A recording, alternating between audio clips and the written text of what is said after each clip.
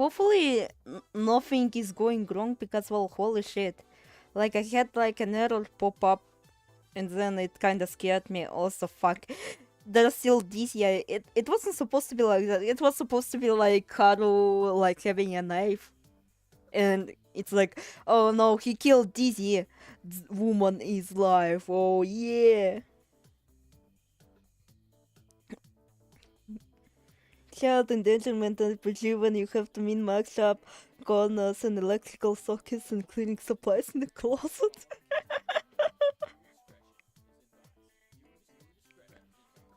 Among Us. Also, I guess I have to turn up my stream on my phone because, well, again, now I will not be able to see the chat because I want to do something. Like, it really depends on my mood. I could either, like, do this or that, or this or that, or this or that, or this or that. Oh fuck, I'm jump scared by my fucking voice. Don't forget to use soda bottles for cleaning supplies. Ding ding ding ding ding ding. Oh hi amiga, good to see you. We're going to wait for like at least 3 minutes before I, you know, reveal something. Oh hi Catman, hi Catman. I'm still like, holy Jesus, like, I technically kinda get the whole not talking during the waiting screen, and at the same time, I don't really get it. Kinda. At one hand, it feels like a fucking waste of time, but at the same time, it also just, you know, it's kinda understandable. Especially like, oh, hi, Jeff, too. Since Where Are You Woman is going to reveal her second tuber.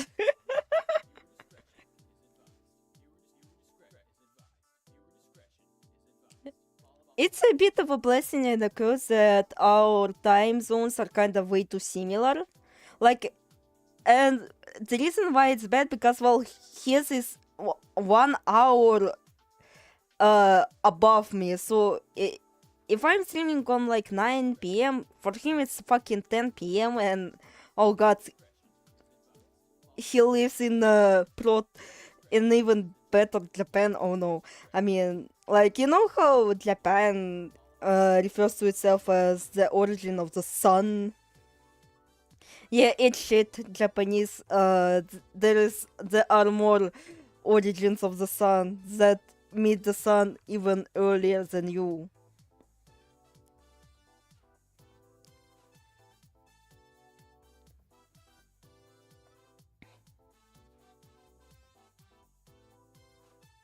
And then you got me and you, it's almost the opposite time zone. So it's quite early at your place? Like, is it like a morning to you? Lucky, I have to wake up at 6 a.m. to watch the stream. I'm sorry that I forced you to be a fucking early bird or something. Alright, the 3 minutes have passed. I just had lunch, lol. It's 12 p.m. Oh, then it's kinda nice.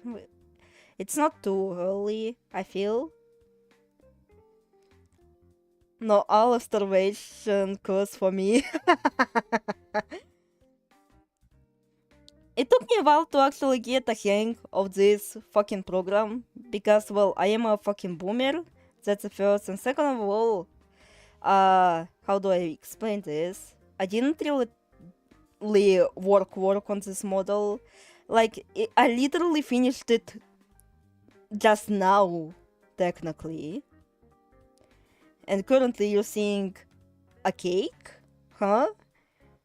Huh? Hmm? Should I be a tease or just fucking get to the point already? I don't know. I went to library to read books, but now I'm at the library being a degenerate on some Russian rules. That's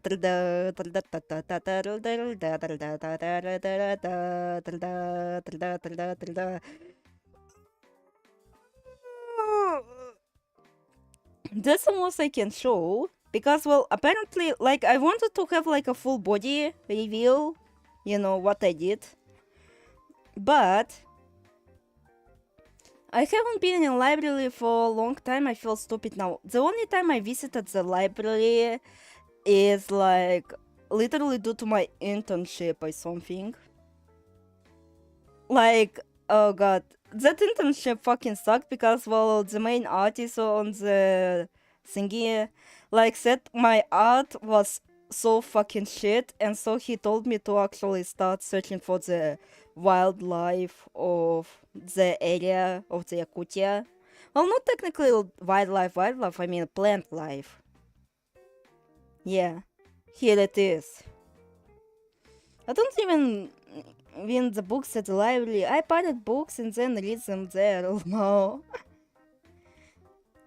I wonder if I need to change the sensibility. I'm still trying to kinda still figure out. Currently I'm using Vtube. So while technically it's not the most ideal,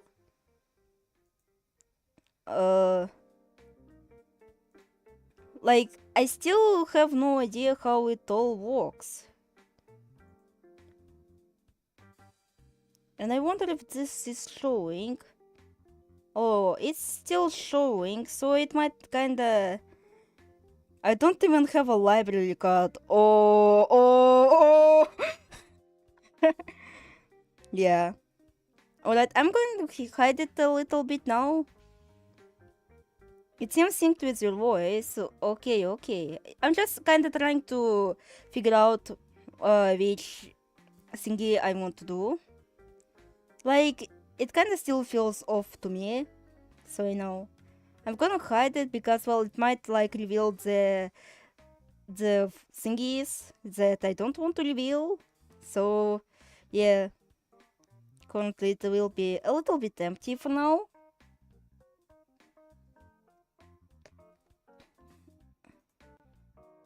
Again, it's like mostly to the file extensions. Just a funny fact, Russian has some origins in language in Latin, thus it has some similarities to Spanish, Portuguese, and French.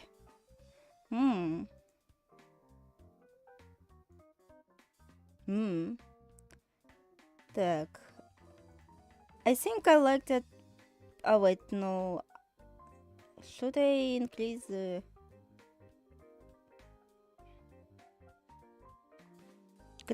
Your grandma is learning.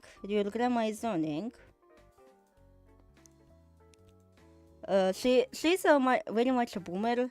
Like, it's still like just my first attempt at being like this thingy. Alright, it has 2. And this should also have 2. 2, 8. Okay. Alright, I think I can show it now. Alright. That should be a bit more better, at least to my eyes. And also that kinda explains why, technically speaking, speaking Spanish should not be too much of a problem. But, you know, I am Yakutian, so it actually has roots in Turkish. So that's why grandmas are learning. Is like Touhou loading screen message, being 1 year older than me, having few months minimum, and yet all the plain terms. Fuck. Fuck, I cannot read. Olive being only 1 year older than me, or even a few months minimum, yet I know all the brain terms and she doesn't. This is what I get for being, like, elderly raised. Also, buh. Boo. Buh. It was supposed to be kinda like this. But the problem is that it doesn't seem to have, like... Can't lead Claire core. like, the problem is that it doesn't have like a smooth fade in, it seems, or like it could have, but like you have to how do I put this? Download the further extensions, because well, when I was searching for the transitions, it only had like this jumping transition, but not like the smooth transition, which is a shame because well, technically it would have been kind of fun with this model, like boom, boom, like showing the kind of because well, technically Haru has like a quote-unquote infection going on. And technically, you know, those red and blue bits are supposed to be him being infected. Olive, you should start talking and stop talking really fast so the red-blue transition really fast and gives me the epilepsy. Yeah. Also, I might actually try to set up the microphone. At least the cutoff, so it wouldn't be nearly as hard for me to achieve. Come on, give me a good number. Alright. This should be kinda fine. Can I see blue and red stripes with blue? Could this be the origin of American Haru? No. Also, this is like only that. I only have like the states and like that's it. Like the Haru is like smiling when he was supposed to be kinda frowny, like, you know, the brooding Shinki. But like I am a bit of a cheaper person, so to say. So yeah. Also, does it look blurry on your end? Does it look a tad blurry? Union Jack.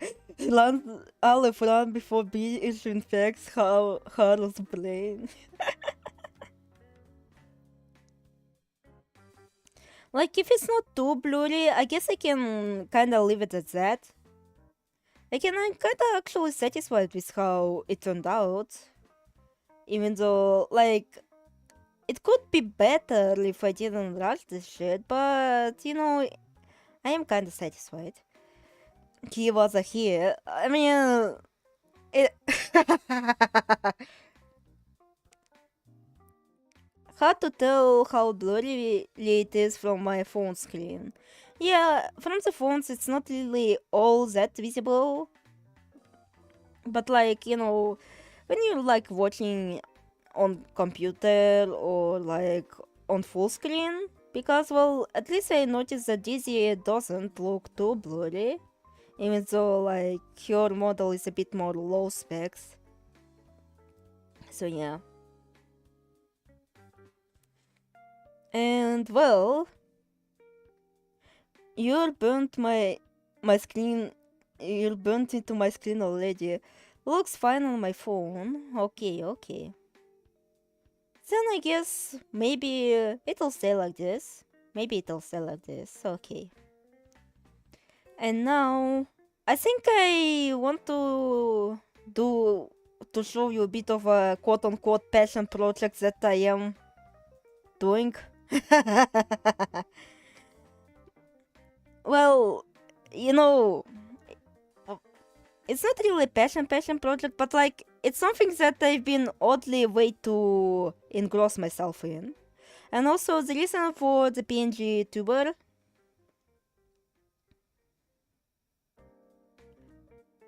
So where's the gun? Unfortunately, I decided to drop the gun. Why is Haru Kanti? This is intentional. He was supposed to be Kanti. Now you know my taste in men.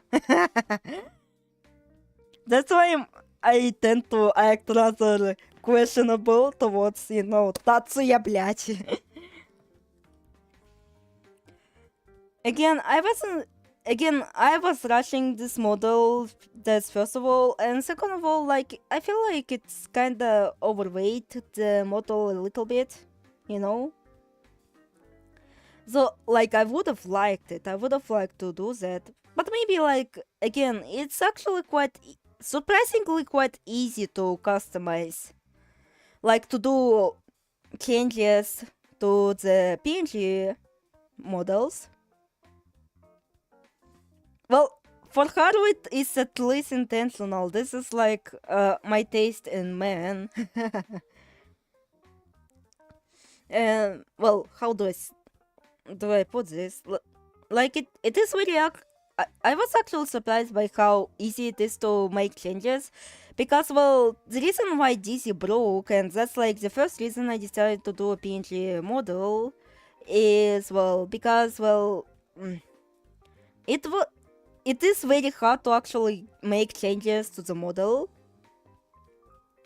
So you have to have like a lot of foresight when making live 2D models.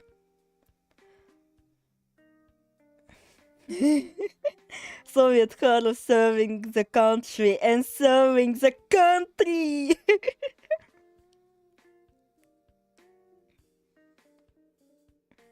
Also, does that make me like a reverse Bobby Nico or something like that? Oh god. This fucking anniversary stream is going to immediately roll into bullying. Alright, let me explain. I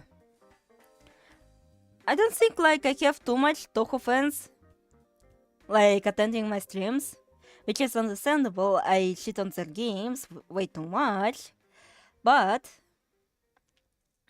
there is like kind of a niche quote-unquote Vtuber, very niche one. And well, the problem with that Vtuber is that he changes his fucking name and identity and fucking everything like at the speed of light. Like he fucking changes just his identity and models. Yes, even models. At more than I fucking retcon shit in Maho. He does it that way too frequently, then Zone gets to drink his 1 pint of beer.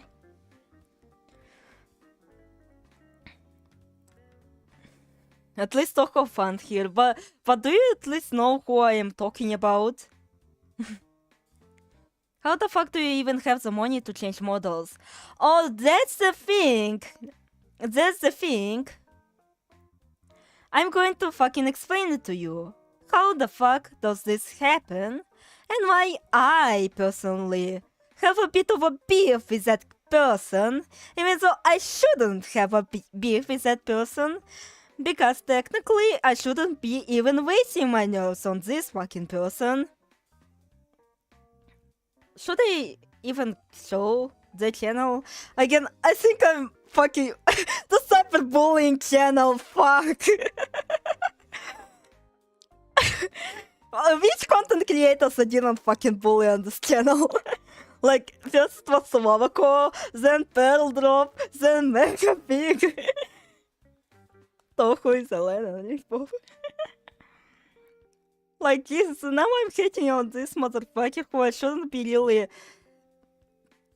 really be wasting my time on, because, well, it's a bit kind of a foregone conclusion, I suppose. Is that what they say? I don't know. Like, the type of person you cannot change with how... So it's kind of a ways to actually get mad at them. So, you know, kind of like that.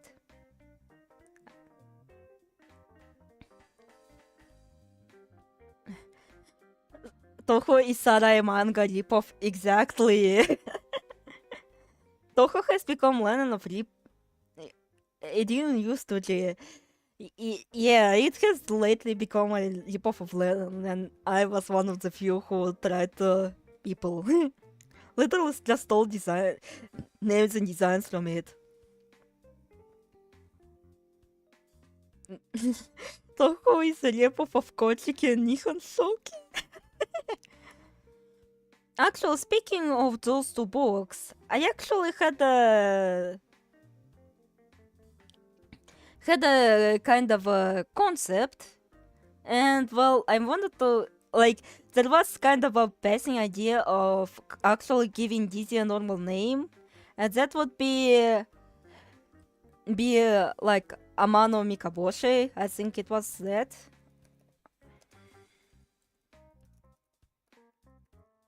And well, it is that Touhou 3 capitalist was sells a massive cunt though.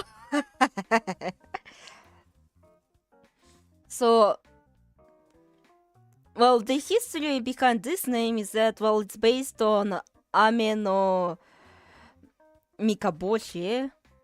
Basically, that is basically a evil star god or rebellious star god.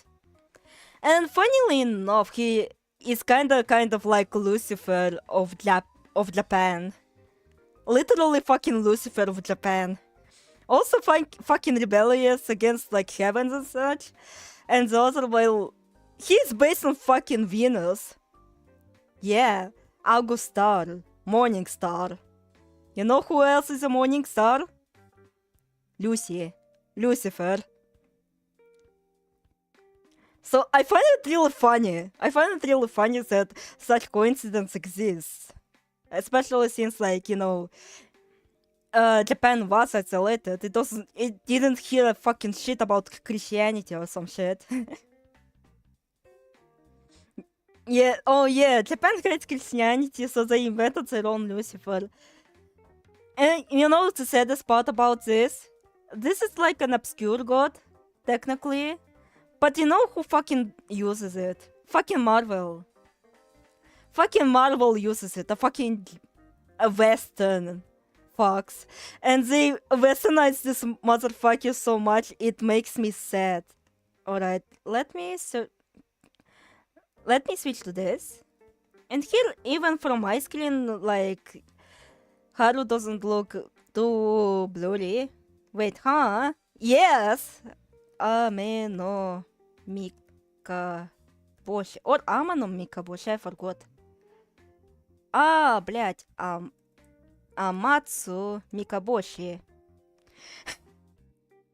Like if you're trying to search up the obscure gods, you get this.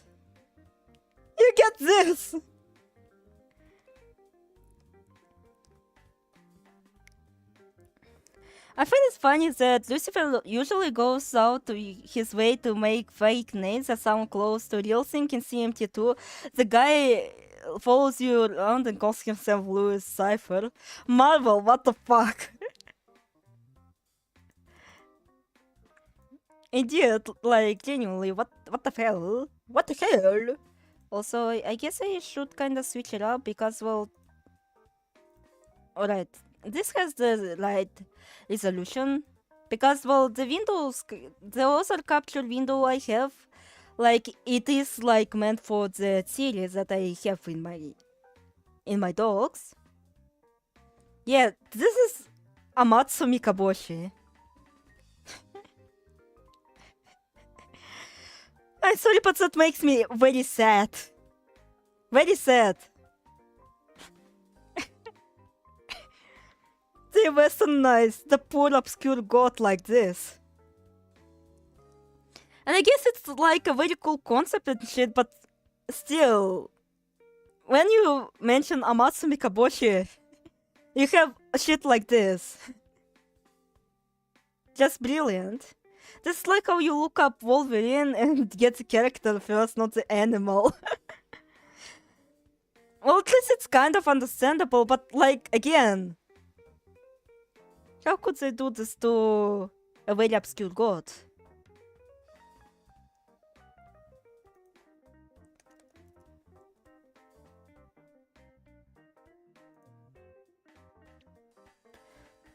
Alright.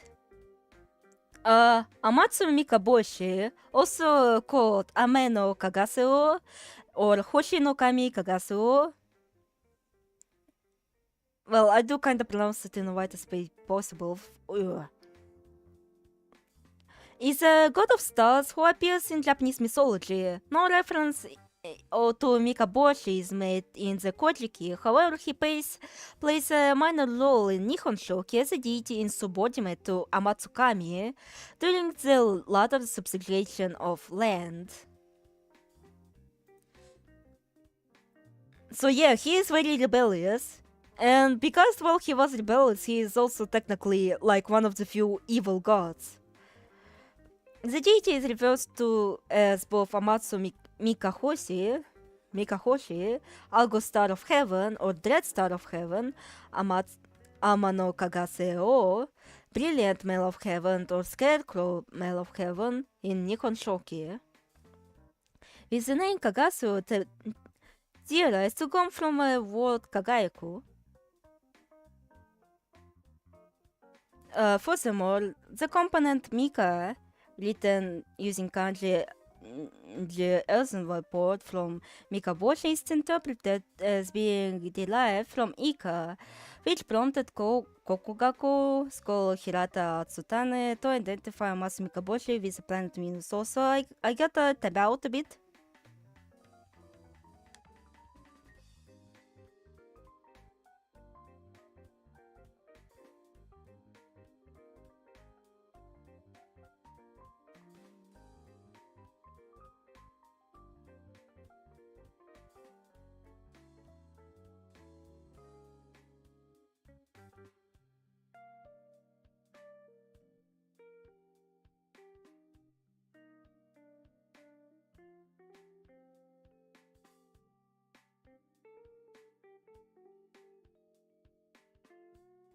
Alright, I'm back. I actually thought that somebody came into our apartment and I thought it would be my mother, but apparently no, I just misheard it. I just thought like someone fucking entered it, and again, I don't really want to dox my name because my name is fucking stupid, you know? I think I remember some stuff about this guy. Aren't the Jacos are direct descendants of this guy? No, you're misremembering. That was like the different deity, but like it's still like kind of also an evil deity. Oh yeah, I forgot. The demons in SMT do the fake name shit, and it's always really obvious somehow. I mean, yeah. Look. Like, how else are they going to identify with homies? I never played SMT in my fucking life. Oh no.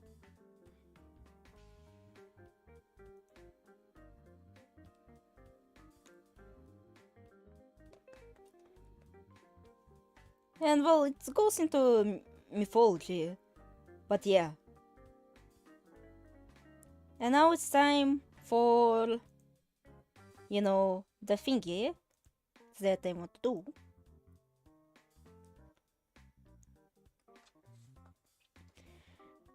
Так. Parallels between those in the Paradise and then there were none. It's Castlevania, sure, but we never speak of Genya Arikado. Han, you weren't even trying to be subtle about that one, Alucard. Oh god, every time you bring out Castlevania, now I have the PTSD of James. And again, I at least kind of feel bad about, the whole James thingy. Oh yeah, I forgot Demons in 17. Oh wait, I actually read it. It's just I had like top messages and all messages, and I had like on my top messages.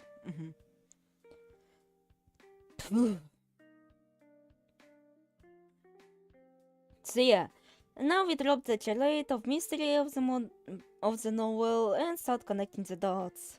Something that is important. I never realized Alucard was likely in reverse until recently. I may be stupid. I was just about to talk about Genia Aricado. I'm sorry, Alfred. I bring TMC next time. I will not. Damn, since why are you fucking skipping this one? I literally revealed the new model and I'm mocking, James. Also, it's kinda oddly surprising that, well, Katyusha's ban was actually kinda celebrated. I don't know, maybe the joke is kinda lost on me. But yeah, if since like good riddance to James, it's like fucking good riddance to fucking Katyusha. I'm sorry, but I cannot not tolerate his tomfoolery anymore. He has work right now, man screaming MP3. Oh, that late. Jesus. Something that is important to note about DPP is that just like with other adaptations and parodies, it is not one-to-one adaptation of the original novel, so not everything has to connect. Not saying DPP doesn't have interesting connections between its original source. Don't ask me how I put up with Katyusha, I don't know either. you you also put up with James.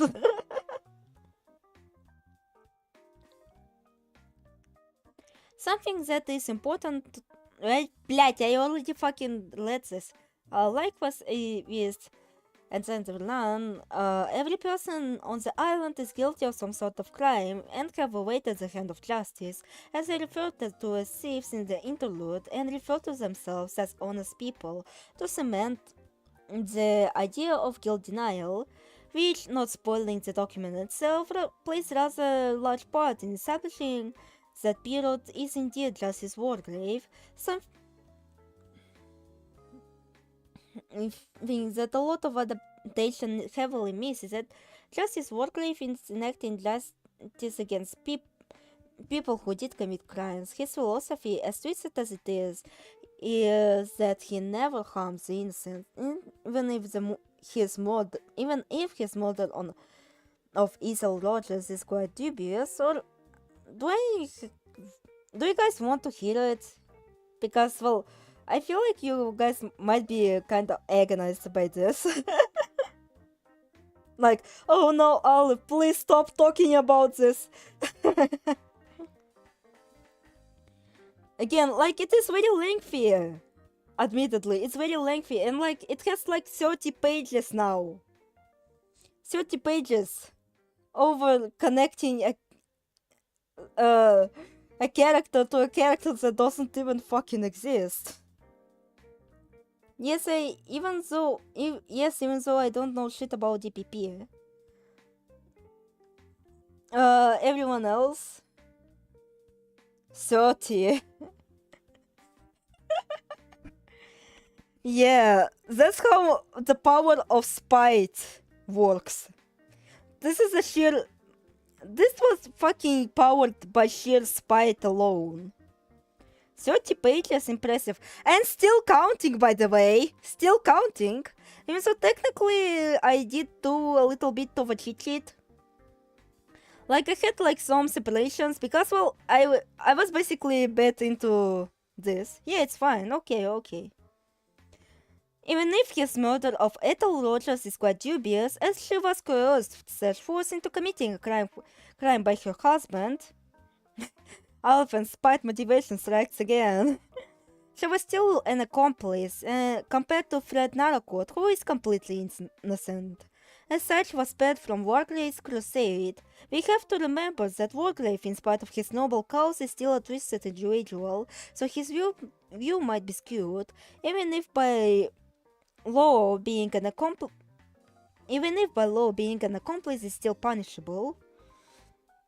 Plus, Ethel was given less cruel death of being poisoned in her sleep. Second, unlike her husband, who was struck with an axe. Fourth, by Ewan, Owen was revealed to be amongst 10 little soldiers by the third murder. I think I forgot the fucking bracket here. While this detail will sound quite dubious at first, with additional theory this will make a lot of sense later on. Also, I think like I did a bit of a...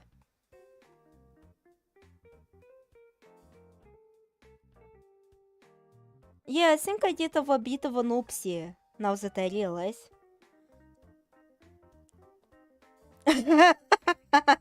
Oh yeah, it's okay if we get bored by this, because we'll just go insane and forget.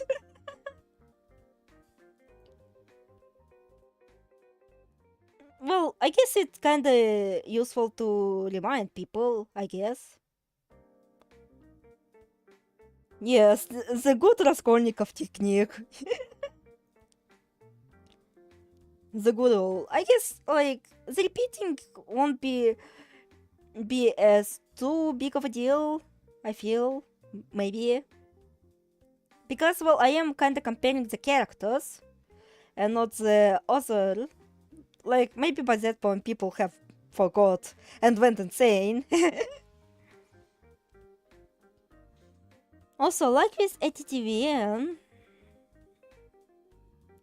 the model seems to have some sort of scaling from best to worst. In ATTWN, the intent is clear. More dependent of the black and end up dying early and more peacefully, with exception of Anthony Marston, who has no remorse for his actions and didn't even understand the gravity of his crime. The children he killed were merely a nuisance. He is more upset at his driving license being revoked due to his reckless driving, so Wargrave decides it would be futile to mentally torture someone who has zero regard of human life and kills him first, likening him to an animal or pagan. And vice versa, with the worst one being Vera Clayson, who manipulated her child into drowning himself by swimming alone in the sea, all in hopes that his uncle Hugo would marry her, not being aware that in spite of his financial trouble caused by keeping his nephew, he loved that kid. Also, yes, I directly quoted the novel here. So, in spite of me, like, using the fucking cliff notes, I still, like, read a little bit, like, I read the ending, like, confession, and I did read the ending chapter, you know? I still have some capability to read. I'm just not reading too much.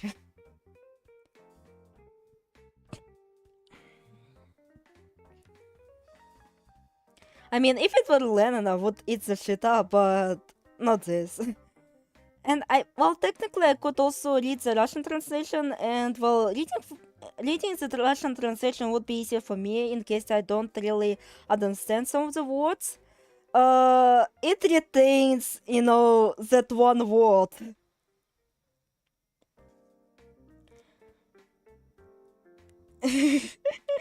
My pedantic ass would actually read the book before I do a 30-page crack series or Slay Sister. I mean, I plan to actually getting around reading it, because, well, I do want to have even more credibility. Even so, like, compared to fucking Dolls in Paradise, 2.5 hours later, I finally finished my phone call. Aleph, I'm sorry, I'm a fake fan. I didn't expect to read Maho today. I was a lot busier than I expected. Also, hi Sins. We're currently reading another a crazy story. There is unfortunately no way of gauging the degree of murders in DPP. The episodes don't convey enough information to gauge the severity of their crimes, but the gradation is here, suggesting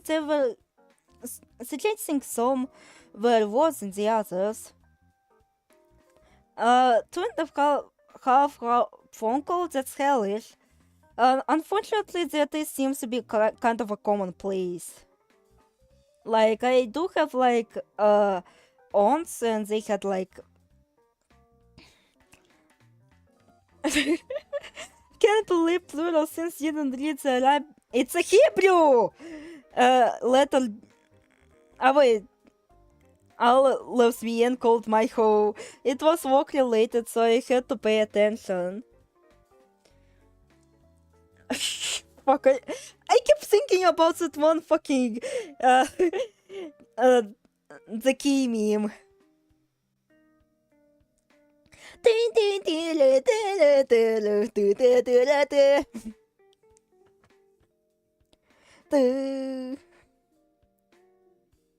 Actually, let me cook. Блять. No, I wasn't supposed to do this. Oh shit, oops, cancel me, I got my Hebrew Arabic shit wrong. Which is ironic considering I do not even read Hebrew. The only languages I know are Russian and English. That's about it. Well, technically you can count Japanese, but still. Talking about work, I'll have to be gone pretty soon. Oh.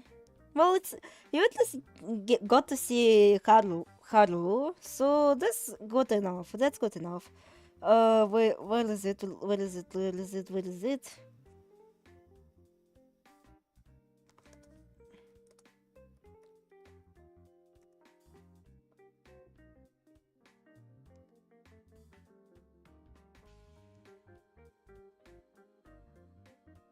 Browser.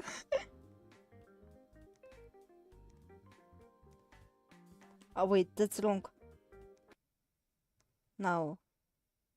Hopefully it will load, even though like...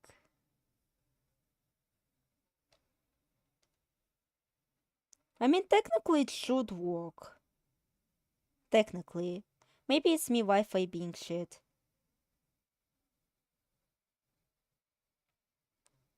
What can I say? I'm a chatty guy, and I feed off energy of the people I talk to. Oh, just like me, since. Sis, what the fuck? Why is it not loading? Why is everything blank?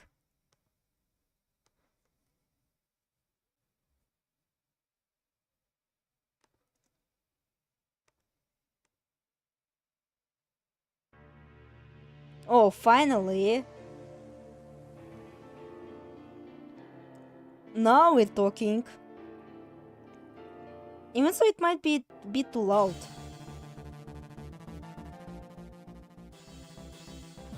Very Haro, very Soviet, very demure.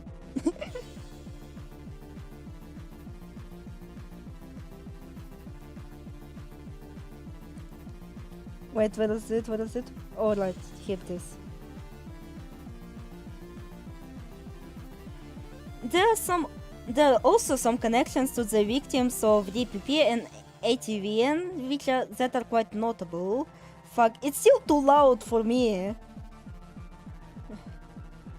My ears hurt. Alright, at least hopefully it will be heard for you. I do say can't a lot, so might already be heading that way. Well, you do have a Australian debuff.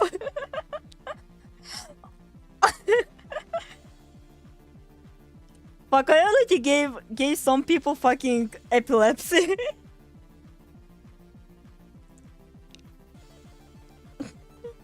Megapik will not be happy about it.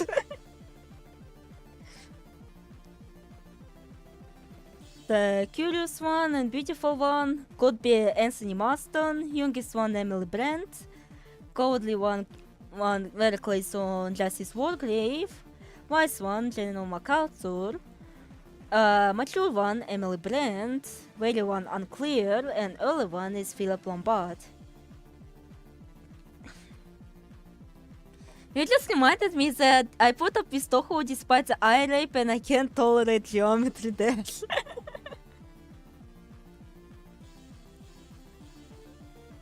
Alright, Anthony Marston is described as beautiful yet vain and reckless person.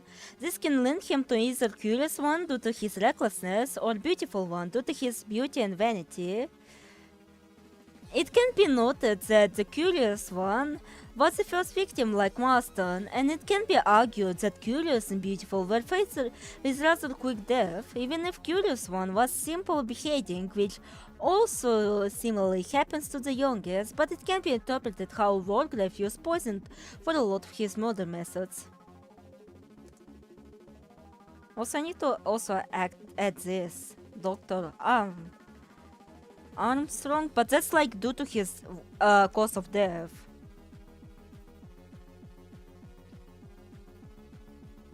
And maybe trusting the Shy Maiden, but still. Now, wait. Emily Brand, due to being an overly religious spinster, refrains from ever engaging with alcohol and smoking. Something that the youngest one. Also, I think I will be too obnoxious with the music. Because, well, I might get way too distracted, ironically enough. Are these 10 little courages? Yes. So let me put back my chill BGM.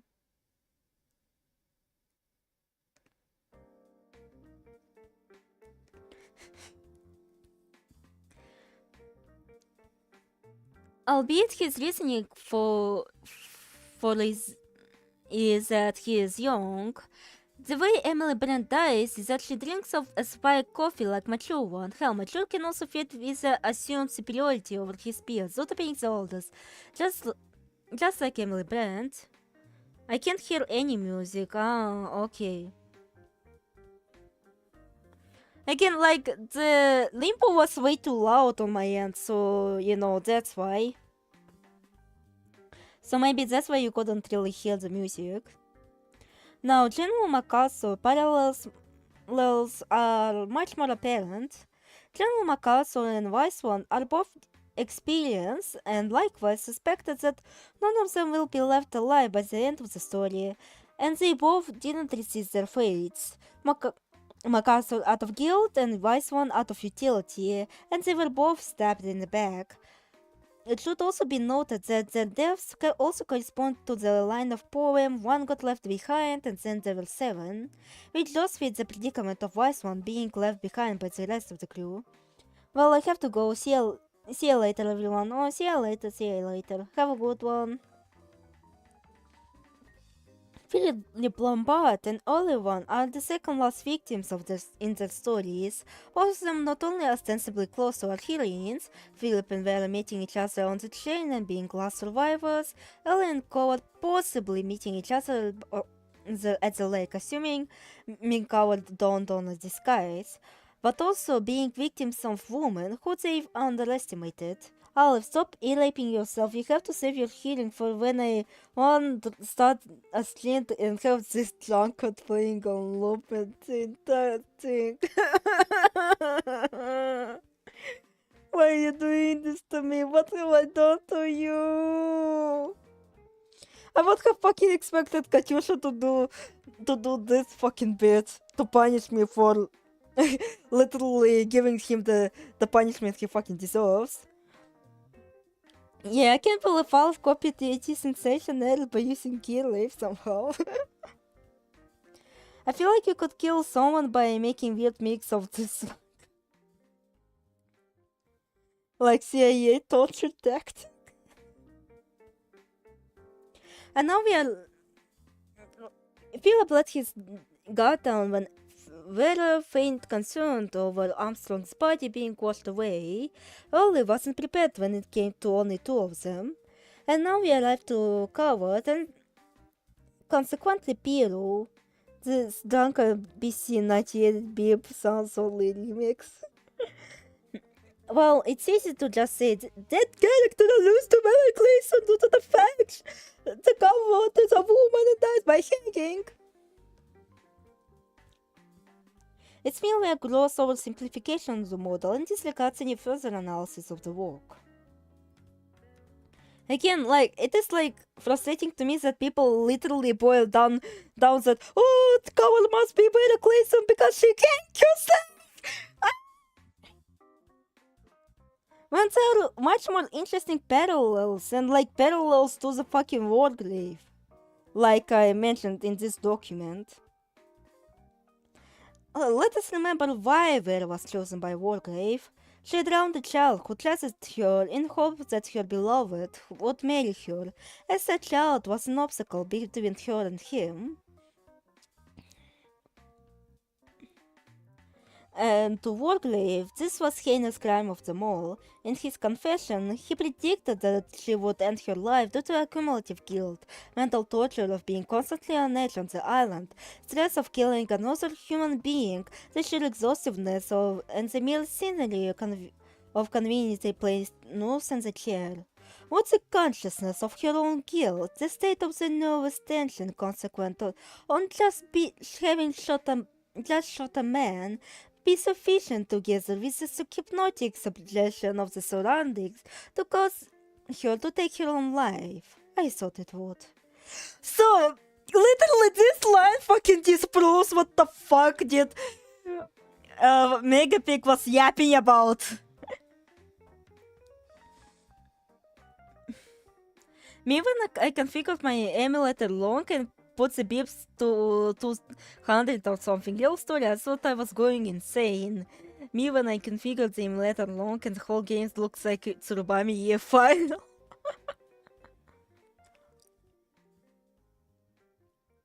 I still have the fucking PTSD from over the shit port of... I forgot the game's name, but hopefully it's for the better. Because this game drove me insane and so I forgot. This fucking line disproves whatever Megapig was waffling about. Oh yeah, I know the ACM came from the outside world, but we still never see them using guns, so... Yeah, and it's not like guns, it's like... Piero doesn't even use a fucking gun! Piero doesn't use even a fucking gun! She fucking poisons and fucking beheads people. She doesn't use a gun. There's no gun. There's no gun. There's no gun. There's no gun. There's no gun. Also, that's the flaws. And holy fuck, now I realize why I had such a painful fit yesterday. When I inhaled like the dry air and I started coughing like a fucking lunatic. It was a calculated torture on his part. He literally intended for her to die! He intended to die like this! Huh. Again, technically, Vera could have survived if she just stuck around a little bit longer, because, well, Fred did try to go back here when he sniffed that something was fucking wrong. Edward vs Megapig Muka video of him. Imagine if he complains about, oh, the story is way too generic, and the art style is ass. Again, he talked shit about long dialogues, to which I disagree. Because, well, there are ways to actually make long dialogues good. Also, we might as well just react to his videos once I finish reading this.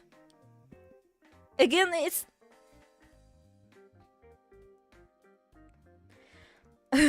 Sambo first appearing in Sokoban Claw.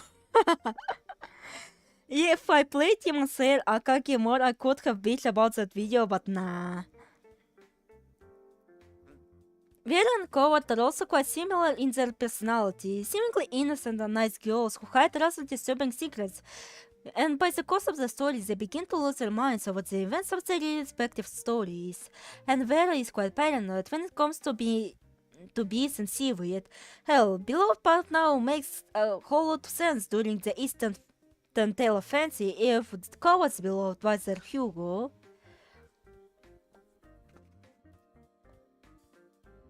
And there's no denying that their death match up quite well, being left alone on their islands, and in their despair they hang themselves and then never none. As established earlier, Coward is Piero, and Piero is UN Owen, and UN Owen is Justice Wargrave, so how does Wargrave connect to all this? Well, while Piero and Coward, as established earlier, are the same person, given how Piero separately from Coward, it can be assumed that Coward's personality As such, Piero is a separate entity, and who says we can't mix two notable characters together, After all, DPP isn't ITVN retelling one-to-one, and so some artistic clarity is allowed. If we do assume that, it could play into the whole torture aspect. Remember, first 3 murders took far away from the group. As such, it's plausible that either Coward or Piero would excuse himself to retrieve the missing people, beauty notwithstanding that he was just caught in the moment in the lake. Well, he could be caught in the moment in the lake, and if he assumes that Piero has more agency than Coward, she could just let Coward be the sole witness of the murders.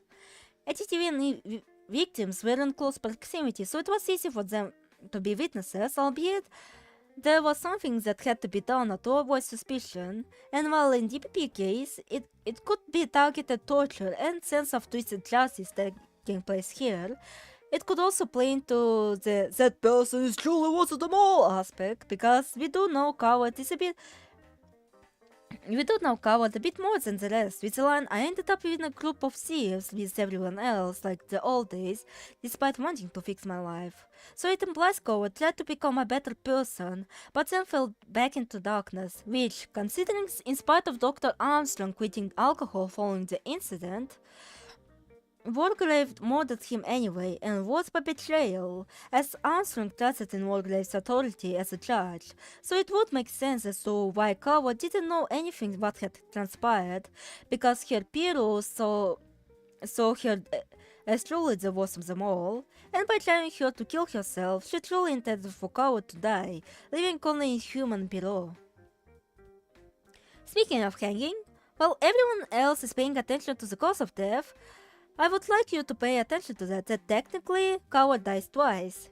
Coward's supposed death happened during Eastern Tail Offensive, where it would have said after that there were 4 honest men left, and if not for the failure and in Internal Shy Maiden, if not for that failure and in Eternal Shy Maiden, she is the last person to die, once again by hanging.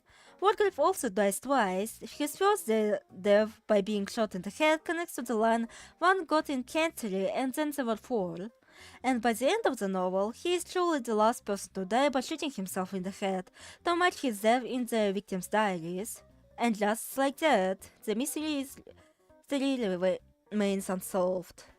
There's also the fact that both assumedly Piero and Wargrave tell on themselves. Insert Heiko screaming over the wise man error. Well, it's not them, it's me. I freaked out about it. Like, huh? What do you mean wise man? What do you mean wise man? And they joined in, and well, as equally confused as I am. There's also the fact that both, assumedly Piero and Wargrave, tell on themselves by revealing that the killer must be among them, with Piero being less clear as to who told it, and more about that they're hunted by Piero. Coincidentally, those moments also involve their own General Macassar. In Wargrave's case, it's after Macassar died, accepting his demise and knowing no one will make it out of the island alive, that he corrected himself in the video and never noticed. The hunted Wargrave's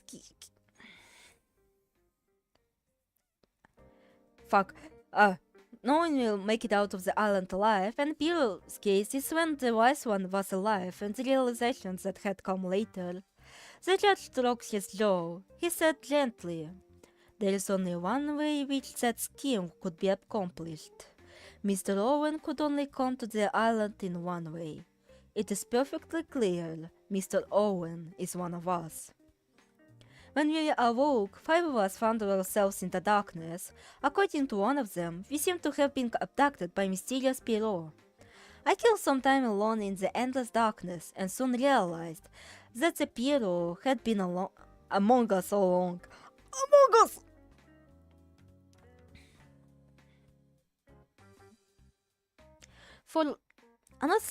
the thing that Wargrave and Coward are perceived as innocent, albeit for completely opposite reasons.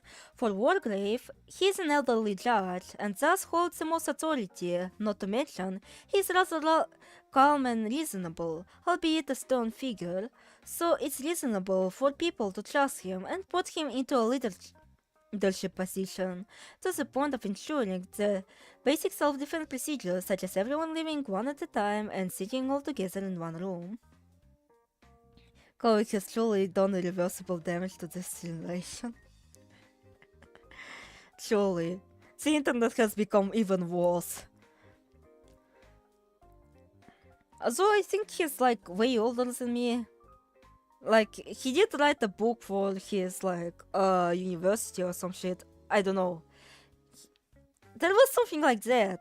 And unfortunately I don't have the balls to do this like, oh, I'm doing my final work regarding Len'en!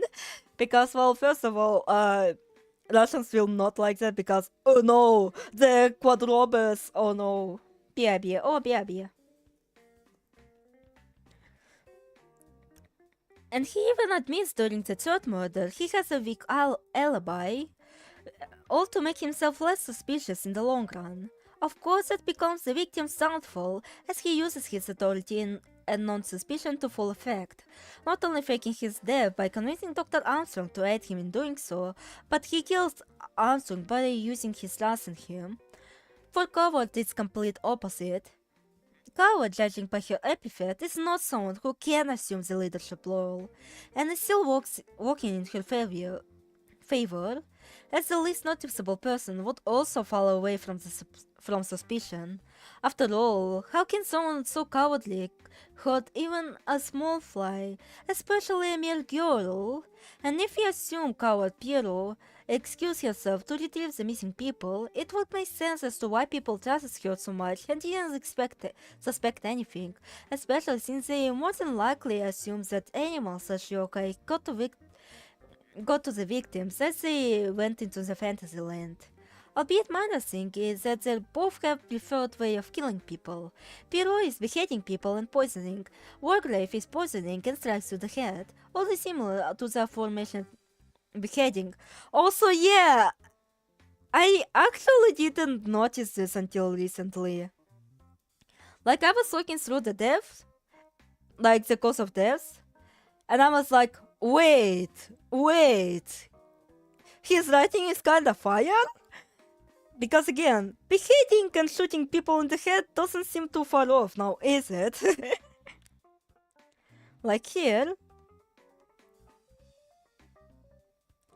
Like again, drinking glass of cyanide, which is poison, blow to the head, struck with the head, again poisoning, shot in the head, being pushed down the sea, head crushed, well, someone killed another person and then she hangs herself. Like, I didn't fucking expect that it would be kinda similar. Huh? I thought it would be just poisoning correlations, not that. And there are similar outliers as well. Drowning between Dr. Armstrong can be argued that Perry's death is similar to Lombard's due to involvement of punctures, bullets and nails. And final thing, well, this is what I repeat on the first paragraph. Gloves, well, think that those awaited the hand of justice. Well, I guess...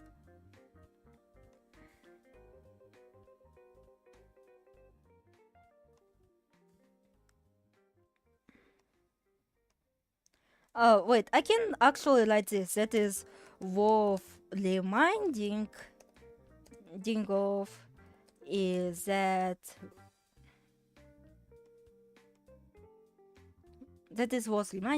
both Piero... Now that it actually makes sense. Again. And now I kinda already finished with this. Because again, I had like a recent discovery, but it will kind of a bitch to actually write about this recent discovery. So yeah. It's time to fucking be the fucking worst person alive. Bullying people. Oh no. Such an awful person I am.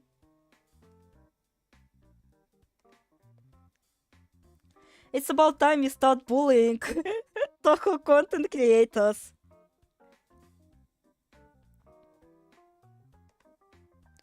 Alright. So, Aaron, actually, you know how you... Wait, it's about the fact that Piro is technically doesn't even have a name. His character that technically doesn't even have a name. Well, Piro could be like just kind of a pseudonym or like, you know, we still don't really know what the fuck is going on. But yeah, characters in those in Pseudo Paradise actually don't have names. None of them have. Like they're just described as epithets. And so that's why people actually obsess over trying to figure out the identities of the characters. Like trying to connect it to either Flange or Alice or Marisa or someone, I guess, or in my case to a character that doesn't even fucking exist.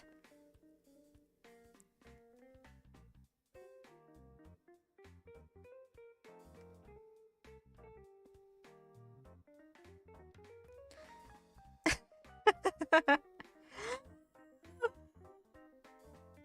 only fucking checked his mother again! He only fucking checked his mother again!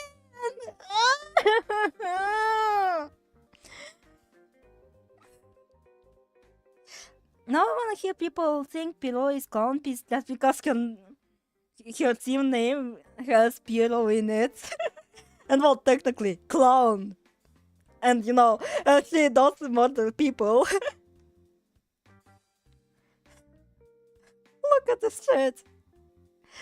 Edit. Look at this shit.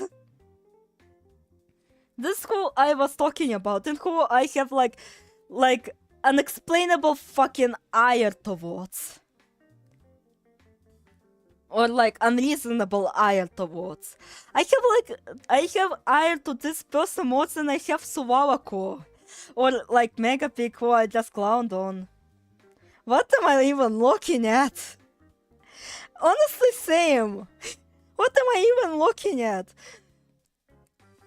This person already fucking changed the model! Again!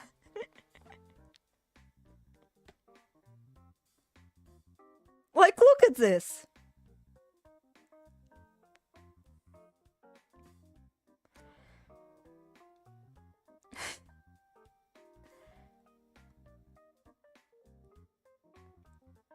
And he does like, you know, this whole reverse psychology kind of thing.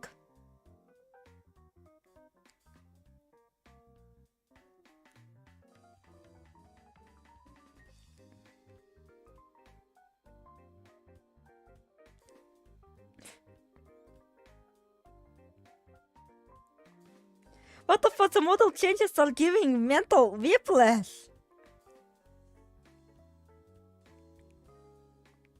And he tried to be like, oh god, I cannot... because I might get fucked by YouTube by this.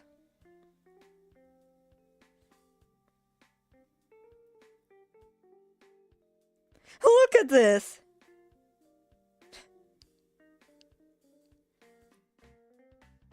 Oh, by the way, think about this model. He actually commissioned this from his friends. And he keeps using all those fucking stock models. And I will explain the stock model thingy.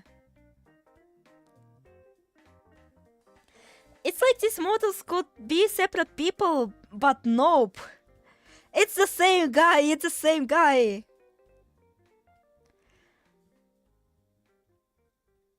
Also, I guess it's also another commissioned.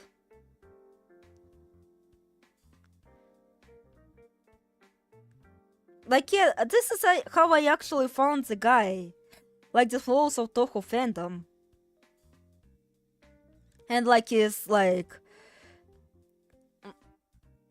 you know, analysis. Alright, I think this is where the point where he kind of stopped.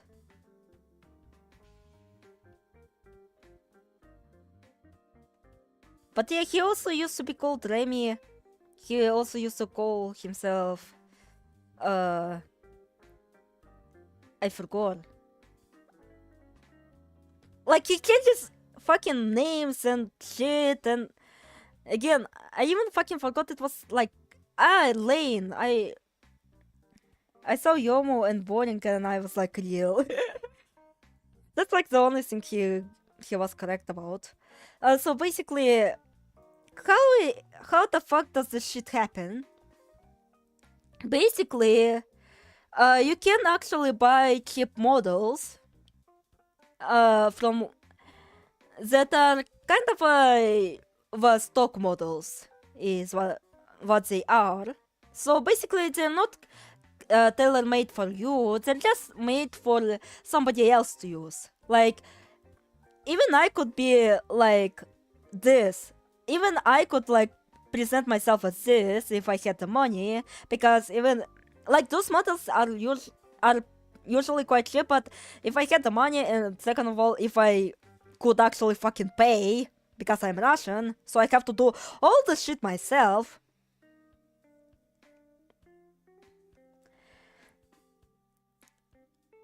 And well, so basically he buys all these models and constantly keeps changing them and reset his identity, I suppose, because again, he changes his identity more than I change my fucking socks. Because wait, no, I cannot joke about this. It's a bit too degenerate. People in Russia. I am back. Is it the bullying hour? Yes, I'm bullying this degenerate here. Again, since you gotta look at this. This is why I have such an ire. This is why I have such an ire towards this person. Look at the sheer amount of models. Also, he has like this place when he becomes a degenerate. Like, look at this.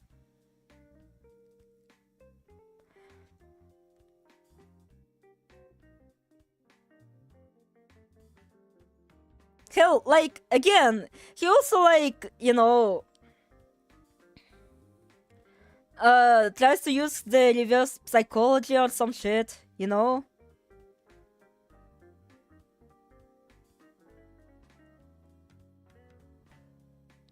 Like, look at those. And I know he complains about fucking elitism, but, you know, you're kind of the reason why elitism kind of exists. Toxicity. My exact reaction, indeed.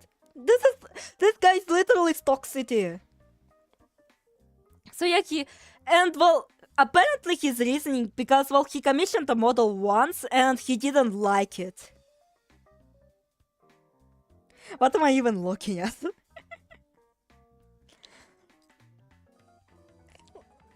Like, this is legit the reason. He commissioned it and he didn't like it. And that pisses me off. This pisses me off to a lot of degree as someone who actually makes her own models. Because, well, congratulations! You wasted the person's fucking effort! Just like that! Do not use a model and take it. Well, revisions fucking exist for a reason. At least. And hell, he commissioned his friend. And then he went back into using, like, the stock models.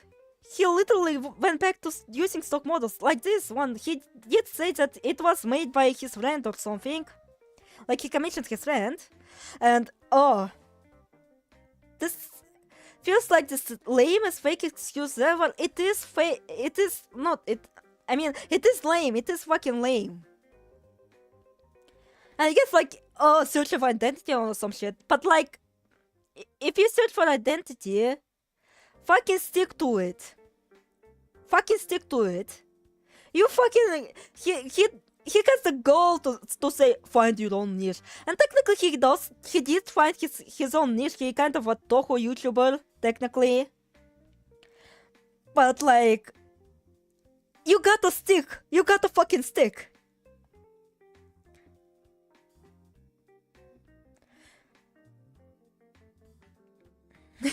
Thanks, Len'en uses the stock, hahaha. Yeah, stick to your slay sexy. Indeed. The fact that you actually, the slay sexy, it's like the signs that you found your own identity, you know? You find your path in life. No one fucking changes their appearance and their names, by the way, because, well, this channel was fucking obnoxious to search for because it was Lemmy, then Lane, then Accused Archives, then Someone, I guess, and then Laiko Sakata, and he called himself JynX when I last checked him, which is quite recently, by the way, and then he changed his description. Fuck. Again, it is kind of pointless to get mad at people such as him.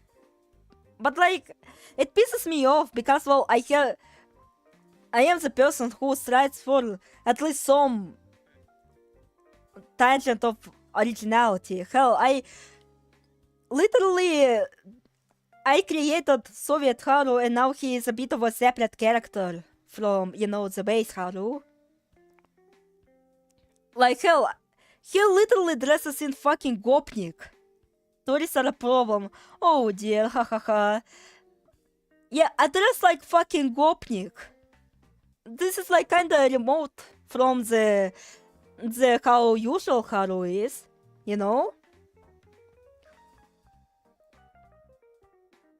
Hell, this Haru is a fucking man. And so I guess I'm reverse Babiniku. Reverse Babiniku. A guy who uses female model versus a girl who uses the male model, even so you cannot even differentiate between the two.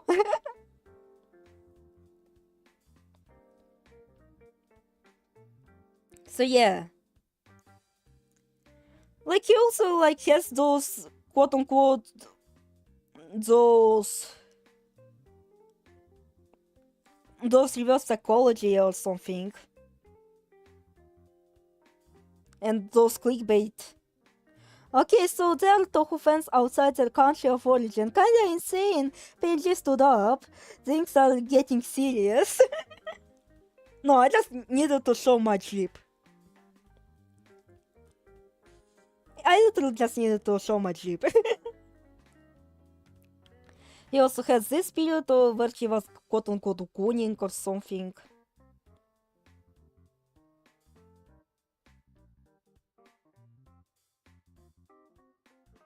Don't alienate your fanbase. Who the fuck is saying this? Genuinely. Who are you to talk about alienating your fanbase when you change your identity so much that I cannot even fucking search you normally without it directing me to a whole different person? When PNG crosses the arms. Is anyone watching? No, there's like only 2 people.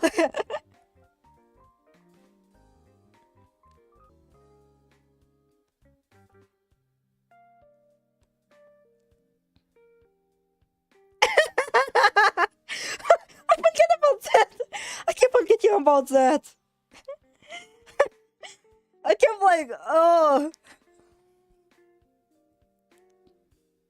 I keep forgetting about that. Watching is overrated.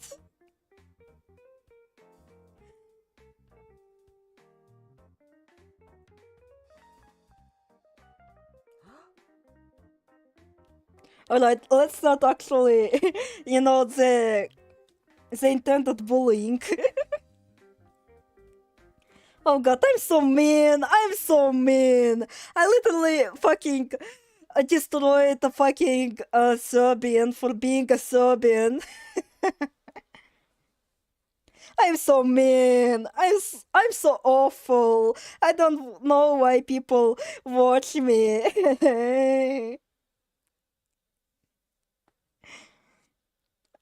If I were to be even remotely popular, I would be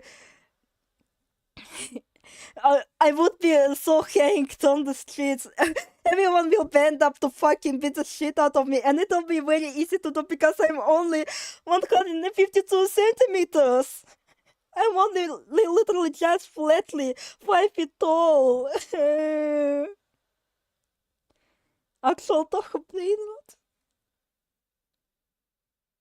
I don't know if I can handle the megapixel voice for an extended period. Oh, really? You actually disliked it? Holy shit. Anyway, I want to watch those Touhou explained videos, I guess.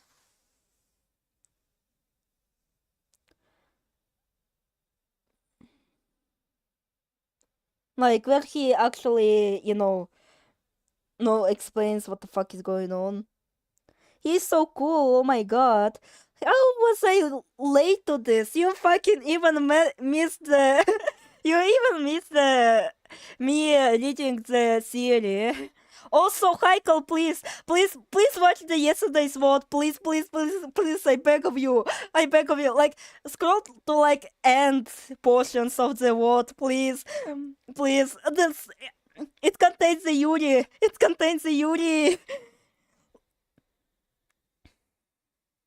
I support people that aren't famous. You shouldn't support me.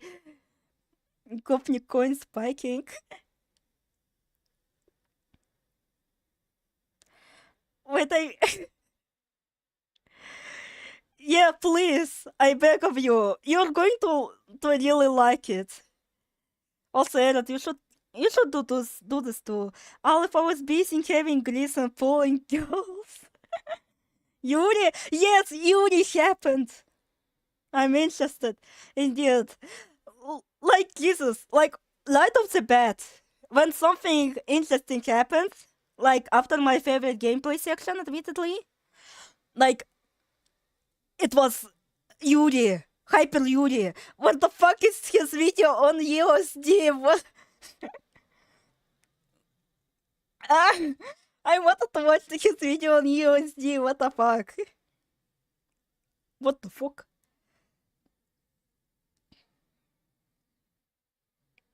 Where is it? Your grandma has awful eyes. She cannot see. I was like halfway through the vote yesterday, then I fell asleep.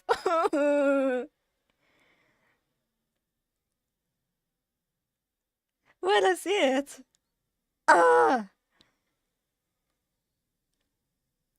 Like, okay, Touhou 7, блять.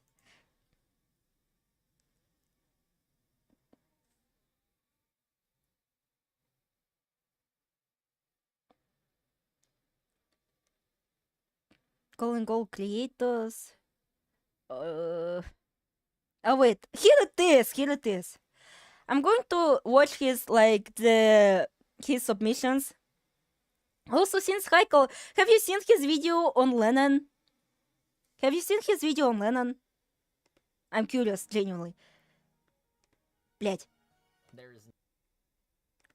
Let me position this a bit more correctly.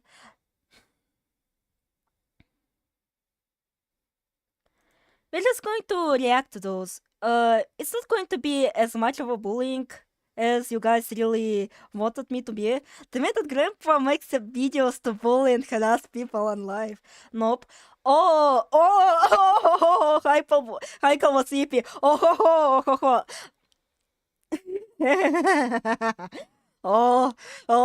Then we're going to react to the Len'en video once again. Strap in, folks. No Touhou game that has a bigger legacy than Touhou 6, Embodiment of the Scarlet Devil. It brought Touhou onto Windows, it introduced some of the series' most popular characters, and it features some of Zoon's most iconic music tracks. But that still leaves a question. How does Touhou 6 function as a product? Legacy is It's funny how even in the video that's nicer to Len'en is still flawed. Exactly. Your grandpa has to... Your grandpa! Your grandma has to get up from her wheelchair and start doing stuff. Also, there was like a bit from Magic Mash's video that is like literally describes me, which we'll get to after this video. It's like a short bit. It's like a short bit, but it's like the funniest bit ever, and like perfectly describes me. is important, but so is the quality of a game. So, let's take a look at this 20-year-old bullet hell. Let's review Touhou 6. Also, Heiko, let me show you the model in a bit more full. Does not say in the title 0 out of 10. Блять. Like this is the max height of the model. Because I actually wanted to have a full body, but unfortunately it doesn't seem to support that. At least like the Vtube, which I'm using currently. So yeah. I actually want to show you the bigger model.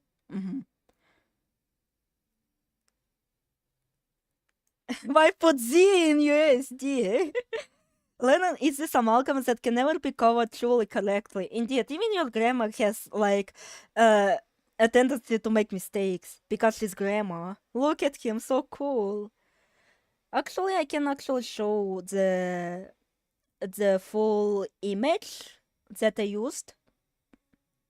It just again, I was kinda disappointed that I couldn't really do the whole body. And technically this one doesn't really have too much shading. Like I used like fancy effects for him. Yeah, this is how he looks originally without those, you know, the effects that I made for this model. Like just flat coloring without like too much of the effects, like, you know, the gradients and such to make it seem like I did some shading, but actually not. It's him. He was supposed to be like that. But I suppose like, rotate Soviet hardware in my brain.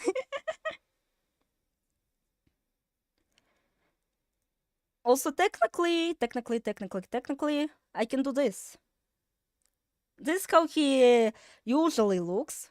But since he is canonically, or I guess half canonically infected by Dizzy, he is like this. And I like this. Because, like, you know, it is much more poppy. Let's continue watching it.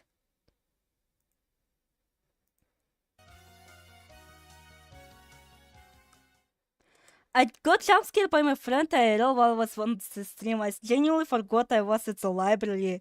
He caught the dizziest. Story. Touhou Project means Eastern Project, and up to this point had almost exclusively taken elements from Eastern mythology.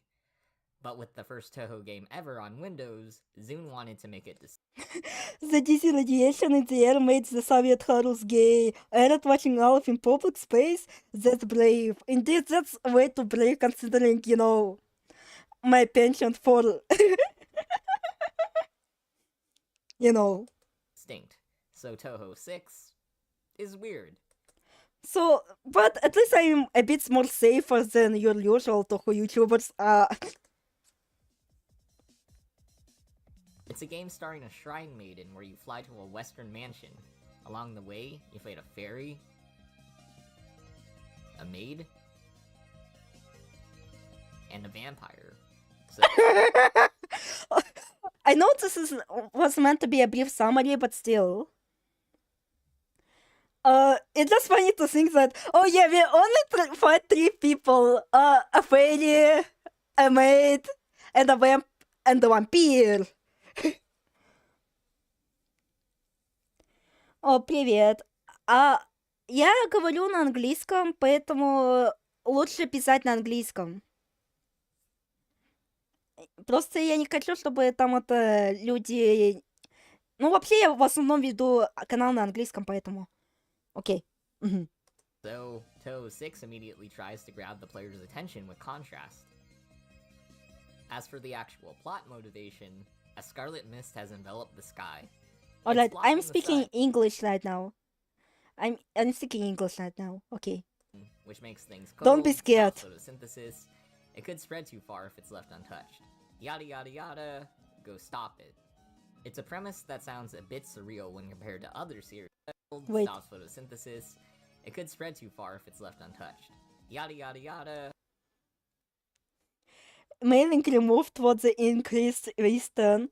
Well, technically, China is west to Japan, so you know it is still like kinda Western for the Japanese. Since remember when I told you about the morpho labbing before, I did that while I was waiting for my friend to come and eat Chinese food with me, Limo. Go stop it. It's a premise that sounds a bit surreal when compared to other series, but it fits right in with Touhou. Don't worry, you can speak vodka around here. And in terms of the story we get, Touhou 6 might have some of the weirdest dialogue you'll ever read. Take Marissa's comment when she beats Cerno. Man, short sleeves aren't such a good idea here. I should find a place that serves tea soon. First off, who talks like that? Second off, take a look at the BGM name of the next stage.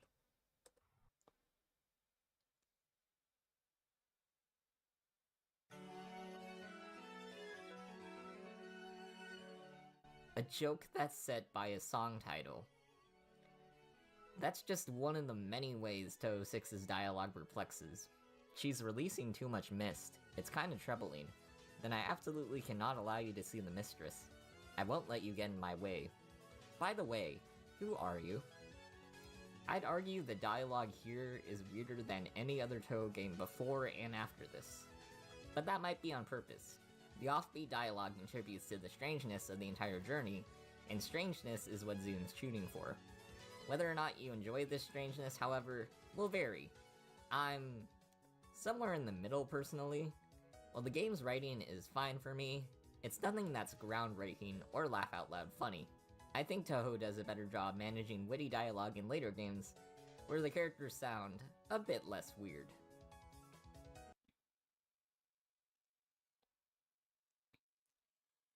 You talk like that. You're saying that in Touhou where you have to use 100% of your brain to just understand basic character traits because writing is whack. Who talks like that? She was literally in the floating atmosphere over the lake. Exactly, those are my thoughts. Those are my thoughts. I would literally also talk like that. Damn, I should have like wore a clothes like with longer sleeves or something because well, I live in a colder region. It's not even weird to me. Marisa was flying, whipped by wind, wanted to find a tea house to warm up with a hot drink. Serious, in the game, people pick fights with each other for no reason. How to passively kill the black thing in front of you, but Julie doesn't seem to like... Oh wait! Oh wait! Oh god! This has some... Why nobody said... Well, why everyone says that fucking Lamo is CEO of racism when Patchouli is right here? She is literally right here. Блять.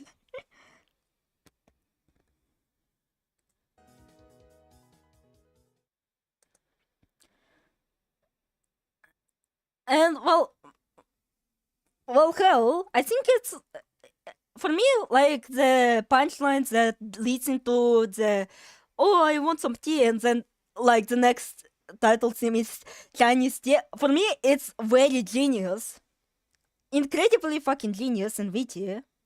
I don't find it weird because well, not every writer has enough brain cells to actually do that.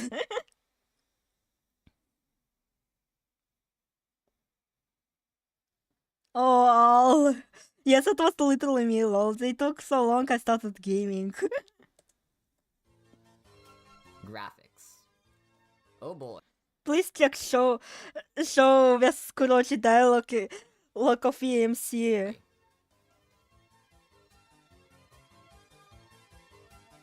So I've explained Yes, the TV line is actually funny. Show says something very funny to Kurochi. I can't believe my god was the CEO of racism. In the past that one of the great things Touhou 6 did for the series is add more colors. The PC-98 computers were limited in the amount of colors they could display on screen, so Touhou 6 takes advantage of its newer hardware. Bullet patterns come in a wide variety of colors to help give each fight its own sense of visual identity. Rainbow Wind Chime is probably the best example of how colors are able to help this game stand out. But the actual bulk of the main game does look pretty rough.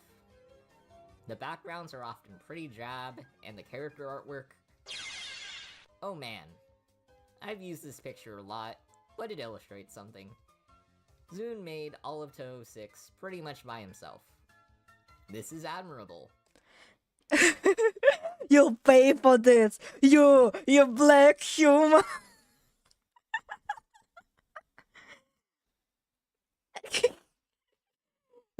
Disgusting black creatures. But he is not an artist by trade, so the character art is left looking less than stellar. But there is a part that goes back to what I think is Touhou 6's biggest graphical strength. Even though I'm not a fan of the actual artwork, Zune does a pretty great job at choosing colors for the girls' clothes. Besides maybe Rumiya and Marissa feeling a bit similar, each outfit uses nice colors and helps each character stand out. Did he just basically say Rainbow Wind Chime is an example of colors? Well, the good usage of colors, I suppose. Every time I show it to anyone, they always go, Kurochi is black!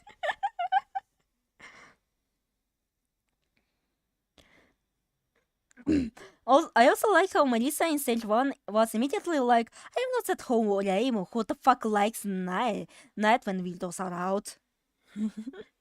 Indeed, like, actually, like, him, like, not really liking EOSD is kinda clashing with how the game was supposed to be a comedy, and not just any comedy, it's like a subversive comedy.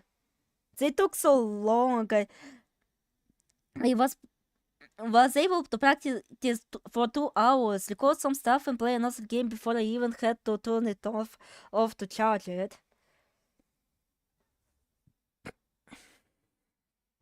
Well, another problem, albeit it could be just me speculating, but it could also, like, related to the hardware change, because, well, I'm sorry, but my opinion is that PC-98 characters look much more cuter than, like, the classic era Touhou characters.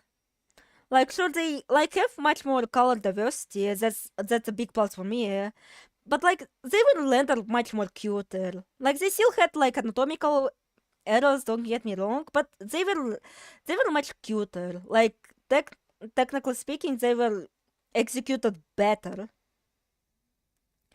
Yeah, they tend to forget his whole weird as fuck humor. And at least in USD, I do find it very funny.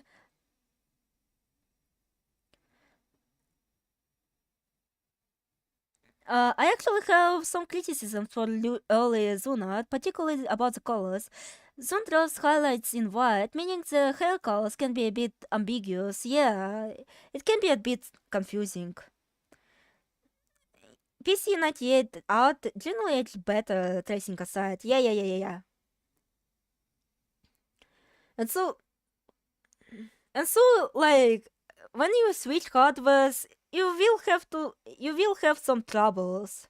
How, like, this whole, like, white highlights, like, it could be just a result of this. Like, he was still trying to figure out how this shit works, and we have to keep it in mind that it was, like, a very product of its time. Like, it was released in 2002, so not many people, especially, like, indie people, like, knew how to fangle this newfangled stuff.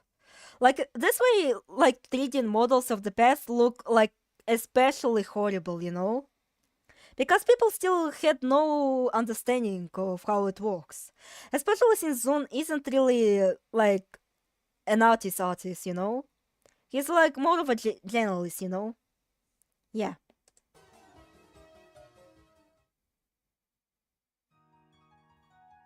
Gameplay. Touhou 6 is a bullet hell, a genre that people...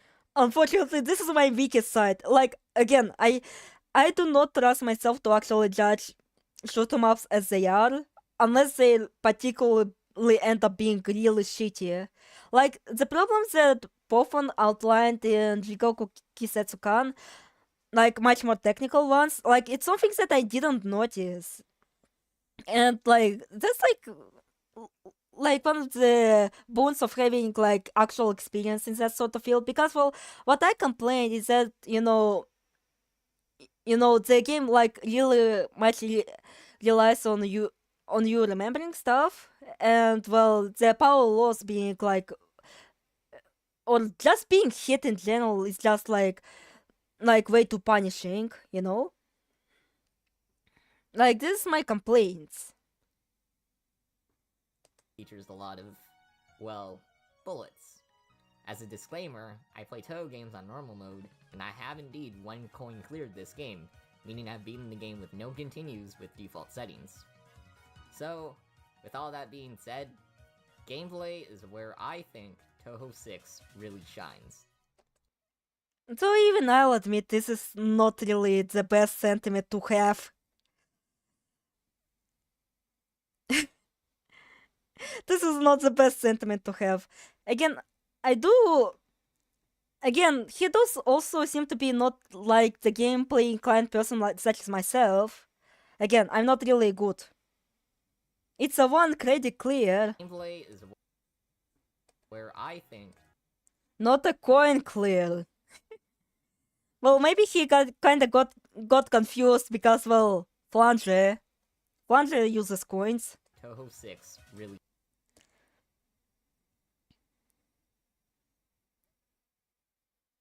Like, I guess, like, again, the general consensus is that the Touhou 6's gameplay is not really good because, well, it has a lot of RNG factor. And, well, I just say, nah, I'd win because, well, fuck, that's why Rouge likes are my favorite genre of games, because, nah, I'd win and just luck out of everything. But, like, it still kind of feels rough around the edges. I kind of hate the pendulum swing opinions of 6's gameplay, where people say it's literally the best game, and also it's a terrible MJ mashup with lazy design. Keep in mind, Megapig doesn't usually stay above normal, so he doesn't know how brutal rank on Moon he gets. Yeah. And I fucking play on easy, so, shines. The game opens off on a dark night, with a surprisingly cheery song easing you into the game's world.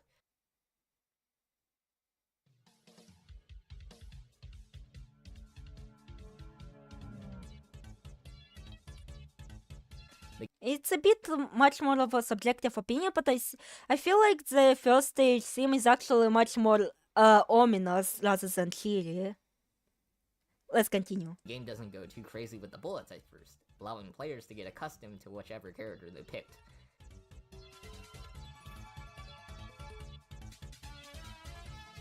The power items the player accumulates matches the slowly raising stakes. The boss fight also continues to match this scale, with Rumia's attacks being a bit more dangerous than the rest of the stage. The simplicity of the game's opening stands in contrast to some other games in the series. Unlike many other Touhou games, there's no secondary mechanic to learn. There's no different bullets based on your season, and there's no item collection system needed to get a ton of bomb pieces. Touhou 6 has you shooting, dodging, and using bombs. If you get good at all of those, then that's all you need. This simplicity is what helps make Touhou 6 fun to play, even after 11 games of iteration. It's a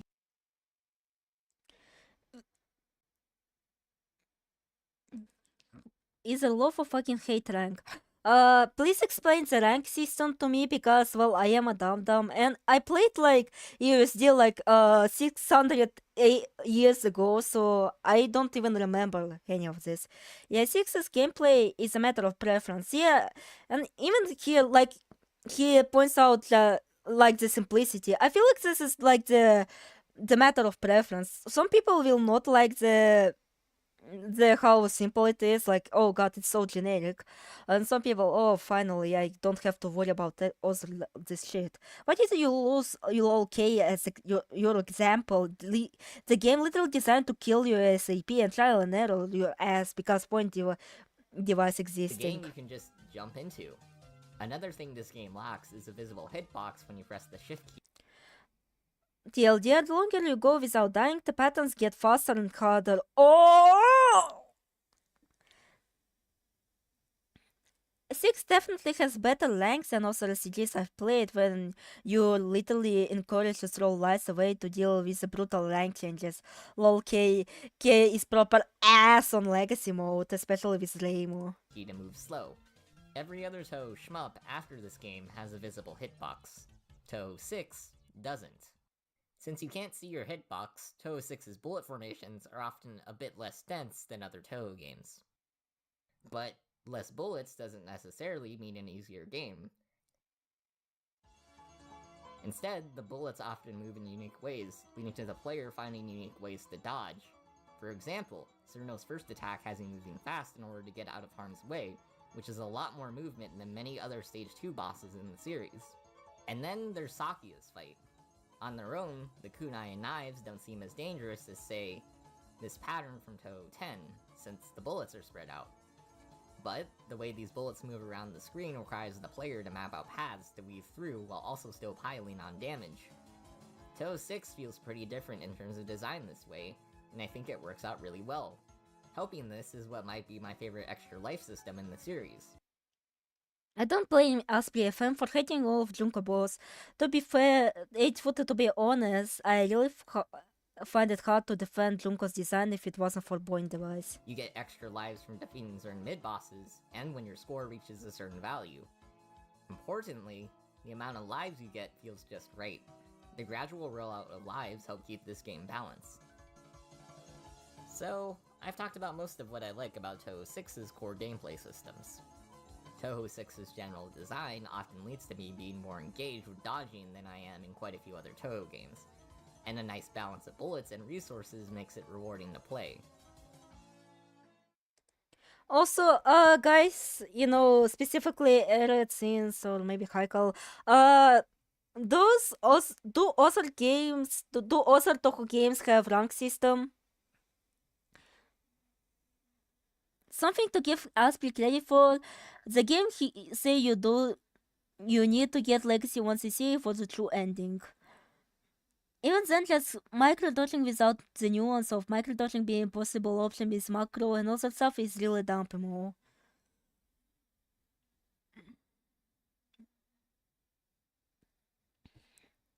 Like, does it have the rank system? Other games? Because, well, if it doesn't, if like USD is the only game which has ranks, well, and please do not mention PC98 games, I think I actually know that they had. Touhou 126 had rank, I'm pretty sure 7 technically has it, but does nothing. I don't think it is, mostly because people keep yapping, please bring back rank, Oh, fuck. Maybe because I am a filthy casual, so at least, like, if you want to bring rank, just have it as a toggleable option, like, if you want a challenge or not. Because, well, I certainly wouldn't want that. I certainly don't want rank, because, well, I am very shit at game. So, like, if I'm doing particularly good, I don't want everything to just fucking snowball out of my control, you know? Take Shanghai Alice Meiji of 17. It's a theme that opens with a fast piano section, emphasizing meleeing skill and the newfound danger you're in.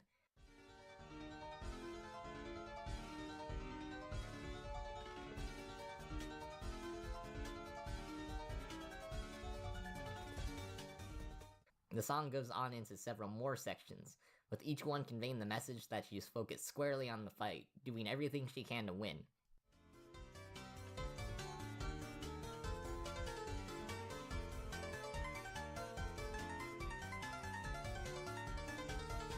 And yet, the simple elegance of the instrument choices fit the use of colors and her strategies. Every song in Touhou 6 is like this for the boss fights, and that combined with the design of their patterns helps things stand out.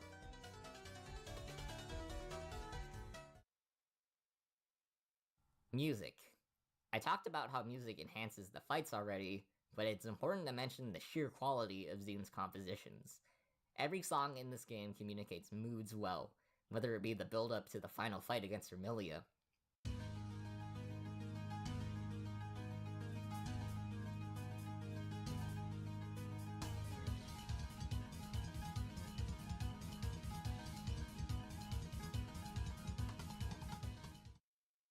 or the triumph of charging forward against the enemy. Wow, the death is 3 bombs in storage. Bro did not want to deal with rank. Hell, the fact that he doesn't mention rank, it means he says the simplicity of it all, but apparently he doesn't know that rank existed. Maybe he just sucks, just like me.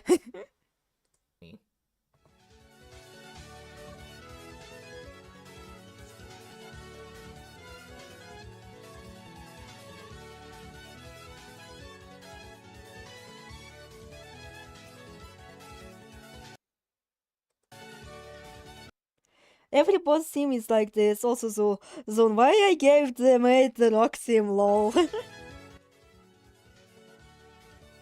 I am not a musician, but I'd be remiss not to emphasize how incredible each song is.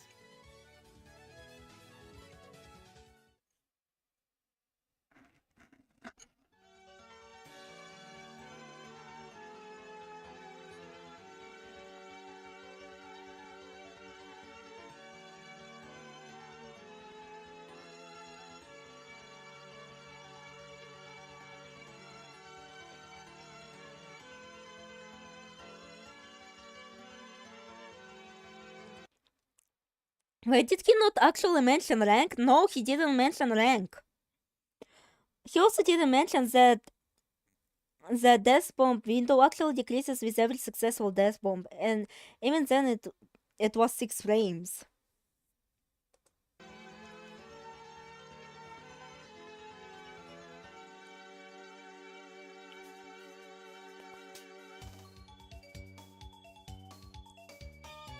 Those are all my thoughts about Touhou 6. Is the game kind of old? Yeah. I feel like the graphics and writing are very much a product of Zin's relative newness to game development. Even the music is distinct from later games, with it using a sound font not heard in any other Touhou game. But that being said, I think Touhou 6 still holds up today thanks to some fantastic core design. Touhou 6 is a game that very much deserves its legendary status, not just because it introduces several popular characters and songs, but also because its design is still fun and engaging to this day. Happy EOS Day, everyone. The patches for EOSD include a rank display as well as this hitbox display. Yeah, I feel like he should have mentioned that, but at the same time, I didn't really mention about the other patches in my videos, you know? These things may feel too advanced for an intro video, but rank ironically makes or breaks the game, yeah. The existence of rank quite literally the game changer, especially if you don't start with games before 7, indeed. Hell, I wasn't even aware of this, and even then I kinda hated it. Like, I wasn't aware of this, but I kinda felt that something was very wrong. Even though, again, I, had absolute skill issue! Skill issue! Also, I feel like, I think, the Touhou 6's music was also composed differently. Like, I don't know if I'm misremembering stuff, but I feel like it used a different synth or like a very old synth. Also, what the fuck?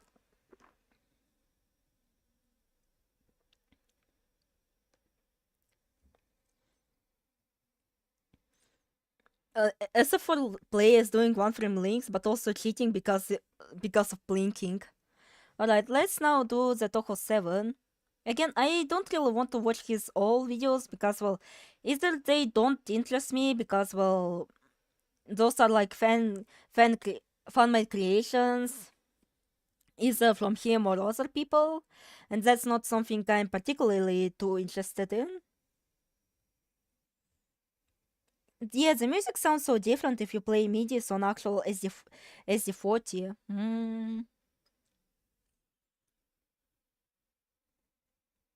Look up Emilia Sim for a second, you'll be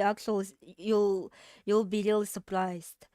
And well, like, the uniqueness of Touhou 6 was pretty much intentional on Zone's part, because, well, again, he did try to make like a very subversive game, so he also tried to make like a very like Western type music, which he kind of abandoned it. But like, it gives like Touhou 6 a charm, And well, those are like the interviews, other fandom related stuff, which I'm not a part of, for obvious reasons. Alright, let's watch the Touhou 7. And that's what I have a bit of a beef, I have a bit of a beef. When you boot up Touhou 7, you're greeted with a title screen covered in blue hues. The song that plays is the most serene of any Touhou title so far. Reimu stands in the center, closing her eyes, as if she's entranced by the song. This helps set the game's mood. From the menu screen, Touhou 7 has done its first bit of I see there's a whole violin you can't hear before. Oh. storytelling.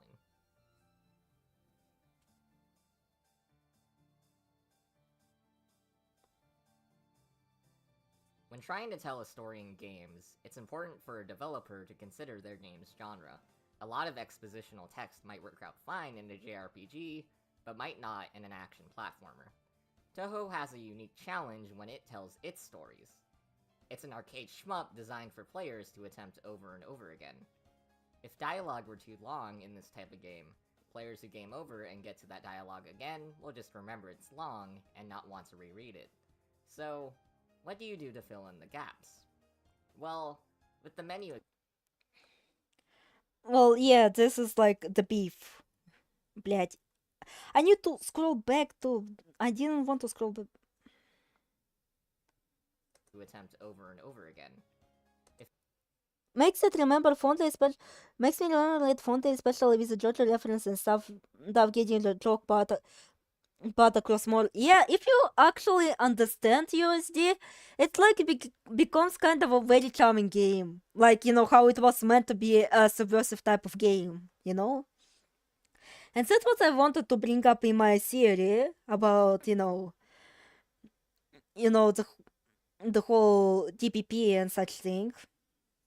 Like how it was meant to be a very subversive game, If dialogue were too long in this type of game, players who game over and get to that dialogue again will just remember it's long and not want to reread it. So, what do you do to fill in the gaps? Like, I know. Gotta go have a good rest of the stream. Oh, thank you. Also, I probably think that because you cannot stand to make a Pig's voice anymore.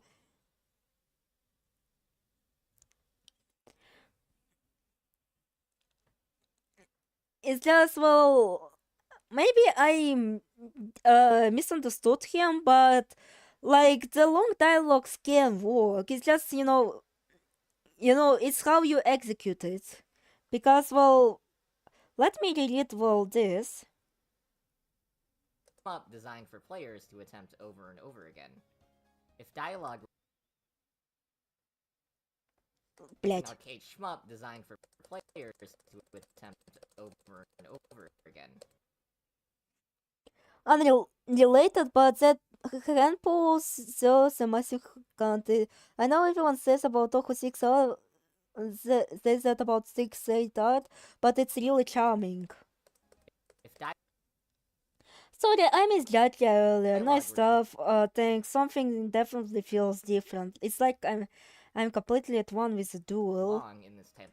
Well, no, that's not the dream logic. You're just getting better. Play- When you see you're as good as me, you don't even see the bullets, only the gaps There's between game them. over. I'm not sure. Well, getting better at spellcard duels is something cool, whether it helps me find what I need or And not. get to that dialogue Oh yeah, what was that thing you wanted to help again. Or with? just I'm looking for a person to return a favor remember to. it's long. Someone did something for me. As a client that returns the favors, I know this instinct tells And not me. want to reread it. Yet I can't figure it out because of the dream logic, huh? So Well, we just started our quest, so I don't think we can offer what do you anything. do to Can you wait till we fix the world? We're gonna get to it sooner or later, fill in the promise. gaps? Well, I hope the thought of a kind soul going without the dual reward doesn't make me feel comfortable. Clay, Sorobami!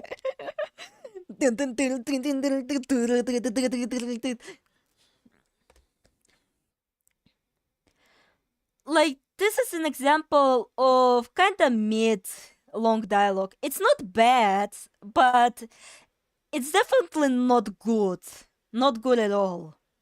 But it's not the bad that I saw. Because even like the most high profile games, like, you know, MiHoYo games, like suffer from longest dialogues, and you just fucking skip through it if it gets too exposition-y. And that's like the thing.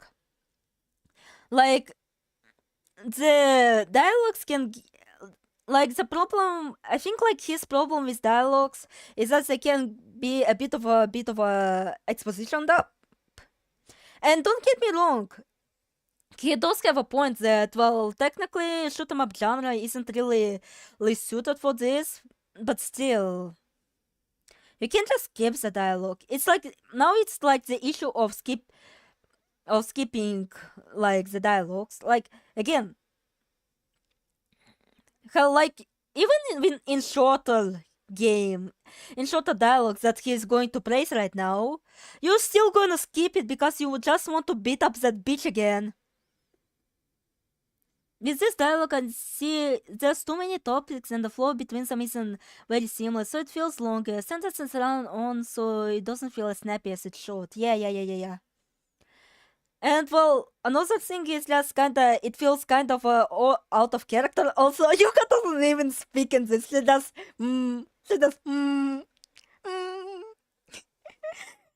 It's totally me.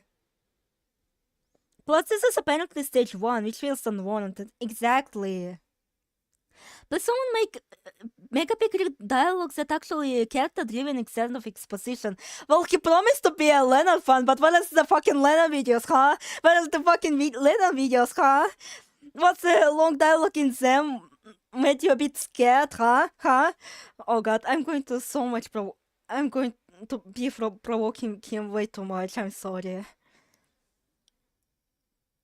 But yeah, it just also feels out of character, like, oh yeah, sure, like, Marisa is painted as this kinda like big sister type of, you know,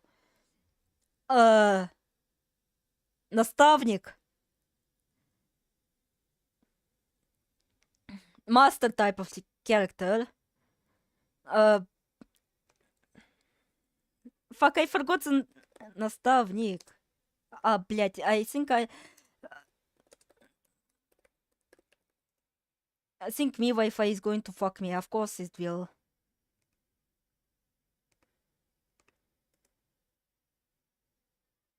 Mentor. Yeah, mentor type of character. Like, big sister type of mentor character. Which is not something that Marisa is, you know? Which is not something that I particularly like. Yeah. Like, it doesn't feel too much in character for Marisa, especially like this long. Like, she would have just said, oh, you shoot the bullets, and that's it. That's about it. shooting the bullet. That's the type how she would actually explain it. Not like this exposition dump. You know? Hell, exposition dumps can be fun too if you present them right.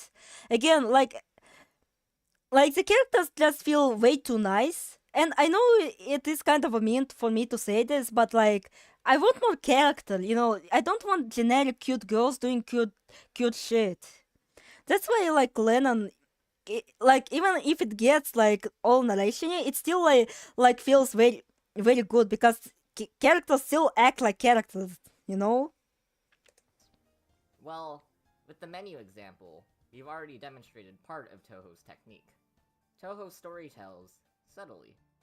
Even before you start the game, you can scroll the character select screen to something different. Reimu's wearing longer sleeves, Marissa's got a warmer outfit, select screen to... Oh, longer sleeves? Huh?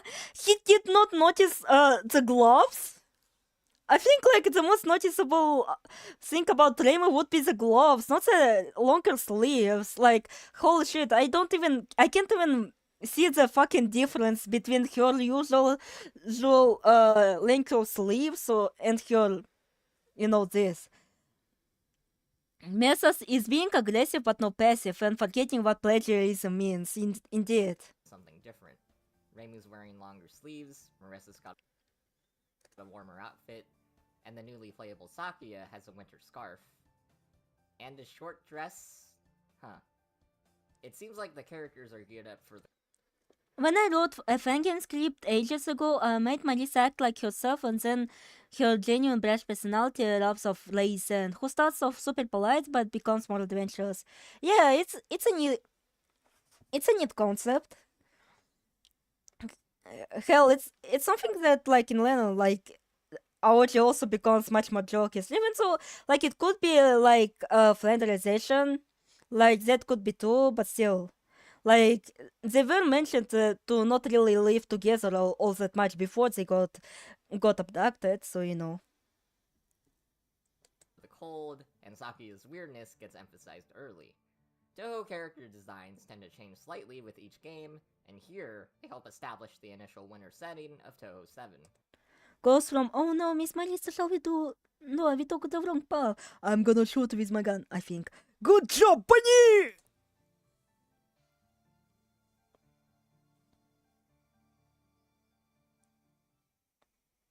When the game starts, we see something unique to Touhou 7, a little poem. These poems come at the start of each level. Cherry petals should have fallen like snowflakes, yet it was still silver with snow. This alludes to the game's incident. Spring is supposed to come, but it's still winter. The poem gives Touhou 7 a more unique identity. It's not just another Touhou 6. Further distinguishing the game, the first stage theme opens with a traditional Japanese string instrument. After a Western inversion from Touhou 6, we're thrown into an Eastern story and an Eastern project. And yet, a lingering sense of familiarity still remains within Cherno's entrance. She had ice powers in the last game, so her being here makes sense. This, Sakuya, and an upcoming character make it clear that Touhou 7 is building off what came before, rather than starting fresh. Music continues to help set the game's mood, with the Corruption arc, but all the corruption is that Raisin learns to rob people.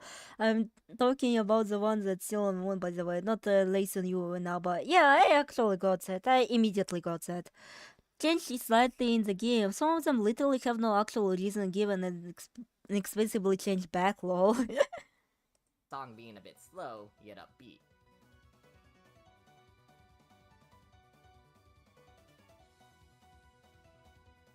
Man, I must be perceiving time really wrongly because, well, for me, it's still kind of a fast-paced music. I don't know. Again, I have a very weird perception of time.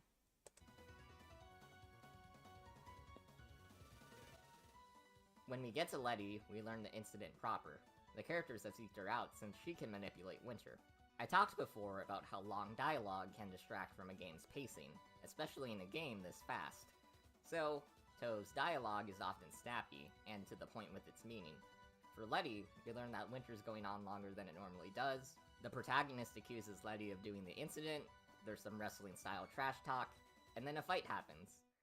The player does not have to remember much, so the dialogue can be rushed through the next time if they wish. So why complain about the long dialogue if you're going to skip it? If you're going to skip the shorter dialogue too? In general, always fast-paced to me anyway. And also, like, long dialogue can also, like, give a bit of a reprieve, you know? Like, it can be used to just rest up a little bit, you know, just to have some context around what is happening in the game, and not just, oh yeah, we're beating up some fucking dumbass yokai. And how, like, it like, getting to know your enemy is also nice too, you know? Like, don't know, I know Len'en dialogues are admittedly, can admittedly be too long, but again, they do give me a bit of a reprieve from all the wild shit that was happening before, so I can rest up and then jump into another the weirdness. Megapic, you're saying like as if this game don't come with the auto skip button. Exactly. Does he actually skip the dialogues by mashing the Z button? You know, it's kinda odd here. Prior said dialogue is weird and unnatural, but praise that here. Longer dialogue can be more fitting to some characters. Exactly.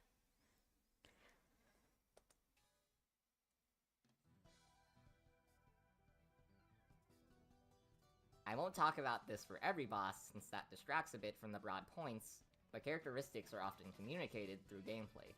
Letty's dramatic theme brings up the energy considerably. And Touhou's dialogue has been said to be ambiguous and strange to explain, yeah. Like, again, it is intentional, so I cannot hold against Zune that much, but it's not something that I personally like.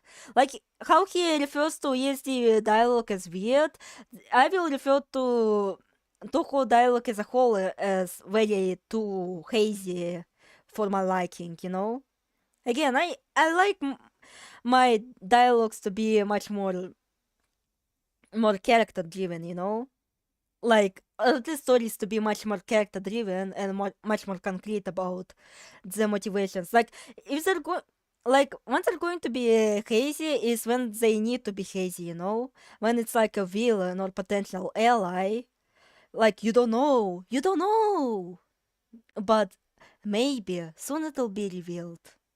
And yeah, that's another gripe that I have with Touhou, because, well, the reveal technically, like, rarely happens, or like the reveal is very underwhelming, you know?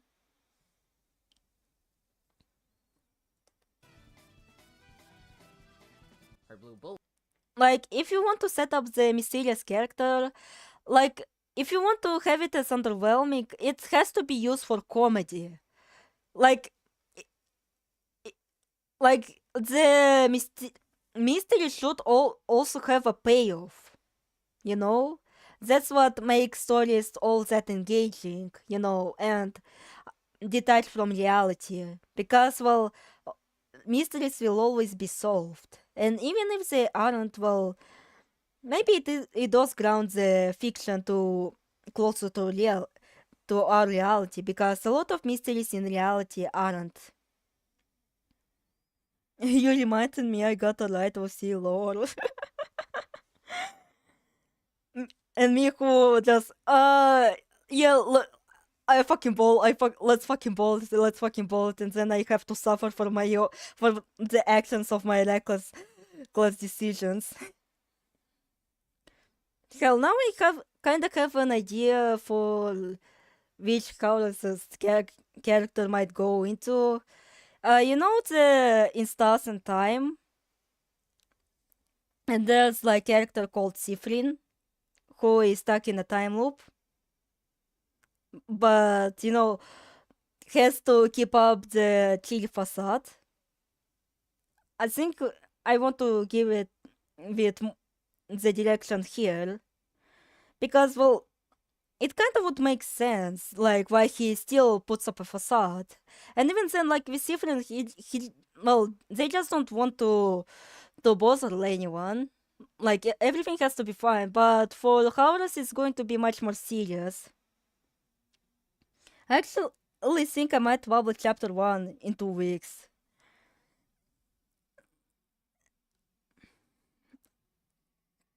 Like, he is aware that someone is doing something and he's not really happy about it, you know?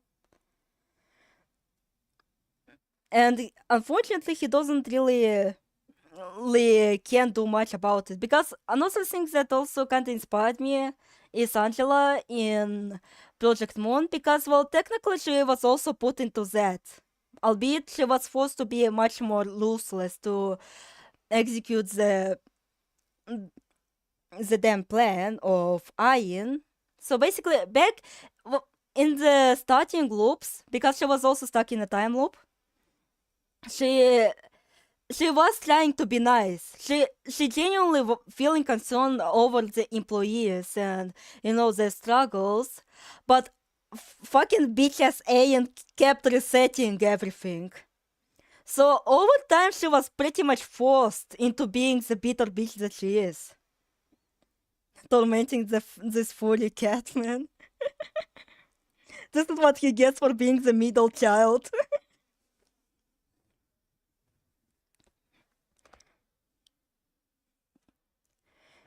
And I do kinda intend for Howlers to be like this. He is forced to keep up a facade because, well, if he sleeps up, something will happen to him, and everything will be reset. So he cannot really reveal everything to anyone. And hell, if he even revealed like the truth of this world, like, it will break people, you know. I'm gonna put him in a room with no catnip. Actually, he would prefer that. He really doesn't like catnip. He doesn't like his vision already way too much impaired.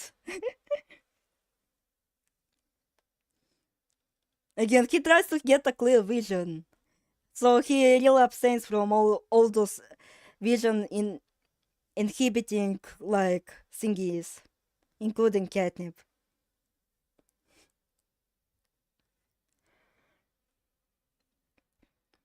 And like another thing that will inspire Howlers is Monica, which is kind of ironic considering Monica actually inspired someone else, and that is this Eleanor. But like, Monica inspires Howlers in a way that she is technically not the main focus. And while, like, Monica forces to be the main focus, he cannot force it. Again, he was basically lopped out of his mod positions. Yeah, if he revealed the truth of the world, he might get a stranger lady wanting to fuck him, thanks soul, and a sardine baby. Well, he didn't really told her the absolute truth, you know? Because, well, again, he really couldn't. Like, the one behind everything is that I technically screwed it up.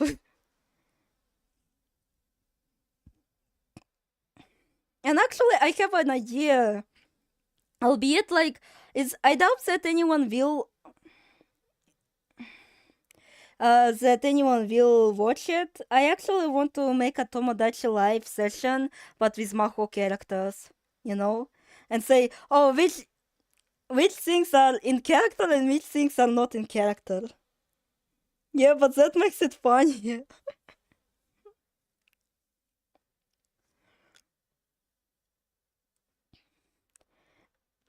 He told her 1% of it and she was like, damn, you smart, let's... I mean, yeah. She was like, oh my god, you're so smart. Let's do the Jaja. And he's like, oh fuck. Okay. Like, again, in DTLC, you cannot really date Monica. Again, she pretty much forces her way in. Like, she was supposed to be a club president. She was supposed to be a fucking Kindamas NPCs that you wish kinda you dated, but also, you know, that one bitch that you cannot date, that's kinda okay. So that's kinda like Howless. He's kinda a main character who isn't a main character. He is a background character. Bullets match her winter theming. She also has a card reminiscent of a snowflake, matching her identity of a winter spirit. We don't have Howless in his suffering his uncontrollable Catrice. Surface level. to read about how cool, haha get it, she is. We just get to actually experience it. Like the Touhou games before, 7 continues to characterize through its fights. The game also features something a bit unique. Touhou 6 did not feature a visible hitbox for characters. This game does, and patterns can be made more dense because of it. So, Letty's snowflake pattern looks a lot harder than any of Rumia's, but the visible hitbox means the difficulty is actually fairly similar. Touhou 7 is able to build a sense of scale compared to Touhou 6 without actually increasing the difficulty.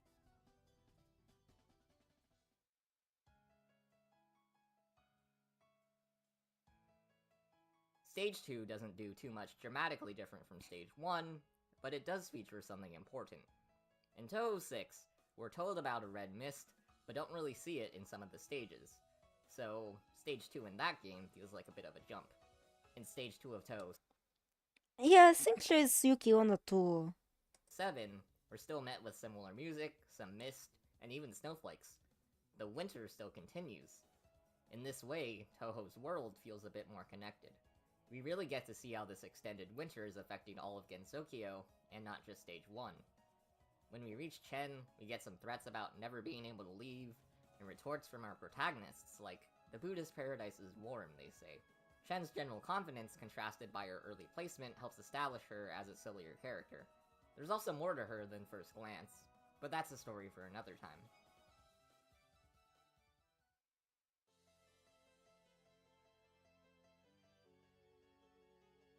In Stage 3, Zune had an interesting conundrum. He wanted to reintroduce a character from the older games who's important to the series, but aside from one silly line, there's no reference to her being any more special than the previous bosses you fought. How do you make it clear she's special without heavy exposition? Well, the solution here was pacing. In Touhou, you normally fight either a series of mid-bosses and a boss, or you fight the boss as a mid-boss and then them again. Alice is the first character in the series you fight 3 times in one stage. She keeps attacking as a mid-boss, not only establishing her as a special character, but also giving the stage itself some uniqueness. For players who did play Touhou 5, this is a great reintroduction to Makai's extra boss.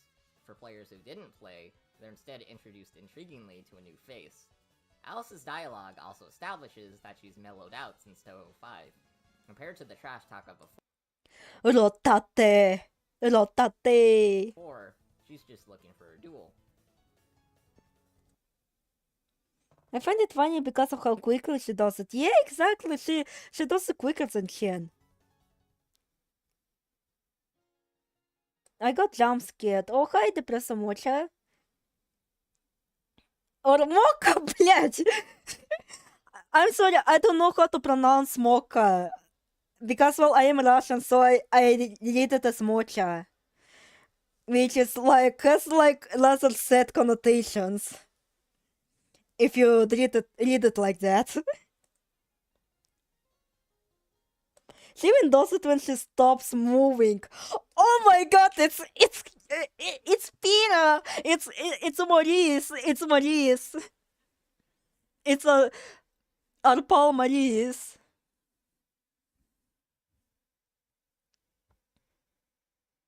R1 True. Mugai. Maurice. I just read it as Mocha. Yeah, it is like a supposed pronunciation, but again, I'm Russian, so every time I see TH, I pronounce it as K. I've talked extensively about Stage 4 in a previous video, so I'll be briefer here. This stage does a wonderful job building up tension. Maurice.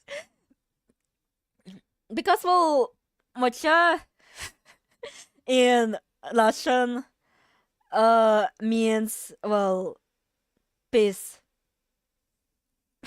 Mocha means peace. And technically you're supposed to also pronounce it as mocha. With its length and increased difficulty serving well as a transition to So I accidentally called you a fucking, peace. A depresso peace. the back half of the game. Importantly, this stage sees the player leaving the ground and taking to the sky. In moving from ground to sky, the player can feel real progress through the game. Touhou 7 doesn't have rooms of a mansion as a framing device, so instead, we have the sky and the seasons. We do move a bit closer to spring, with us even meeting a spring fairy. We also get to meet the Prism River sisters. Each character gets to fight a different sister, which also brings up something Touhou does. It's an arcade-style game that encourages replayability, and this helps. Each sister will give different information. Importantly, the player is never lost with the game's plot. There are some major info snippets you can miss out on, which Has a shotgun. Like, I will get to later, but it never distracts from the game's tension.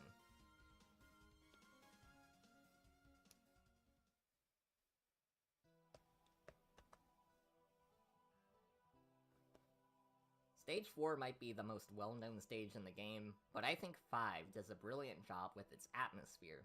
After the swarms of enemies from the chaotic sky, the netherworld is comparatively more peaceful. The song opens similarly to End of Daylight from Touhou 2. You're entering a new world, and the music helps signify this.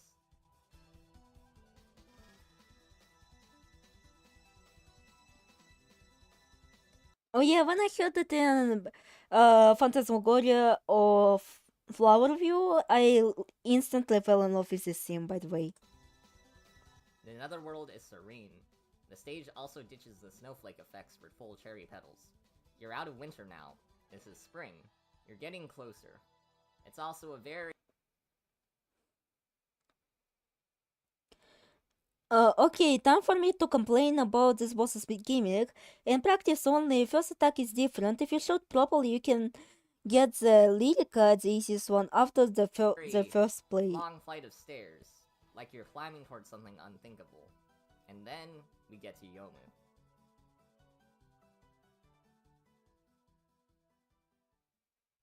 Sakuya in Touhou 6 left an impression because she was a bit aloof. She cracked a few jokes here and there, and yet still felt devoted to her job. So, how do you set the next Stage 5 boss apart? You play her completely straight.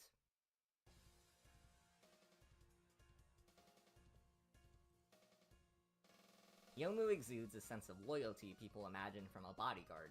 She openly declares that she will defeat you. In a world where characters make wrestling threats and don't take things too seriously, Yomu is a pretty sudden change of pace. The way she bounces off the cast is also pretty different. There's no witty banter, she just says things as they are. She's focused on her mission, and this is of course contrasted by the fact that even with Zoon's art, she's adorable. We also get her iconic line, "The things that cannot be cut by my Rokanken, forged by yokai, are next to none!"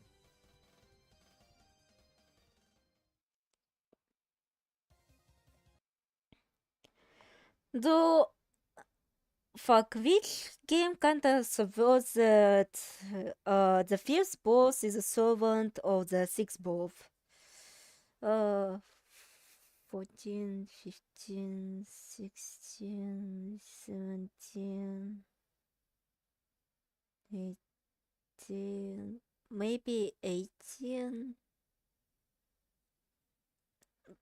Like, it technically subverts that Yomo is a serious character, but unfortunately, I do feel like in Touhou, there is like way too much of a predictable trend that the fierce bosses are the underlings and most loyal underlings of the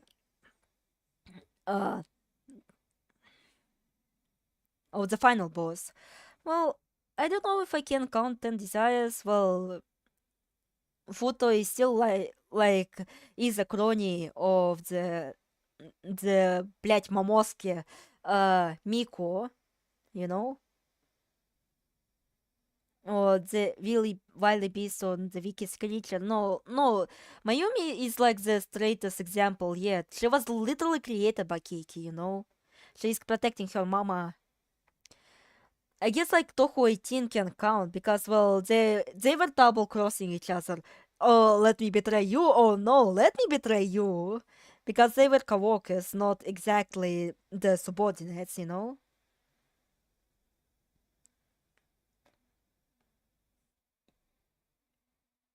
Oh, I misunderstood. So that's why kinda Len'en sticks out to me. And I really do have a desire to say, oh, how emergency every day! Evanescent existence subverts the classic Toho formula because Kuroji literally has no connection to Klaus. In fact, they fucking hate Klaus as much as Yabusame does. Seija was technically the main culprit, but yeah, you actually make a good point. Not being played completely straight. Yeah, 14 is definitely also the case because, well, technically Seija was serving Sukuna, but at the same time not. Yeah. But like, Len'en is kind of a complete subversion. Like, the games that play straight are Len'en 2, and even then, like, Sukune is also pretty much the caretaker of Yaorochi, you know? They're just a little baby. And, well, Len'en 4, which is understandable considering, like, you know, no, we are like at army, you know? So we gotta have like a tightly neat ensemble, you know? But like hell, especially in like Len'en 3 is like, oh god. Well, even though like it could have actually played straight if like JynX had other ideas, you know? Stage 6. We have that frantic song playing, as if the end of the world is approaching. The sky is an ominous shade, signaling that the finale has come. Also, Sukuna is directly stated to be H for the Bayago to be superior to Yaorochi. Yeah. I've talked about this in a different video too, but we also get a defining Yomu moment. She's hurt badly from the previous fight, but she's willing to stand up against the player for her master's sake. Sakuya did this too, but Yomu does it with a certain level of desperation that lands with the players harder. But you beat Yomu, and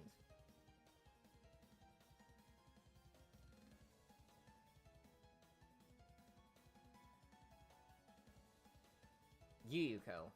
I've talked at length about how less dialogue is often used to keep the game's pacing on track. Here though, that rule is slightly broken.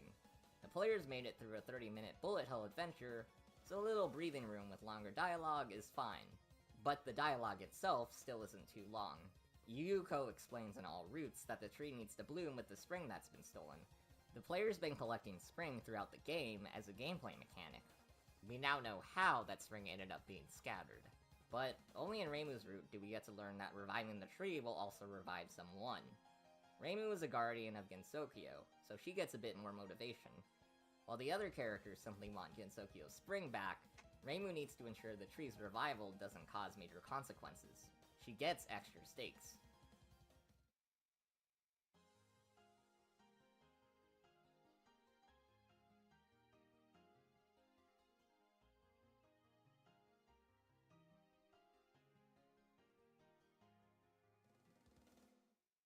Yuyuko's fight pairs with Border of Life, one of the most powerful songs in the series. The use of spring colors, flower-like bullets, and expanding attacks help give this fight a true sense of beauty. It's as if you're fighting through a dance. This goes on, and the player enters a surprisingly easy final spell. Then that's done, and we get a poem like the ones that open the stages. One final one before the end. My light might have ended, knowing nothing of my misery. Were this a world without the custom of priestly retreat?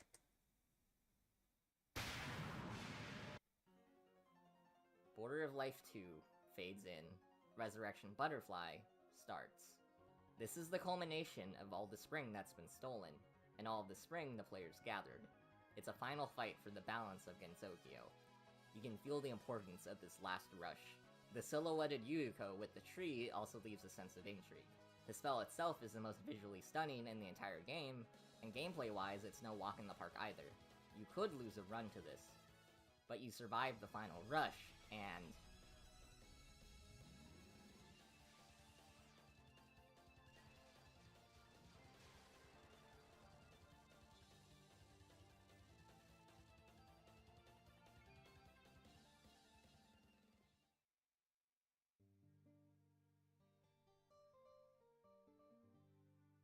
there are endings.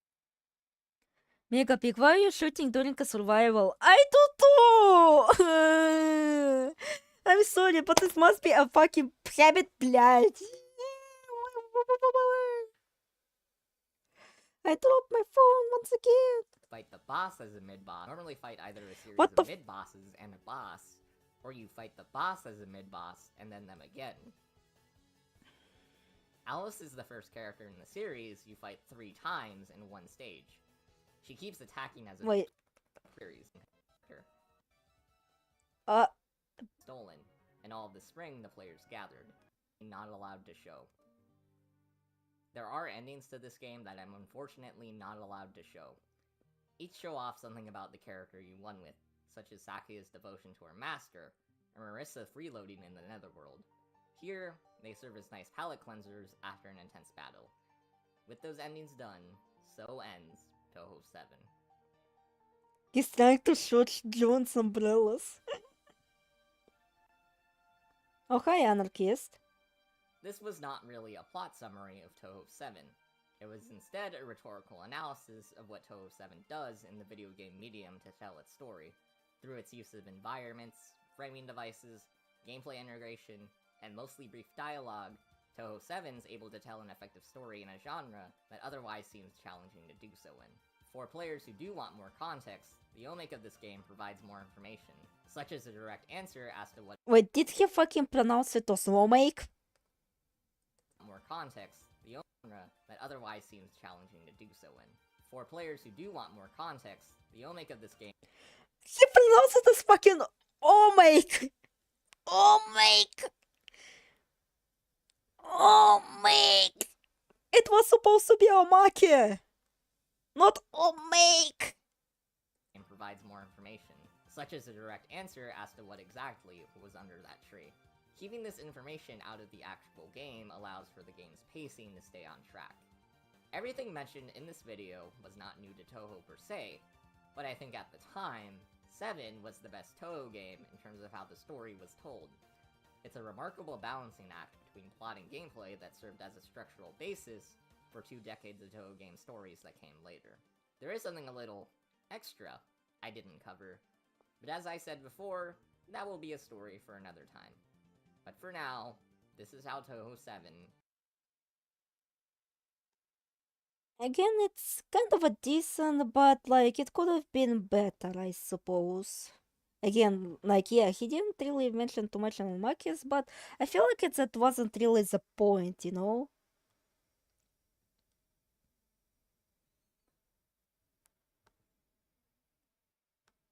What does Touhou 8 Ah! sell in?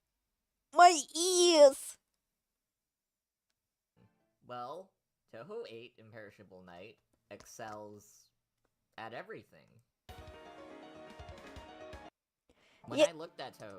Yes, technically it's a part of the story, but well, again, let me play the devil's advocate for a second. Because yeah, I can also be that. It was about how Touhou tells its story, not necessarily how, you know, the story is, you know? But yeah, like, such a bummer that he didn't include the fucking extra stage, like, Jesus. Like, especially with how integral it is to PCB, you know? Like, I guess in Touhou 6 it's not really all that integral, admittedly. Again, it is like extra, you know? But with Touhou 7, like, we literally meet the other mastermind, you know? you know, the one who enabled the main line, the front mastermind to act out. Okay, but like, it's a factor, you know, it's a part of the narrative. I mean, yeah, but again, it wasn't really supposed to be a story analysis. Like, oh, how does this tie into this? I don't know. Maybe. Like, I probably just interpreted his video as this, you know? Touhou 6, I talked about how the game's design and pacing are very strong. When I talked about Touhou 7, I talked about how the game has fantastic storytelling. So that begs the question, what will I talk about? Well, not amazing storytelling, more like an amazing way of storytelling, no. For Touhou 8. What does Touhou 8 excel in? Well, Touhou 8 Imperishable Night excels at everything.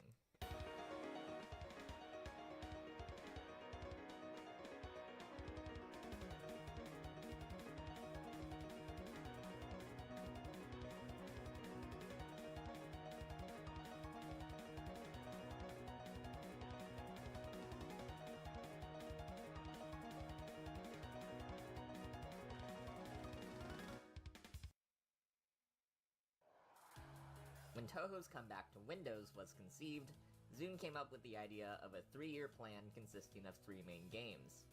Touhou 6 and 7 were the first 2 games. 7.5 actually came out after 8, but is sort of its own thing.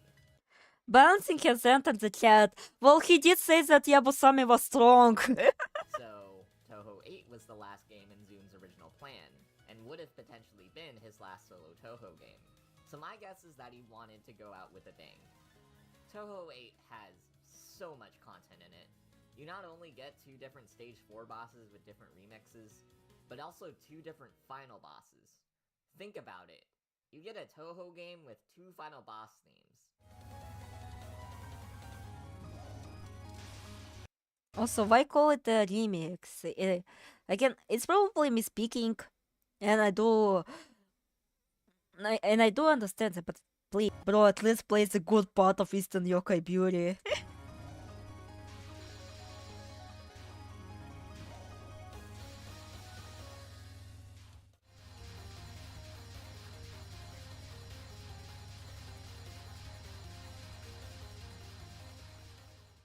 The final boss themes of Touhou games are all iconic touchstones of the series, and this game has 2 of them. You have 8 playable characters thanks to the duo system, and each duo has their own story campaign. You have spell practice for the first time ever. Sure, there's no Phantasm stage like in 7, but in exchange, you get last words. Unlockable super spells for every boss, and even some spells for characters that don't appear as boss fights. There's so much to do in Touhou 8, but a lot of content, 18.5, doesn't always lead to a great experience. So, how does Touhou 8 stack up? Well, Touhou 18.5 doesn't really have too much content, at least in my opinion. But like, I should wonder which game also has like fat loads of content. Something to do with extra stage, several final bosses. I should wonder which game is it reminding me of?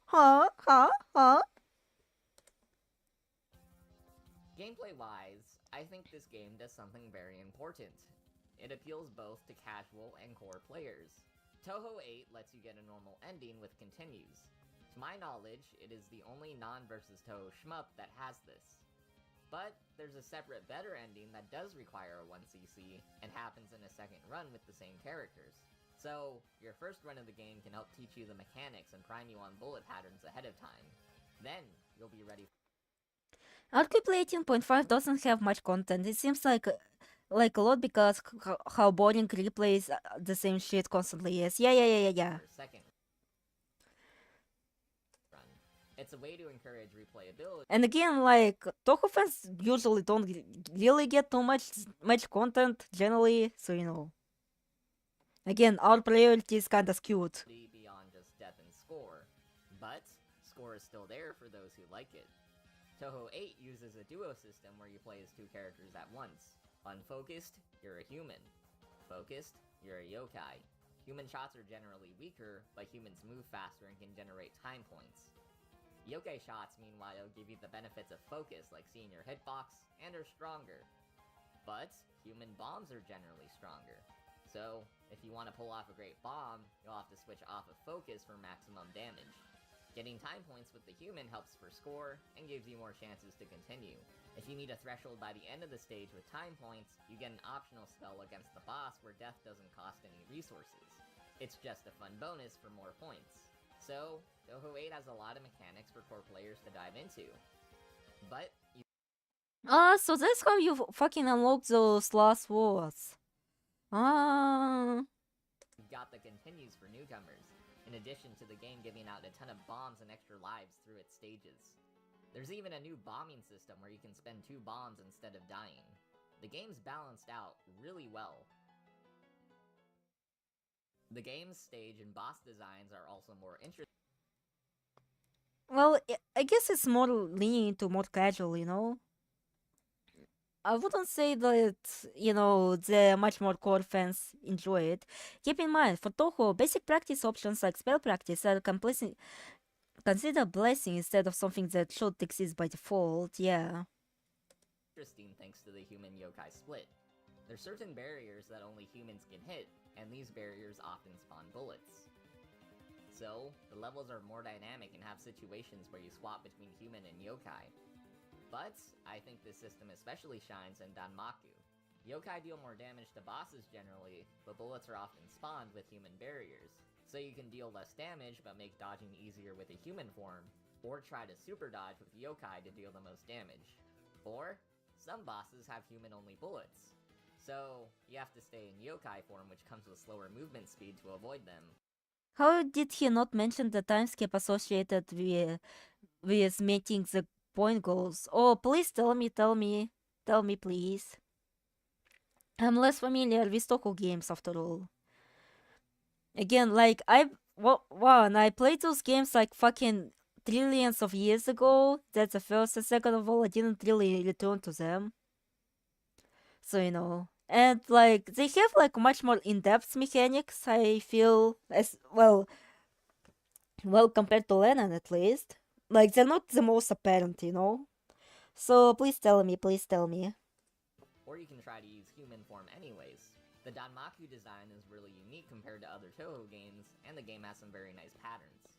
Mystia has a darkness gimmick. Kanae has some pretty lasers. I don't know how he is painting human and yokai is completely different shots, while really just some focus and focus shots rolled into one. Exactly. Like the modern games, exactly. Again, if you kinda choose to stay on focus like me, like a fucking loser, for me it's like, oh yeah, but still. And Raisen's got mind-boggling bullets. There's so much cool stuff. Lastly, for gameplay, I want to mention the last words again. These also double as achievements. Clearing certain objectives in the game lets you fight more and more of these bonus spells.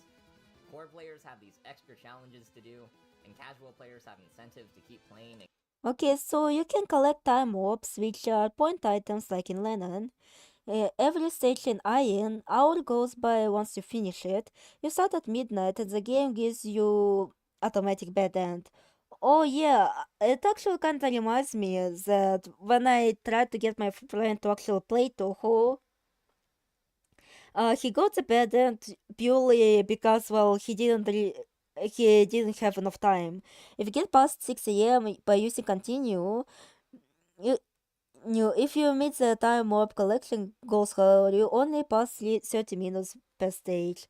So that's how it is.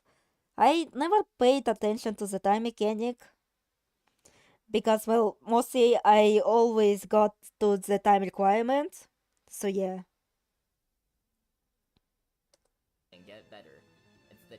top of all of this. So yeah, I think Touhou 8's gameplay and game design are pretty rad.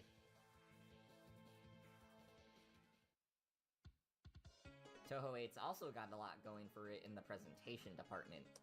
If you do that often enough, you get free continue to use on Alien or Kaguya.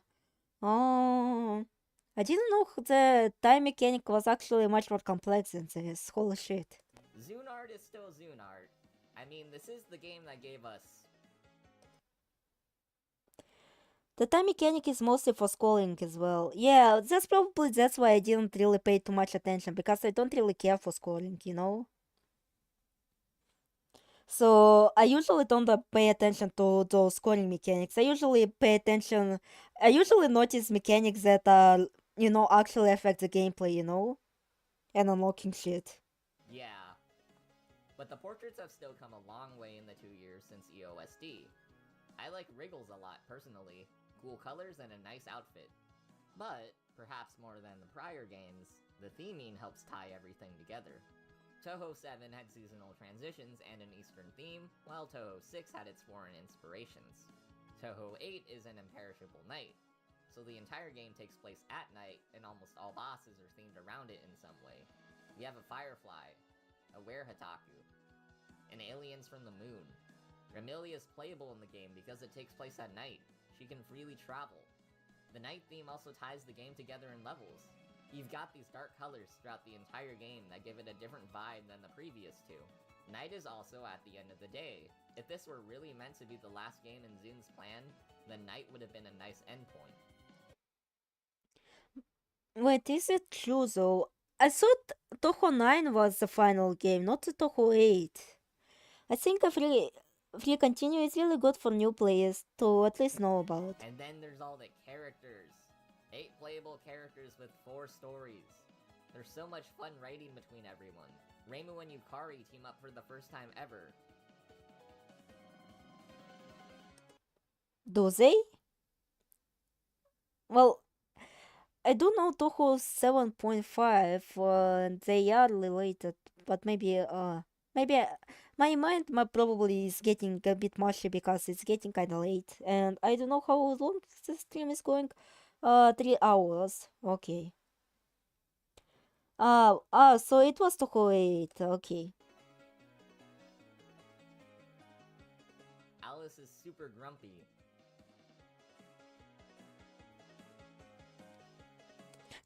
Alice is super grumpy!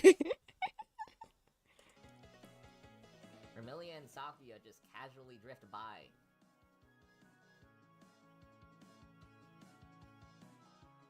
And Yomu and Yuyuko straight up get a manzai routine. I think they all had like motives to actually, get rid of the moon, no? They're not just casually walking by and just destroying shit. Maybe again I am misremembering, and the last 2 scenarios are definitely the ones I remember the least.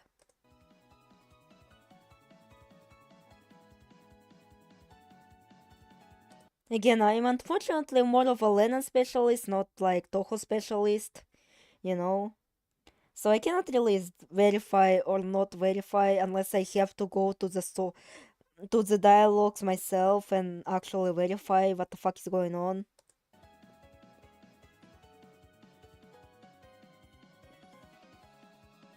What he pronounced it as manzai. Fuck. It's manzai. Manzai.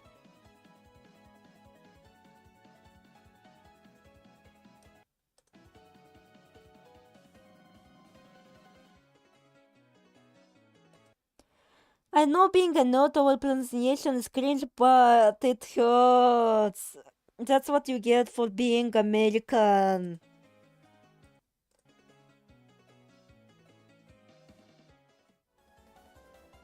The legacies of each of the new characters is also incredible, perhaps matched only by Touhou 6.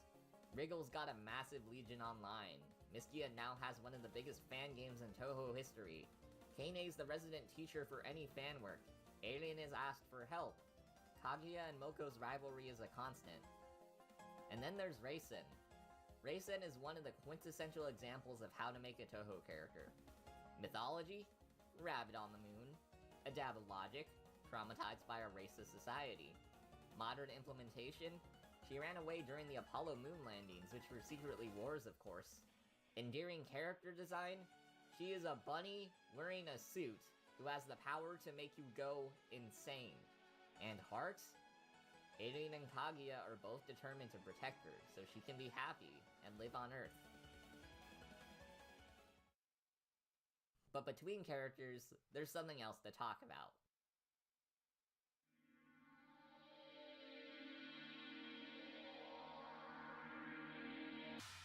The fights against a rainbow Matched by only Touhou 6. To be fair, you didn't have much options. Marissa. Returning from Touhou 4, you fight one of the two depending on who you play as. The Danmaku in both of these fights are extremely dynamic and in some ways, even more exciting than the final bosses. Reimu makes you choose between slower movement and more bullets with methodical strikes, while Marissa tries to overwhelm you with sheer firepower. It's a dynamic that kinda matches Mai and Yuki. These fights are also a part of something Touhou 8 does. The game pays tribute to the Touhou games that came before. Reimu and your yin-yang balls are here from Touhou 1, but they behave similarly to Touhou 4. Her song's remix is also from Touhou 4.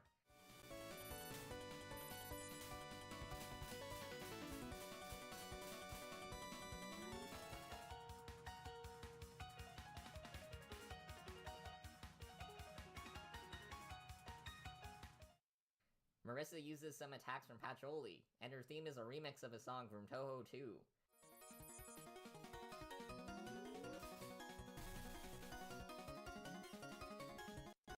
Oh, I forgot how much the sound effects in PC98 games makes my brain tingle.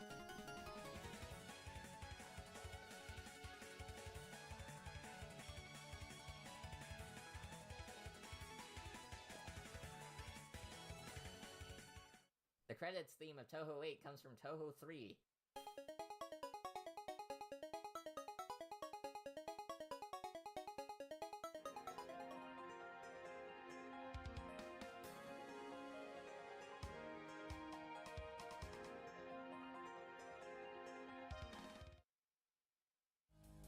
Alice represents Touhou 5.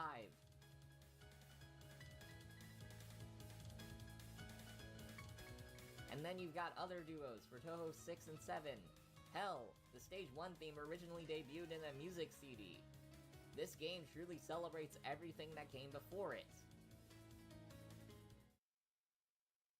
You can't have a Touhou game without music, and this game's music.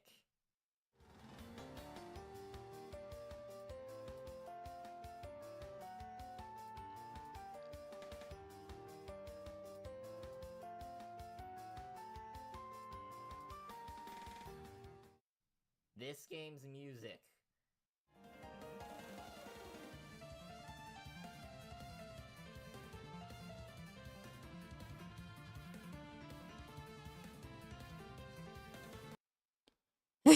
Alice represents Touhou 5, never acknowledged, lol. Never acknowledged ever again. Oh my god. You've got Super Mario 64 instruments in here.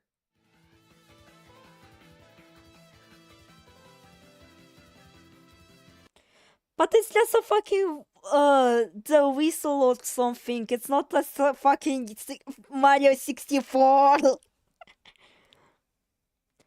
Like, you hear the shit a lot in, like, more Eastern compositions, you know?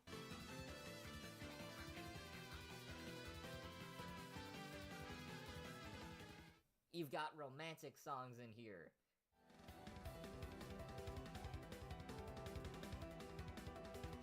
Земля в иллюминаторе, земля в иллюминаторе. Я забыла, как оно там появилось.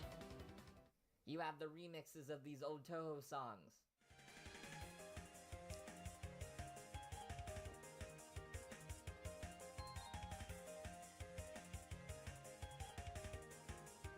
Didn't you know, Aleph? Mario 64 invented music. You have a remix of a children's nursery rhyme that somehow goes hard.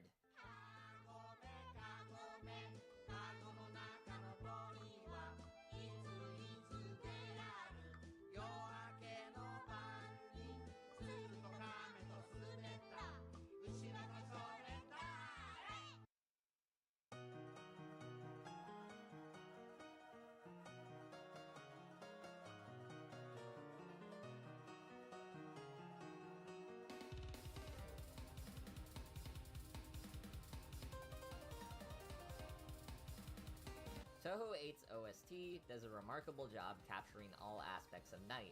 It's also zoomed 3 games in using the wave format.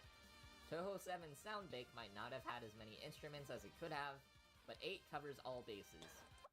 Alright, here I can actually understand the pronunciation, because I pronounce it as WAV, which is probably not the best way to actually pronounce it. So if it was really meant to represent waves, then it's actually quite neat. There is just so much good about Touhou 8.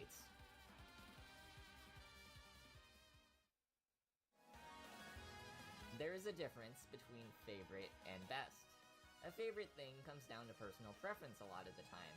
Even though I've played better Sonic games than CD, that one is still my favorite because I grew up with it.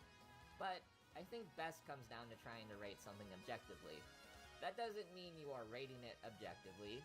Quite frankly, I think that's impossible, but you do your best. So, I'd say Sonic Mania is probably the best Sonic game. My favorite Touhou game is 10 because of its emphasis on one location, its music, and it's the Touhou game I've played the most. But, when I think of the best Touhou game, I think of Touhou 8, because Touhou 8 can be enjoyed by almost any type of Touhou fan, and it excels in almost Same, I swear to god if you pronounce it as Jiv though. every area. The gameplay is accessible while still offering challenges for advanced players. The game is loaded with a ton of content for replayability. The setting and characters lend themselves to some great writing. The game pays tribute to almost all Touhou that came before. And of course, you have a killer soundtrack. So, I think Touhou 8 is the best Touhou game. It is certainly the ultimate Touhou game. Happy Imperishable Day. You played Moef the most, you poor thing. I wonder what's wrong with it, because again, I have played it once and I didn't like it. I thought this game sucked ass. Like, legit, I just didn't like it, you know? And so I abandoned it.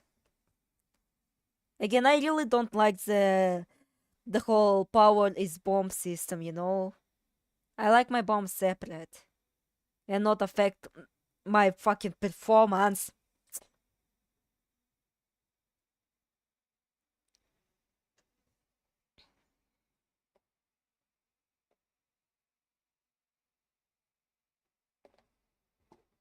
He also made something towards the Touhou 9. But you know, let's watch the Len'en. So, like, And well, here it is when I get to actually be the smart person here. Cause like, chat, can you verify? No, I myself can verify. Even though like at some aspects I can still fucking forget. Again, gameplay is not my biggest suit. Most of certain attacks being cringed, like Kanako's final and some of the notorious shit on Hot and Above Stage 4. what even is Len'en? Len'en is that one guy that killed Nikolai II and he got himself statues everywhere and then he died and then let some other mustache guy take charge and that mustache guy kinda ruined everything or didn't ruin everything depending on who you ask. Melissa's hitbox being bigger than Rainbow is at its worst in my F. Again, I just don't really like the game. I don't like its vibes, you know? And it doesn't it doesn't have anything to do with that. It has Suwaruko, it spawned every unfunny Suwaruko ever. Fuck, I said Suwaruko, no! Suwako. Suwako lands free in my head. He pretty much redacted Suwako's true name out of my head. There are probably many Touhou fans who are just like how I was 2 weeks ago. We know Touhou, but we keep hearing about this thing called Len'en.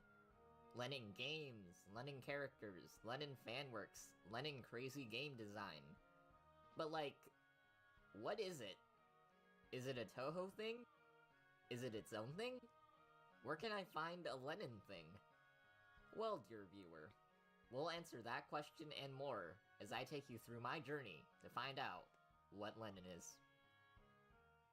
But if you want to know more about Len'en, please check out Heiko's channel and my introductory video on Len'en. Shameless plug over here.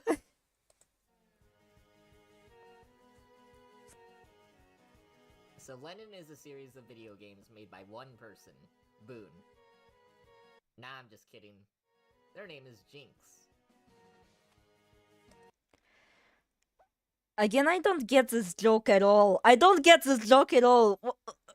that what's supposed to be funny? Was that supposed to be funny? Like a play on bootleg Zone being Boon? Or that was like some other person he knows? Huh? I don't get this joke. Why is it here? Was it supposed to be funny? What's the gist of the joke? I don't get it. Why not just say the creator's name outright? Also, yeah, I'm not a fan of Moef's cast either. Yeah, same, it's kinda meh. They were well known for making these fan remakes of PC98 Touhou games in a more modern style. Though as far as I'm aware, none of them, save for this weird Touhou 3 thingy, were publicly released. After getting the rights and blessings to work on a game from a disbanded circle they used to be in...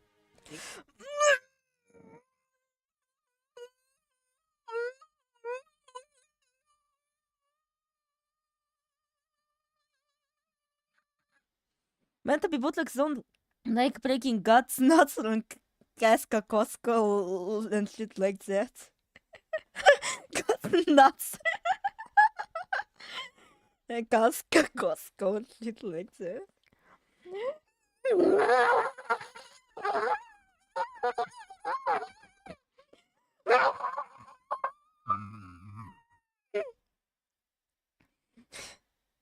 JynX is not a member of Lapxos. Haikal, are you here? Are you hearing this bullshit? Are you hearing this bullshit right now?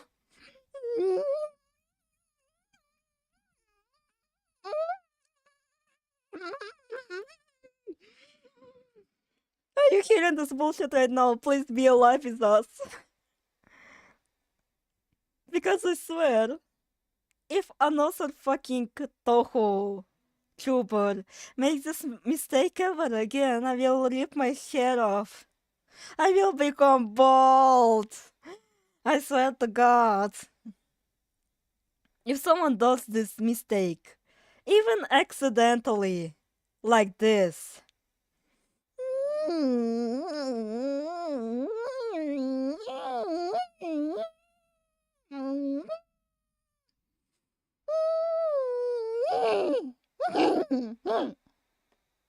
Also, I guess I have the silencer thingy on the microphone settings on my fucking video, but hopefully you heard my wails of despair and utter rage. JynX created the modern form of Len'en project. It looks like Touhou. It has a lot of mechanics that are like Touhou, but it is not actually part of Touhou. It is not a derivative work, and is instead its own series. So, what now? Well, instead of just doing a general series overview, I decided to base this video around my personal experiences playing Since when blessings walks in. the first two Len'en games, Len'en 1, Evanescent Existence, and Len'en 2, Earthen Miraculous Sword. Why two games?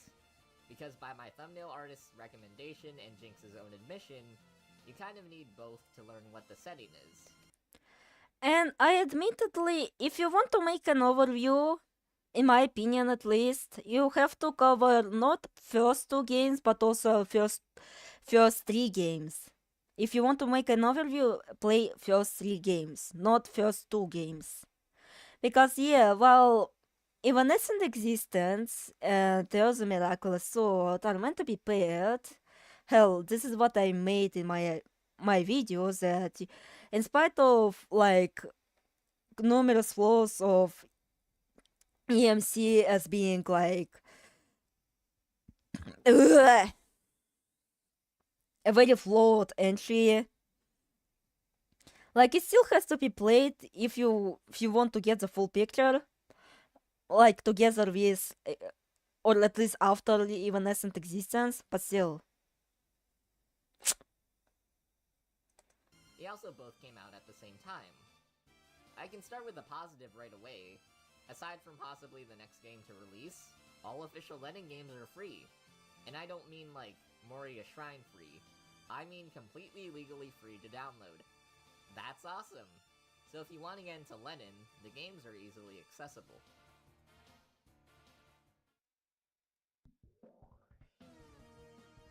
First on the docket, we have Len'en 1. From the instrumentation and the graphics, you can clearly see Touhou's inspiration on the game. But it's not just a straight copy. The musical compositions sound pretty different, and the graphics have their own distinct style. Honestly, I kind of like this art style more than Zune's, save for one thing I'll get into later. When you dive into the game, you run into another difference: light mode. If you just want to see the story, then you can give yourself more resources to get through the game. I've always told people that simply reading a Touhou game story is not enough to get the full experience. You need to have the music and bullet patterns to go with it. But shmups are not everyone's cup of tea. I think offering an optional mode like this is good.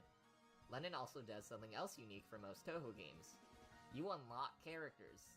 This isn't a photo spin-off or a versus game. This is a straight Danmaku shmup. But the system does play into the game's design, which I'll talk about a bit later. Yabusame is your starting character. For my playthroughs of Len'en 1 and 2, I wonder if Heikel is here, because again, I'm literally watching this this review for their sake, so they could react with me. Because again, as much as how nice to have a actual review and not like a piece of shit,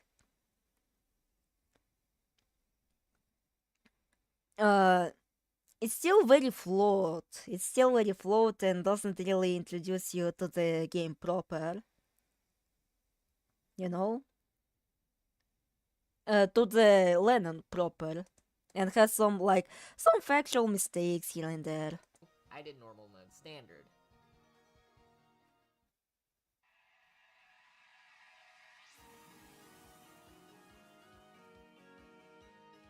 Now for the actual main game, I'm not going to go over every single stage and character.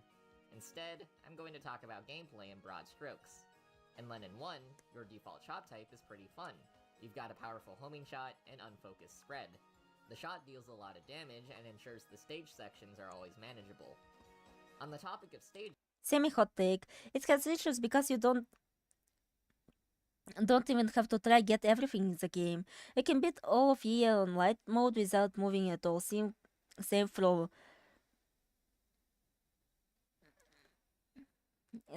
easy extra.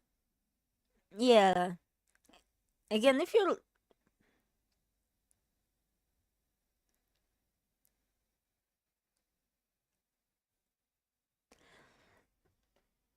Again, like, it is very noob world. And, well, I am a person who did benefit from it, because, again, admittedly, I am a peace baby. I get frustrated very... I get very frustrated with games like this, So I tend to usually quit them. That's why I didn't like Moef very much, because, well, it was fucking difficult for me. But even then, when I by then had like at least some experience with shoot 'em ups, I still fucking disliked it. But yeah, like it just seems like a band-aid solution at the end of the day, you know? How like it, like again, I do get getting for the stories. Hell again, I do agree with Megapix there that reading stories alone isn't really enough, so to speak, you know? You have to also go through, you know, through the battles to actually understand everything. But yeah, it feels like just a lame band-aid solution that wasn't thought out properly. Something I liked about both Len'en games was the pacing of levels.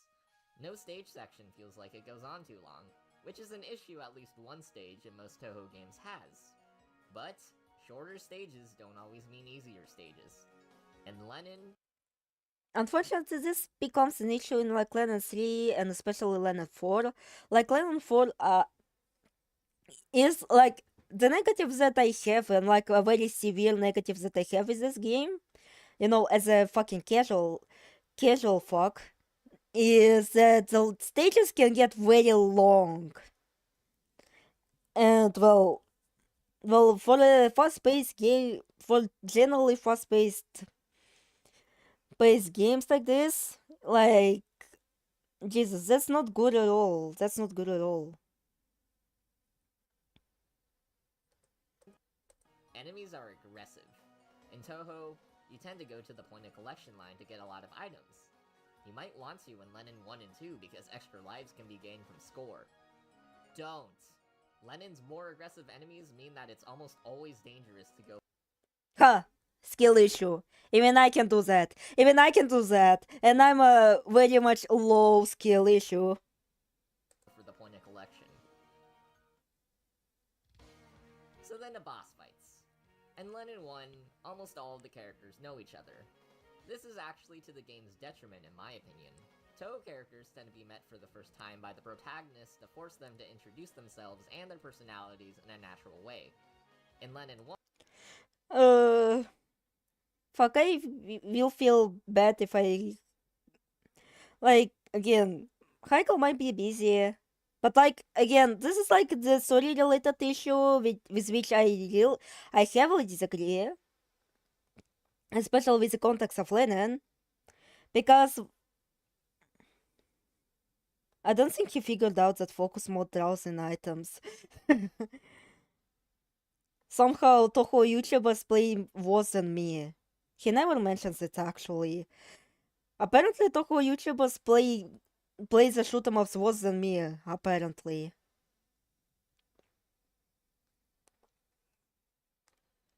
And I'm a very noob. The noobiest of the bitches.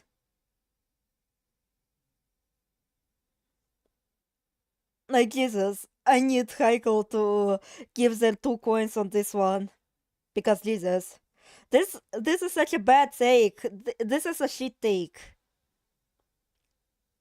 Again, this is a take I heavily disagree with. Hell, fucking Touhou does that. And then you don't see him complaining about it. Again, hell, like, characters knowing each other here, and especially with the context of the story, especially with the context of literally this entire incident, it all makes sense. Those are not random people, they all ended up being at the same place at the same time. Let's be real though, Touhou fans don't play the game, so it's not surprising. Well, I don't really play games too, but why? I'm at least fucking busy. Like, actually spending my life somewhere much more productive than this. Oops, sorry. Didn't mean to offend any competitive player. I'm sorry. But yeah, I don't generally have time to play games or have like mental capacity to play games. that are much more harder than my bracket, and my bracket happens to be low as shit, so I have some problems with that.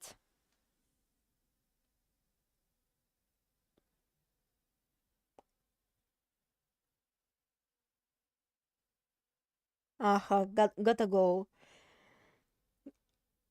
Well, this kind of leaves me with no people, I guess, because, well, again, Heiko seems to be busy right now, and, well, you gotta go, so, I guess we can call it quits right now, because, well, again, I cannot fucking. There will be no people to explain to me to. I cannot. There will be no people for me to explain why this point is so shit, why this take is so shit. And well, when there's no audience, is there a point to. Heiko was making the tea. Oh fuck! Thank you! You're my savior! I'm sorry! Alright. Prepare for the shittiest take ever! Prepare for the shittiest take ever from Megapig.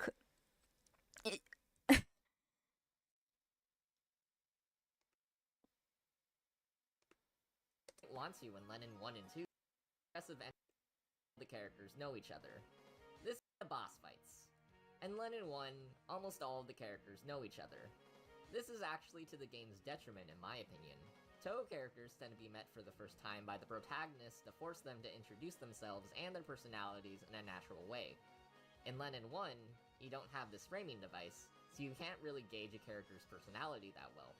My main problem with the art also comes up with the boss fights. The proportions of the characters and their Alright, so he complains about characters being familiar with each other. And I can at least get why he feels it might be to its detriment, but at the same time, if he fucking can let the literal setting device of the fucking story, of the fucking evanescent existence, of course it would make sense. Of course it would make sense that those people know each other. What does this mean? What does this mean indeed? This is such a shit take.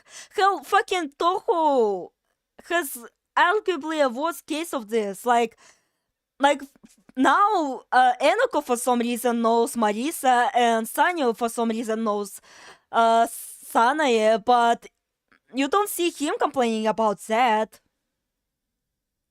Hell, for this it's much more jarring. Like, the only excuse is that, well, the setting, and even then, like, you don't really get. Like, those are way too broad to actually. So, yes, that makes sense why this and this character would meet each other. Especially, like, Enoko. It's so bad when you don't have a roll call in the beginning of dialogue.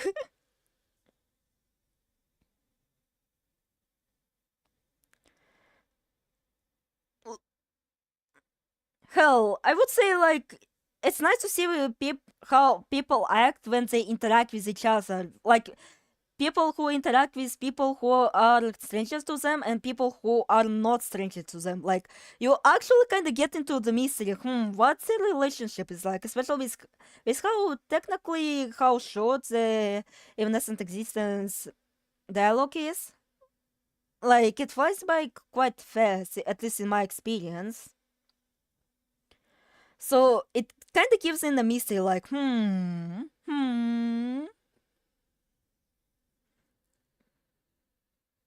Imagine if you started every stream by introducing who Soviet Haru is and what Dizzy is exactly. Like, Jesus.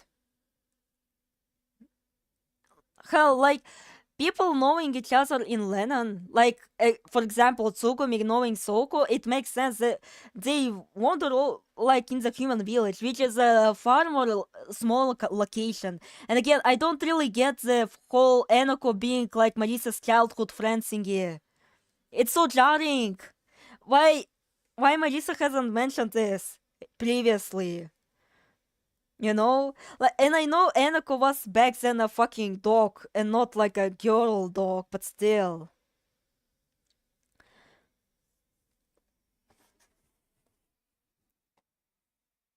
Their faces are extremely similar, perhaps even more so than Zune's. So, the designs kind of blend together in my mind, save for a few standouts like Subakura and their excellent hat. It's a weird case where I think the art looks nicer than Touhou's, but leaves less of an impression. But what about boss game?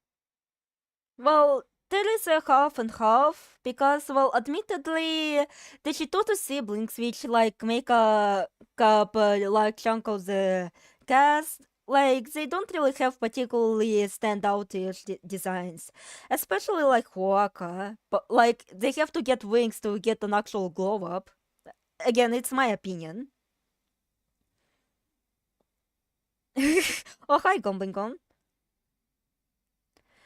Hell, like compared to modern games, like Len'en expressions are much more better. Like the expression game is much more better. Even so, admittedly, evanescent existence does kind of suffer in the expression department.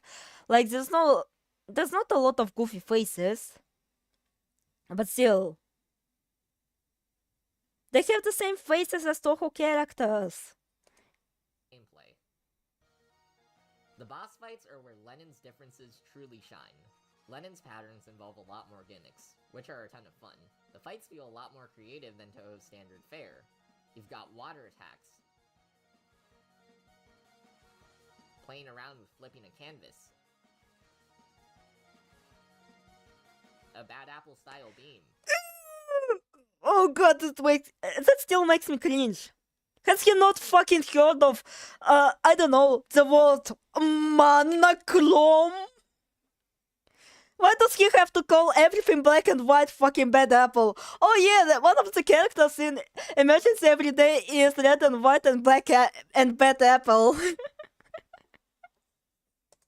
And more. It's all cool. Despite dialogue being somewhat lacking in my opinion, you get a great impression of characters through their fights. I might not remember Kuroji's words, but I will remember her flipping canvas attack fondly. The boss fights are also where you'll mainly use Len'en's different bomb system. By grazing, you can build up a meter to charge a flash bomb. This doesn't cost a standard bomb, and instead just sets your meter back to 0. By using it, you can perform a tiny bomb to get out of a tight spot, and it doesn't count against capturing spell cards. It's a cool way to reward graze without being super integral to a normal mode run. But also with bombs, we get a change that makes Len'en easier than most Touhou games. Also, yes, he is at her. That is a homosexual man. For me, it's a troubled mess of bundles in a tiny man. Watch carefully.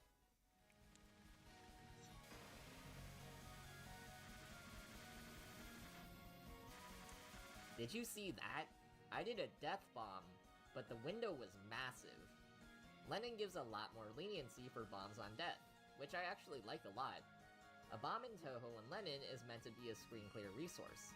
Losing all of them at once because of a first time pattern or stray stage enemy can feel frustrating. Here, you can still lose in that window, but it's much easier to save all your bombs. It's a great compromise in my eyes. The game also takes your new defensive options into account. Bullet patterns in Len'en can be wackier and more dense because of your bigger bombing window. You get a lot more PC98 core patterns. I mentioned that JynX did those remakes before, and you can feel it in the game's design. There's a lot of patterns with bigger emphasis on fast-spawning bullets and dramatic ideas instead of focusing on visual spectacle like the Windows Touhou games. I don't think either of these approaches are better than the other, and they instead stand strong as two separate ways to design a shmup. There's another element that makes Len'en 1 easier. Yabusame is kind of busted. They not only have great options for bosses and stages, but they also get 4 bombs per life. Seeing the failed blackout makes me cringe. Even though, again, admittedly, it is a gimmick spell card, so I don't really blame him, but still. Blackout is kicks. Blackout is like the fucking easiest spell ever. It just makes you go boop, boop, boop. The The difficulty of Len'en 1 and 2 with them is easier than the other characters, but it feels like this is by design. You can ease into Len'en games with Yabusame, and then go for harder challenges on the same difficulty with other characters. It's a more gradual curve versus raising an entire difficulty level. Len'en's difficulty with Yabusame is interesting. With standard Touhou mechanics, Len'en 1's difficulty would probably be up there with, say, Touhou 5 or 12. But thanks to the bombing system, I found this to be an easier shmup to 1cc than any of the main Touhou games. So if you're learning Touhou but can't get your 1cc yet, maybe try Len'en 1. Lastly, presentation and music. Len'en 1 is based on the premise of going through a weird dimension to find something. Characters each think the thing that they're trying to find is something different, so the mystery of the ultimate goal is pretty fun. There's cool backgrounds that are quite distinct. You go underwater at one point, and also enter a cyber world at another. The music's also enjoyable, but nothing's stuck in my mind quite yet. But I also start Touhou games the same way. I'm sure with more listens, I'll find some songs to love. But Len'en 1 overall? I really like it. It's got a nice bomb system, unique patterns, a fun shot type, and enjoyable presentation. I'd put it up there with the upper half of Touhou games. If you want to get into Len'en or play a fun Touhou-like shmup, then I highly recommend playing Len'en 1. It's a great game to... Well, it is a kind of a similar verdict that I gave to Len'en 1 in my video. Like, again, it's much more vanilla than other games. Well, maybe with exception of EMC, but EMC is a piece of trash that I don't want to return to ever again. I fucking hate that game because it's difficult and it fucks my ass way too harder. To start with if you like Touhou. Len'en 2, on the other hand, oh boy.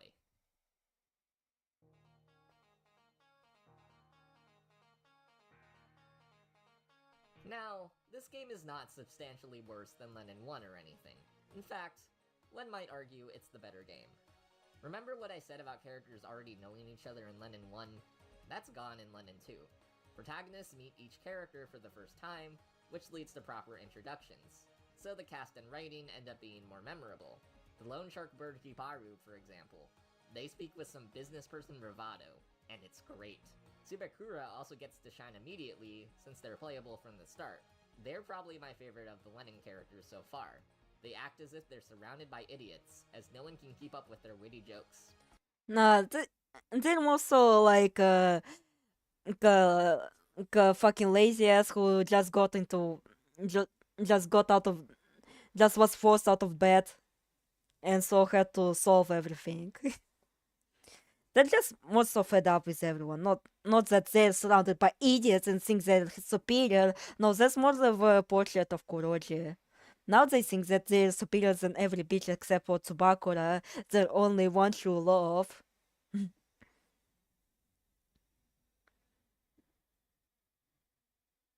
Counts as science fiction? Actually, there might be a case for that, I feel. Maybe. I'm not actually too keen on genres, actually, you know? I just write what I want to write, so I don't know how to describe what I want to write. They also have a funny hat that I think can talk. No, it doesn't talk. I also enjoyed the music and graphical presentation more in 2. The world of Mugenri is built up a bit more, so we have more cohesive locations. There's also more music tracks I found myself enjoying. This one reminded me of Cossack 2 from Mega Man 4.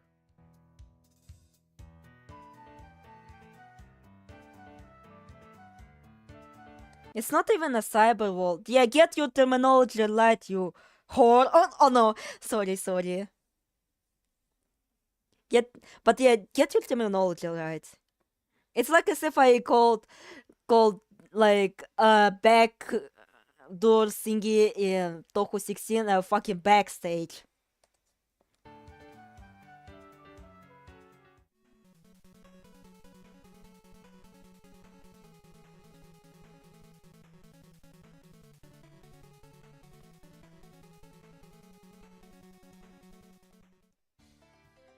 Away from presentation, what's different from 1? Well, first, you get 3 characters from the start. While the first game feels specifically designed around Yabusame's attacks, here, each character feels like they have strong and weak areas throughout the game. Yabusame is still the best starter character because of their 4 bombs, but they can't steamroll through like they sorta can in Len'en 1.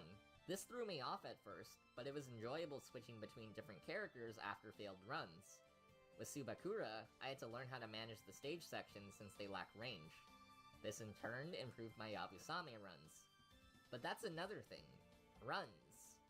In Len'en 1, I was able to get a normal 1cc on my 3rd attempt. Len'en 2 probably took me about 4 times as long to get a normal 1cc. For reasons good and bad. I'll just get the bad out of the way first. This game is a lot more Len'en-y than the first one. This isn't always bad, but when it is, it stings. For example, there are 2 white flashes, which I won't show, that mess with visibility, and it's meant to be an obstacle. While forcing memorization is a new idea, it's not one I like with its in-game implementation. Difficulty, like this, puts people with light sensitivity issues at an unfair disadvantage. Since it's only in 2 sections and not crucial to the game, I don't think removing the flashes would bring any negatives. The other thing I don't that was the flash thingy that I mentioned previously, complaining about. Again, I still don't get what does he mean by this. And the worst part, he didn't even show the sections where they appear. Like, oh, thank you for worrying about me 2 flashes, but where does 2 flashes fucking begin and when do they end? Wow, thanks.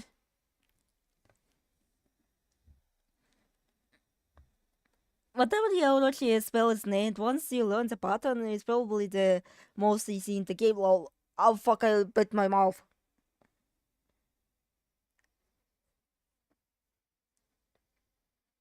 Again, what does he mean by light sensitivities? Because I don't believe people with light sensitivity should be playing STDs at all. In my opinion. I don't know. Again, I'm not the person who is sensitive to light. I'm more sensitive to sound. But doesn't it feel kind of oxymoronic? Considering how eye-bleeding Touhou games usually... What, блядь, Touhou games? STG games usually are. You know?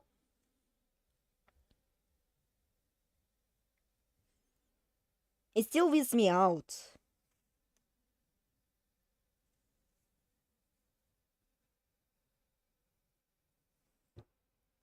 Like, this feels such a weird point to make. Hell, I found more fucking potential flashes he was talking about, and I couldn't understand which one.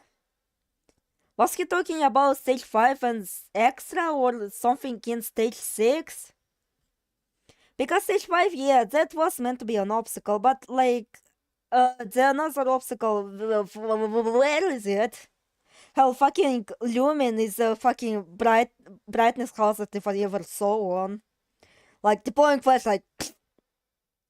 like that this game does is ambush attacks. Enemies shoot fast and close, and sometimes you just aren't ready.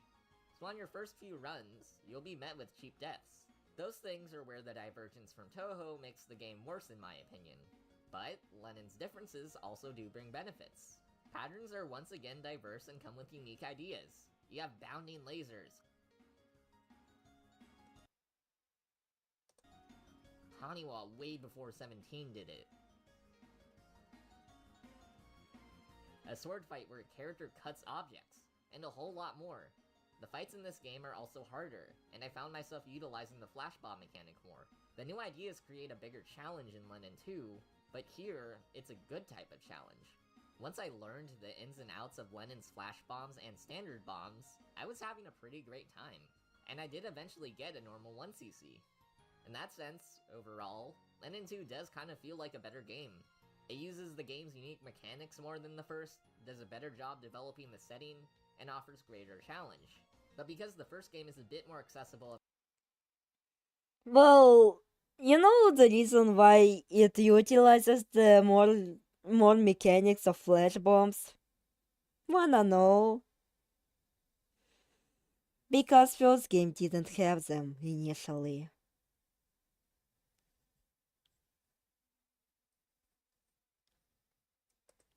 And less chaotic with its ideas, I ended up liking Len'en 1 more, but you can't really go wrong with either. I say, start with 1, and then play 2 if you like it. Both of these are solid shmups. Time for extra! Len'en features extra stages like Touhou, but it even has difficulty select. Easy Extra lets you bonk through spells and makes patterns easier. As I've never beaten a Touhou extra stage, this is what I did. The extra stage in 1 is pretty fun, but I especially enjoyed the extra stage in 2. I think 2's extra stage boss theme is my favorite So that's why he never mentioned the extra stages in his Touhou reviews. So that's why. song so far.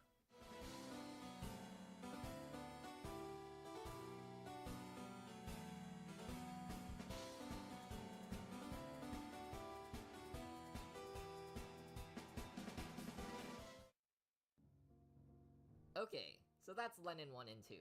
While this is where I ended my gameplay, I did want to mention a few more things. Like Touhou, Len'en has policies in place that allow for derivative works, free or commercial. There's this cool game called Misremembered Memories on Steam that reimagines the Len'en 1 extra stage bosses as a PC98 game. So like Touhou, Len'en's a sandbox for creators. Len'en the main series also gets pretty crazy. I think Len'en 4 has like a 3-minute dialogue section, Len'en 0 is a mobile game. I forgot he meant to say 3-minute tutorial dialogue section, because out of context it seems like, so which one? Which one? Considering those dialogues usually take more than 3 minutes to read. Game that plays completely differently, and I think there's a cafe, and there's also a Hifu-style album that dives into lore. So yeah, Len'en is a wild series. My main takeaway is that Len'en is... And this is another, albeit much more hilarious shit take that I don't agree with. Because it's hilarious, because, well, non-Touhou fans don't even know what the fuck Len'en is. If you take it literally. Because, man, non-Touhou fans think what Touhou is. They think of Dodonpachi, like cave games, like fucking bullet hells all over the screen type of things. They don't even know that there's lore in it, you know? And Len'en is like jam-packed with lore, you know?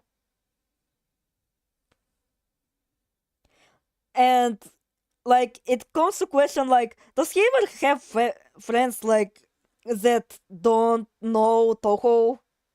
Because I do have one, and he hates Touhou. They think about Ronald McDonald exactly, Antichrist. They don't think about fucking Len'en. At least fucking elaborate on what do you mean by this, because otherwise this claim just sounds extremely stupid.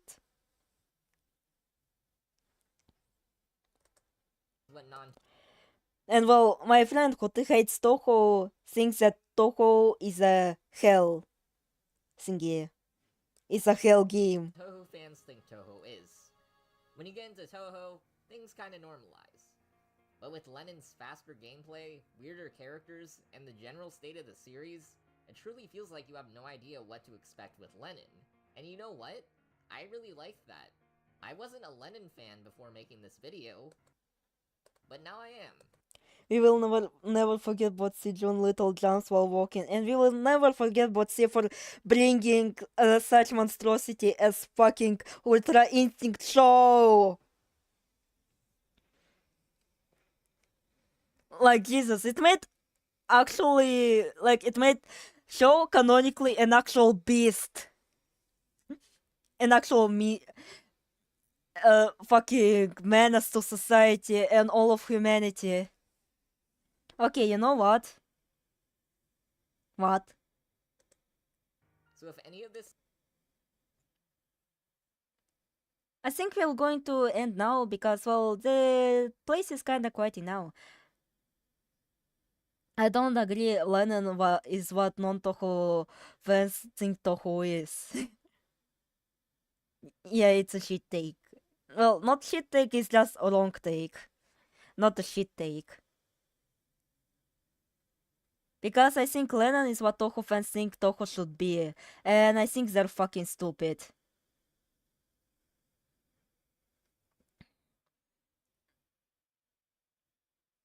Yeah. Like, even though I have like a lot of gripes with Touhou and its direction, because again, I like my concrete, like it's still like Touhou is still its own thing, and I still have to respect the direction which in which Touhou is directing, you know? Like,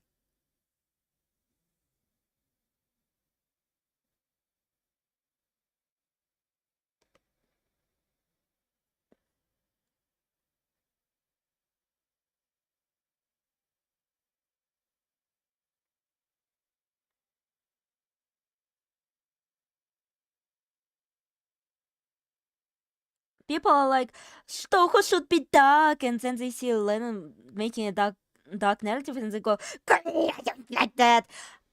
Touhou fans are inconsolable. Oh, so that's what you mean. That's what you mean by this. Oh yeah, this is so fucking annoying, right? Like, no, it's way too dark. It's way too actually serious. It actually takes itself serious for once.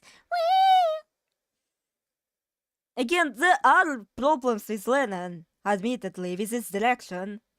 Like, again, Suzumi for one. I will never fucking forget Suzumi. But like, Jesus. Like, oh god, listen. How could a story treat itself more seriously than our beloved project? And they eat up shit like Kikехte. Блять, I pronounce it in the weirdest way possible. Kakechta. Ta and Igu Kyoko something. I don't know. They eat up this shit like consistently like pigs. Len'en is literally the embodiment of Scarlet Devil. What those Touhou fans say Touhou should be to be better. Yeah. Well, someone tells you not understanding what Len'en is, you know?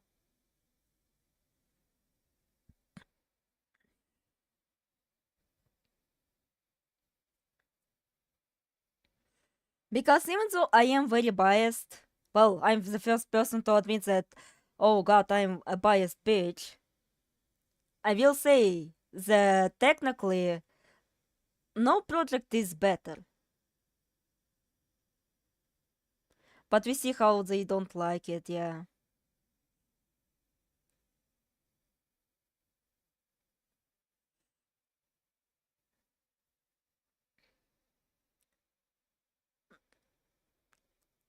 Again, like, they have their own strong sides and they have their own weak sides.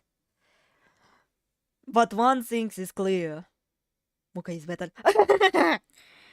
Even the guy who said he's going to be a Len'en fan is not a Len'en fan. Exactly. If he was, he wouldn't get so many shit wrong. And he would have actually made a fucking analysis on one of these fucking goobers. Again, like, Len'en has a lot of untapped potential, is that Len'en fans are way too busy. Mukai Chronicles. Just imagine if I had the perms to actually go crazy with the fireworks.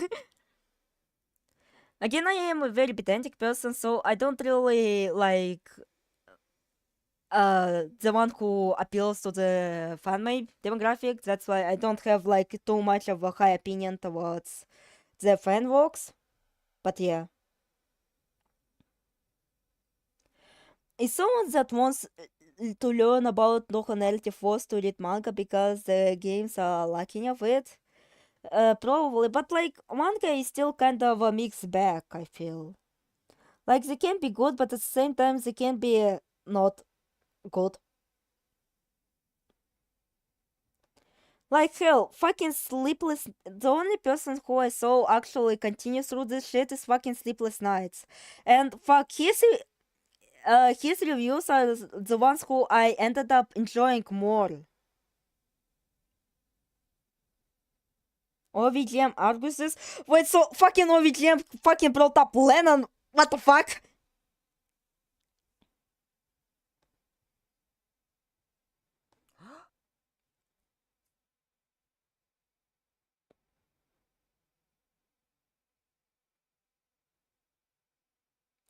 I mean, we have kind of like if you have the fortitude that is like if you guys have, I prefer having an entire narrative inside my game. Exactly, exactly. I want my narrative inside my games. No, he says like UM is unfinished because no beetle build up for them isn't a print work. What the fuck is he even saying? Genuinely, what is the bro is waffling about? What the fuck is this?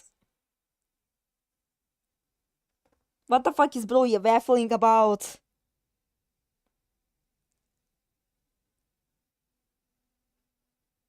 What do you mean?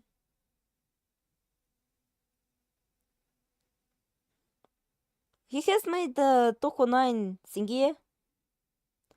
Albeit it is actually quite short.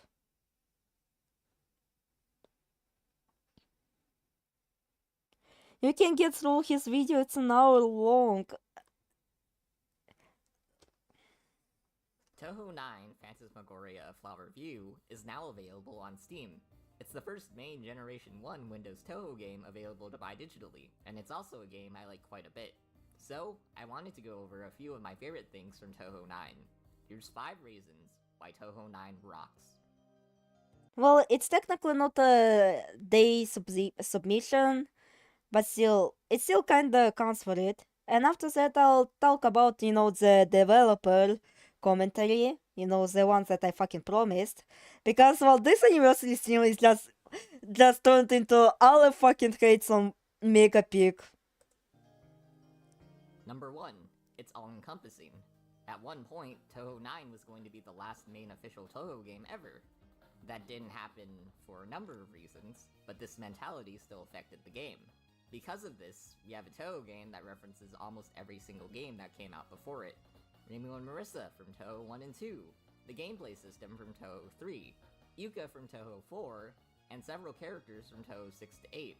Touhou 5 goes unreferenced for some odd reason, but that's still almost every game. With such a wide roster, the story also has a lot of paths. If you're a fan of any particular section of Gen 1 Windows Touhou, chances are the story has you covered. This tribute to Legacy is pretty rad. Number 2. It's a great game to learn from. In most Touhou games, you lose a life in one hit. In Touhou 9, you have health.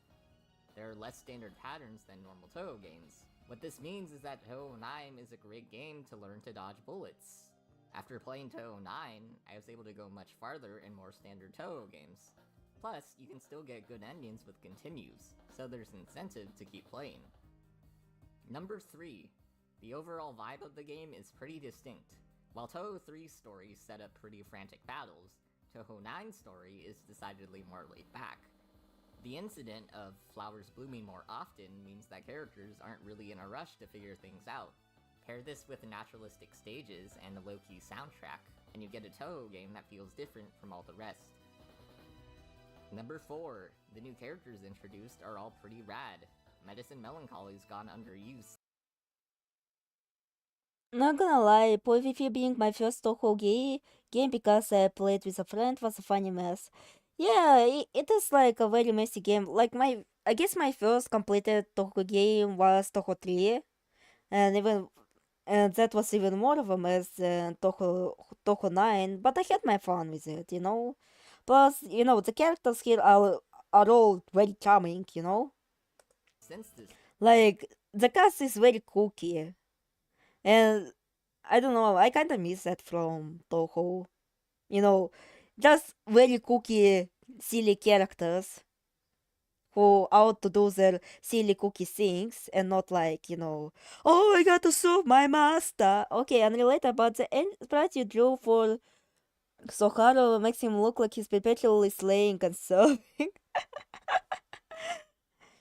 It was supposed to be like this smug ass sprite, you know, to uphold my image as the know-it-all jock ass. Even though this stream fucking proves that I know jack shit about gameplay. But still, oh, what is it again? What is it again? game, but her unique and deadly abilities leave quite an impression. Aya also makes her jump from a print work to an official game, with her theme blaring as the AI proceeds to win. And then there's the core duo. Komachi and Shikieki help flesh out the process of death in the land of Gensokyo, and their interactions with the rest of the It is smug, it's got perpetual energy. cast are fun to watch. And number 5, multiplayer. This is still the only official Touhou bullet hell on Windows that has multiplayer. The multiplayer Well, the game, the video did come out 2 years late, 2 years before, or fuck, 2 years ago. Yeah, 2 years ago. So, Touhou 19 still didn't fucking exist, in this game is a ton of fun as you try to and I still wish it didn't fucking exist. It's a mistake. It's a big mistake, da. outlast your friend and send strategic attacks to beat them. Importantly, the Steam version still supports Adonis 2, a fan patch that heavily enhances Touhou 9's online multiplayer. Multiplayer is definitely the standout feature of Touhou 9. Touhou 9 is a pretty divisive game, but it's also a game that I have a lot of fun with. If any of what I mentioned sounds interesting, Alright. Well, it is a short video, so but it still kinda counts, Why didn't Megapig use Suzumi's time travel powers to learn about Touhou 19? Is he stupid?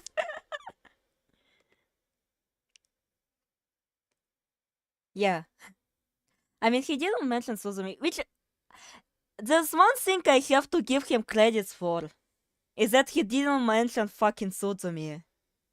He didn't do the one funny thing that led me onto this wild crusade that they had committed on a poor frog. That probably made him stop making the Touhou videos anymore.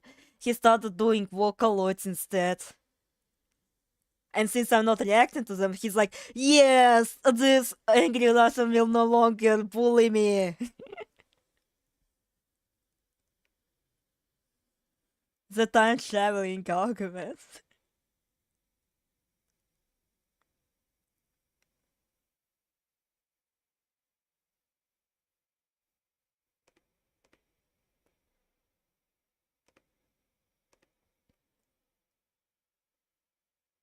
Oh, in the development commentary, the reason why DZ... Wait, does it... How do I... I can use those buttons. So, again, I wanted to talk about how DZ really came into place. What motivated me and whatever the fuck. What's that, Sardine? No, it's Lucy. Sardine was the wrong one. No, it's a Lucy. It's Lucy. Did I scroll past Lucy? I wonder. Wait, no. It's like the child she had with Fortune. And technically was supposed to be the main protagonist and not like this bitch.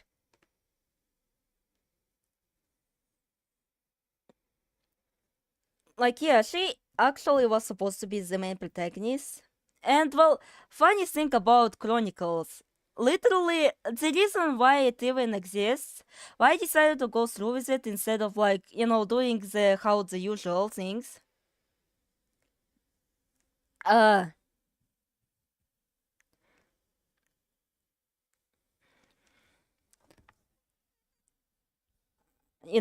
Having like in the profile or something. It's literally I fucking heard the fairy tale music. Блять, There is no Touhou game that has a bigger legacy. заткнись. Так. Because, well, I have a bit of a hobby of just listening to anime openings and just imagining, блять.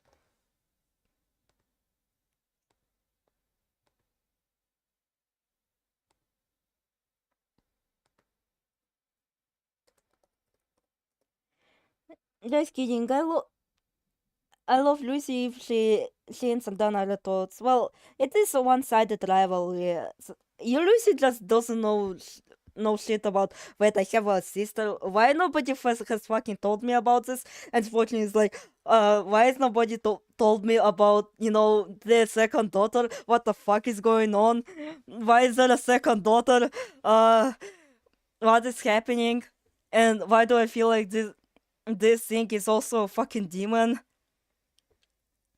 But yeah, like down by law. Like, it is such a vibey anime opening.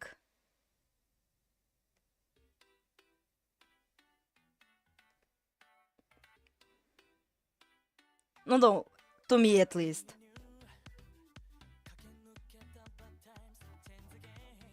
Alright, I'll stop playing it now, but mostly because I don't want to torture people. So yeah, basically I heard this, and it fucking sparks the idea of creating fucking Chronicles as its side project, Literally, this inspired all of this. This is also the first boss of the first Maho game. Fuck, like, you know how JynX said that he planned out like first 3 games thoroughly? I only have like thoroughly planned only 1 and halfly only 2. And technically the final one. But yeah, other games, yeah, something happens in them. Like, there are some final bosses and shit. But I don't know how to fill in the blanks. I don't want to introduce characters that are just fodder. Or if they're going to be fodder, they're at least going to be like non-consequential fodder. Oh wait, I actually remembered something. I I told this to Eret, but Eret isn't here. But I actually bought a synth, and now I'm broke as shit. So I can no longer eat and get fucking fat. Блять. Need to read those stupid. And well, it's not really composed on synth. Hell, I haven't really touched it quite yet. But I do plan to touch it. Again, I've spent a fucking fortune on it.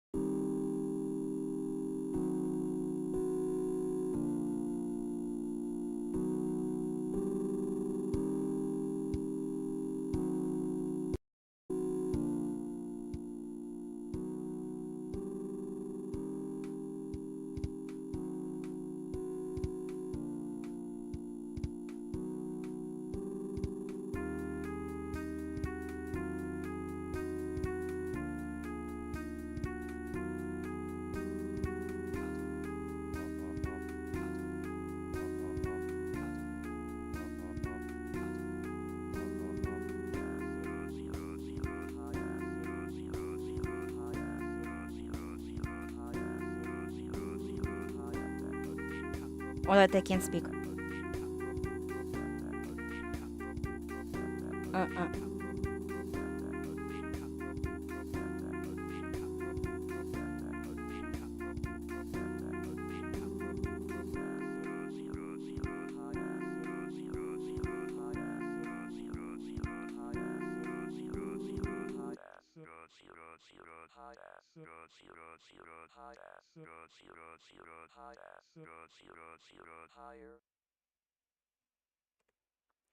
Alright, this is it.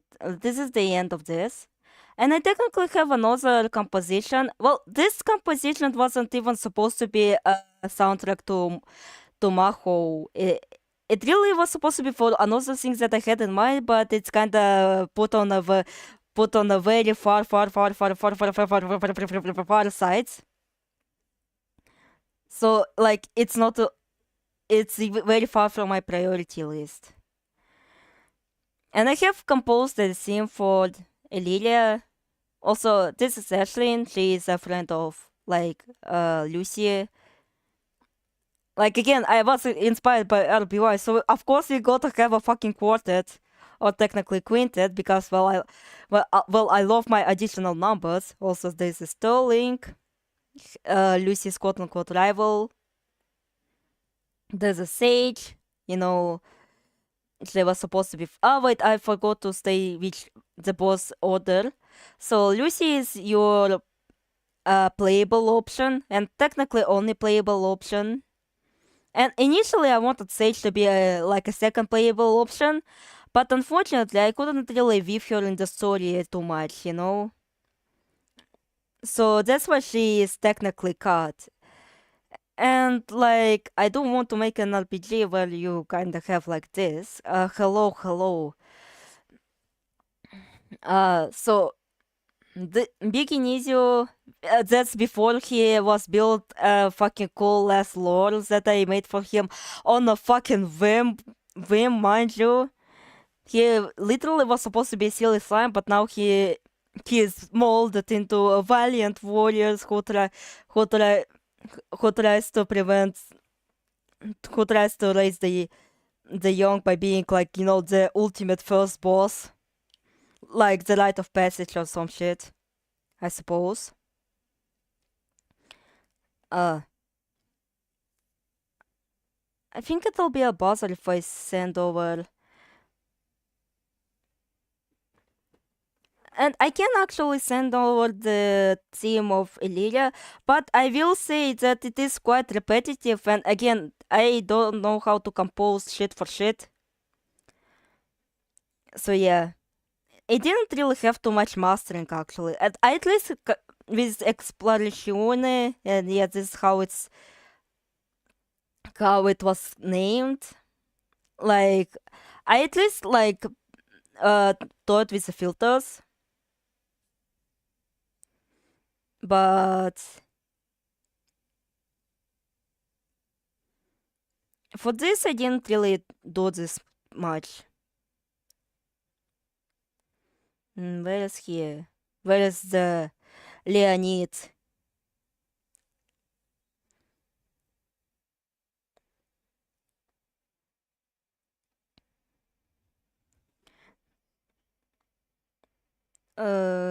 Where is it?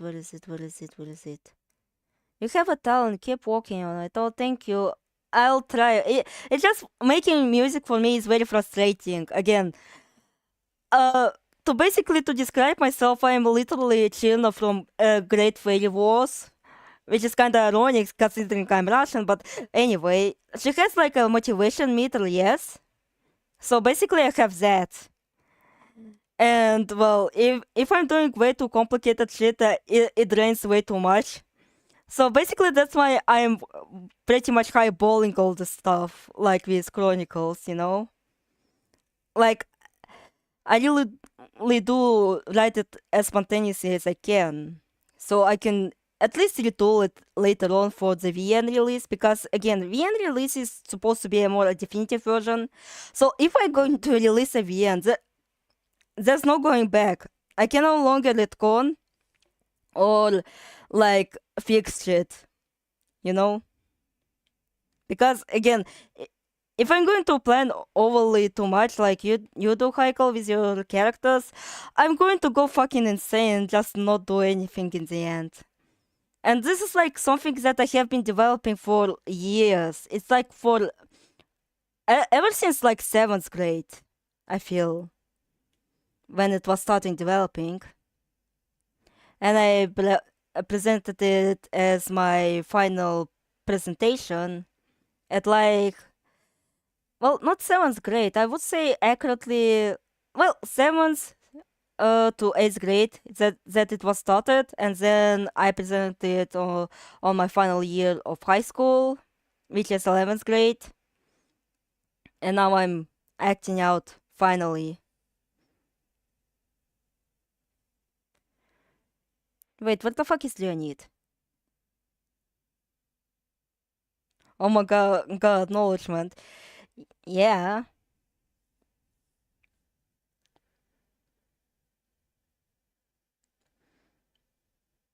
When did I fucking draw Leonid? Where is he? Where is the knight who was supposed to fix shit?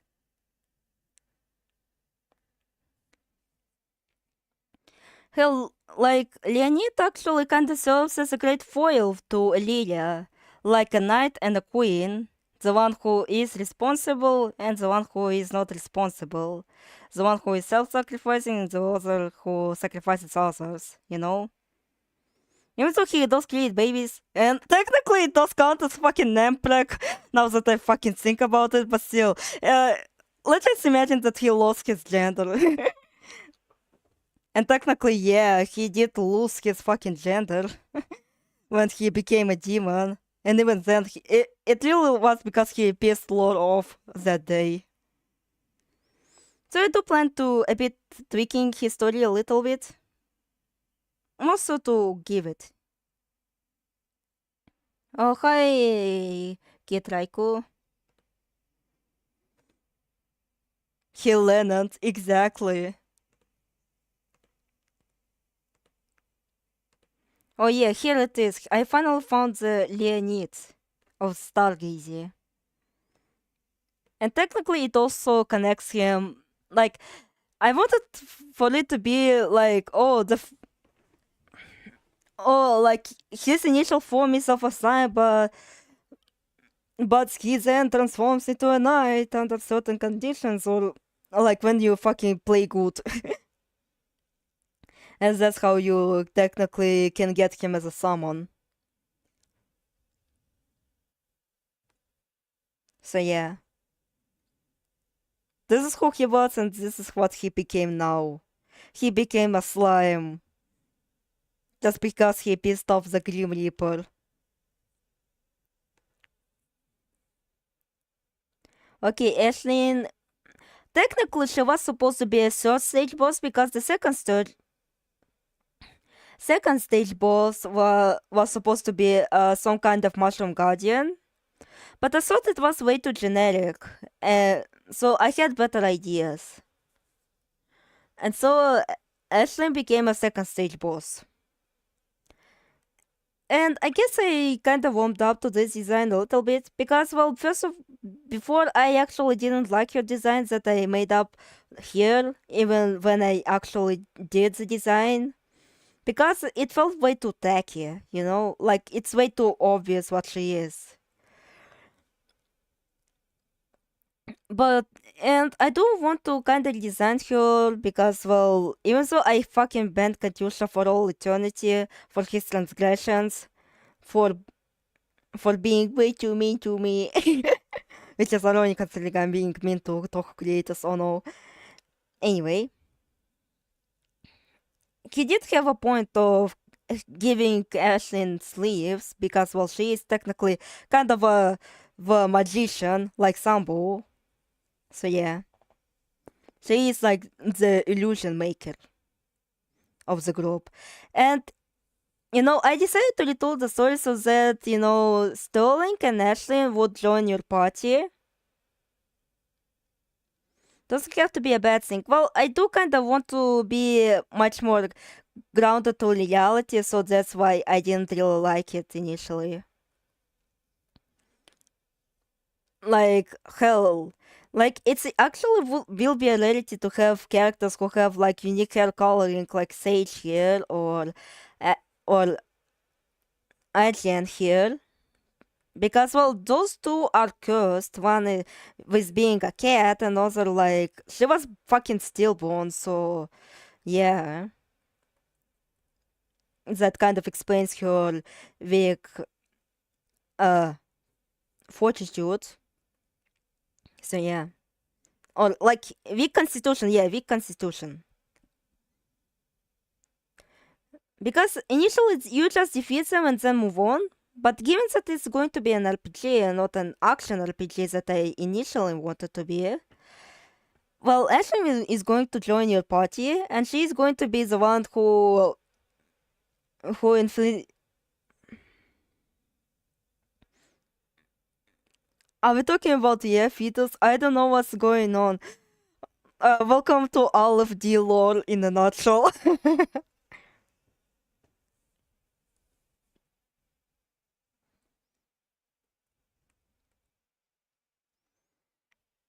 So she's going to lowering the enemy's accuracy with her illusions and make double. So they would draw in some aggro, but they won't have like a lot of the fortitude. I feel maybe I do need to kind of need to work around balance, because technically both Lucy and Ashlyn have like a good synergy with each other, because Lucy is naturally very agile, because she has the magic of light and sunlight to be exact, so she is pretty fast on her feet. And well, Ashlyn, while she herself innately doesn't have a lot of evasion, she kind of does struggle a bit. She can at least create the illusions to draw in aggro, you know? And also make enemies much more vulnerable with her illusions, because she would be boo! Oh, that'll take a while, unfortunately. That'll take a while. But I will not spoil it, even though it might kind of disappoint you. Anyways, this is still Link, and he is the third stage boss, even though he was supposed to be the fourth. And basically, like, I do intend for him to be the quote-unquote main DPS of the group, because, well, his magic is now the nightlight, or I guess accurately is the starlight. And so, and I want to redesign him to make him look like more of an orphan, Jesus Christ. Because, well, he is an orphan. He has no family. His family is dead in an attack because of some filly, furry fucker. You know the one.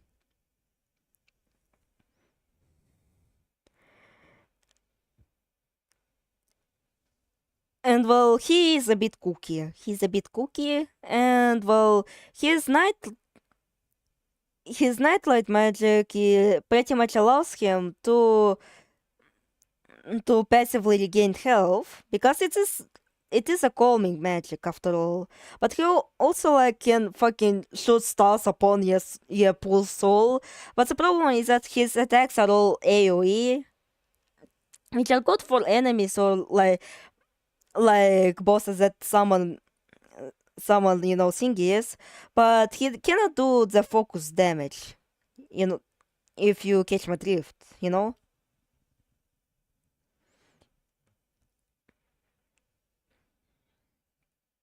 And well, thanks to him also, so having the secondary magic in flowing, from my explanation on affinities, he also can heal.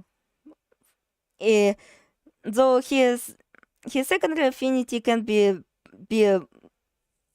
summarized as one single affinity, because again he has the starlight light subject, which is kind of like the healing aspect of the light magic. Like the day magic is the one that purifies and accelerates the user.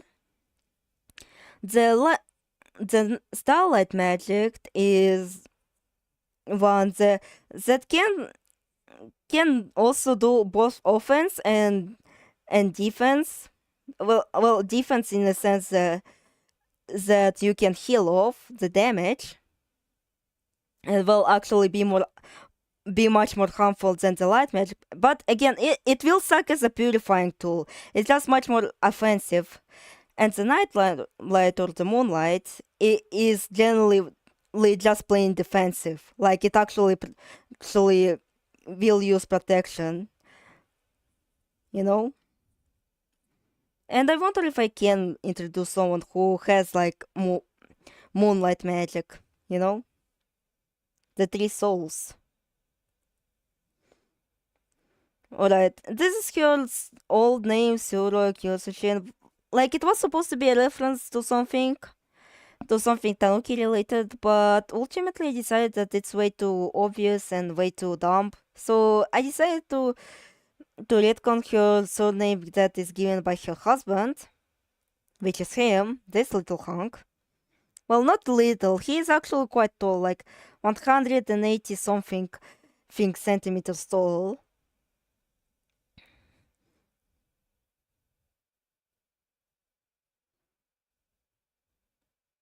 Blood Moon boost? Actually, it's a neat idea. I don't really think about like blue moons or solar eclipses all that much. But yeah, those will be quite cool.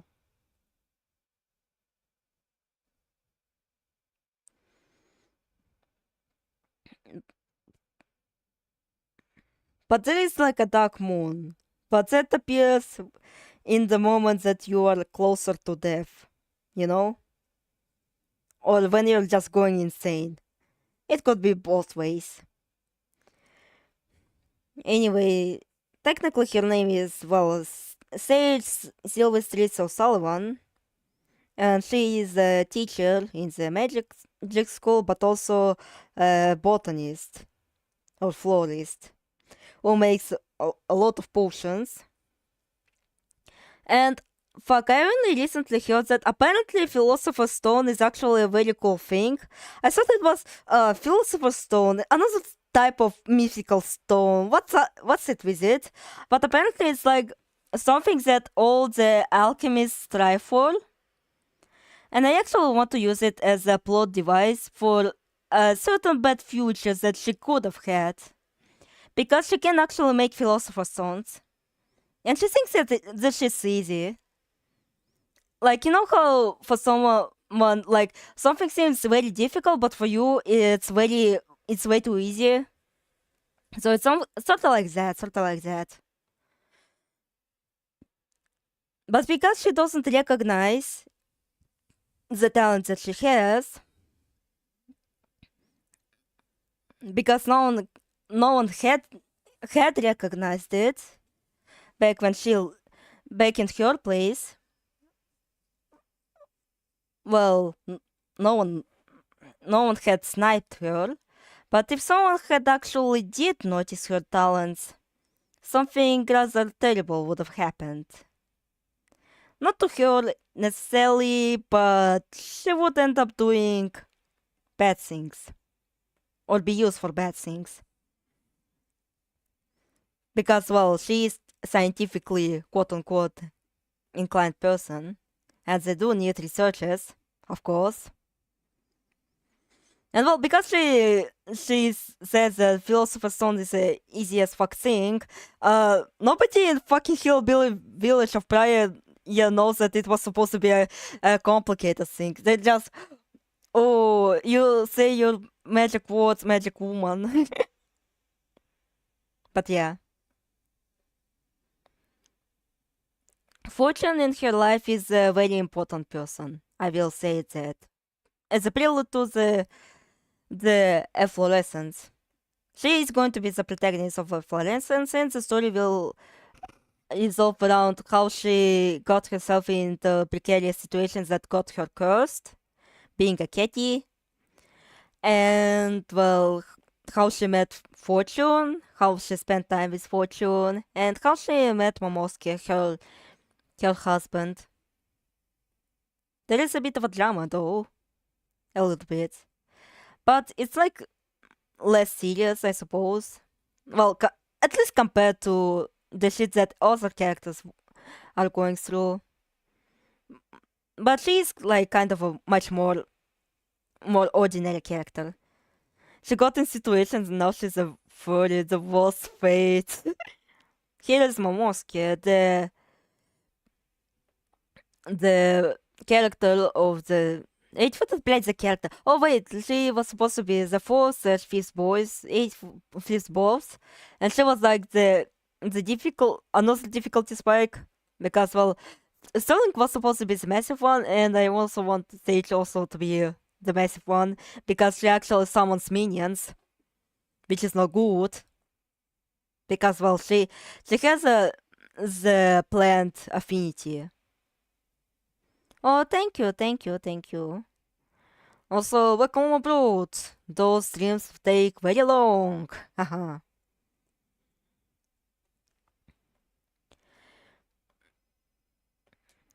So, and because well, Ashen doesn't really. Ashen like just uses the illusions. Sterling doesn't summon minions. They call her Alephdestroid because she's making diamonds, which is annoying considering I'm from fucking Yakutia. Like, you know how stereotypes work? Like, how Yakutia is seen like, oh, the coldest region of the planet, woo! And like, not really. Like, you still can survive in this, but like the real stereotype that Russians have about Yakutia is that like it has diamonds everywhere. Yeah. Like, oh, here is the diamond, oh, and there's a diamond, and there's another diamond, because well, Yakutia is very rich with resources, which unfortunately it cannot really use because it's all going to the big guys. Oh. But Yakutia is quite famous for its diamonds and silvers, and you know other things. Like Mammoth Tusk is also quite popular, but no, not apparently. It is considered a poaching activity. But like as long as you keep on down low, like people will barely even give a shit about it. That you're technically doing poaching. Anyway. Momosuke is supposed to be the mid-boss of the Sage stage. And he would initially appear as this, like, raccoon thingy. And fun fact about both of them, those were supposed to be the proto Maho. And basically the name was Gardening with Shiro. Gardening... Блять. Gardening...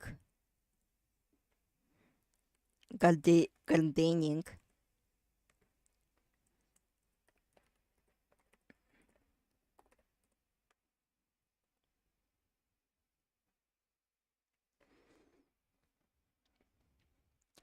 And it was about a young Sage, because well, back then she was a baby. She was like 14 years old, and at one point she meets with Momosuke, and so they embark on the journey together to make more potions, to get more money, to get more bitches.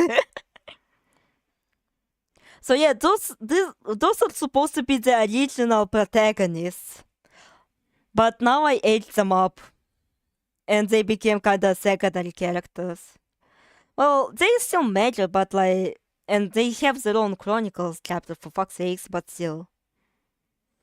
Momosuke, the mid-boss of Sage Stage, and also technically can be counted as the extra stage boss because, well, I want to have like optional boss battles, and well, after like the post game where you wander around the village, like getting to know the village, the people, doing various like errands and such, and so in that section you could actually fight Momosuke in his true form and at his full strength.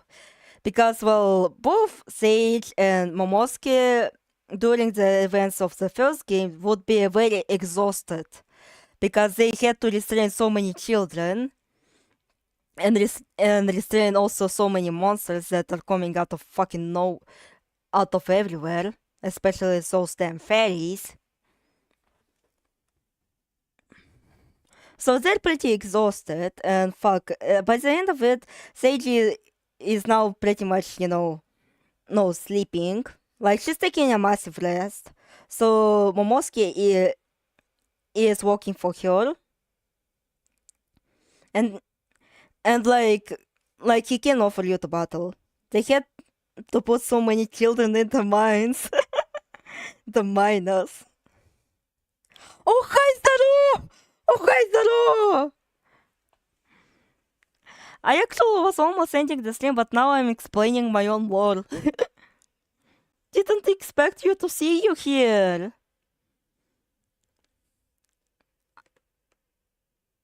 Here is technically the full model, even though it's not full, because, well, I had to cut off the legs. But yeah, that's how Soviet Haru now looks. And, well, did I have, like, oh wait, was it image fight? No. Yeah, this is the full design. Zaru is cooking. Let's hug Momosuke. Yeah, this is like his full sprite. Which unfortunately didn't really fit in. And also it doesn't have all those fancy effects that I've put on this sprite. Because I realized that I had to cut off Haru in half. That goes for the fan art folder. Oh. Anyway. So yeah, he can battle Lucy, and well, for this one, Lucy is fighting him alone. Yeah, he's now lanky Russian guy walking convenient wage with this disorder. Yeah, she's currently out of order now. And for the foreseeable future, it probably is because again, since my grandma has arrived, I am streaming inside my room, and the internet doesn't reach all that good in the room. Like the table is located way too far away, and I'm literally at the closest spot possible for the internet to not shit itself. When I grow up, I wanna be like them.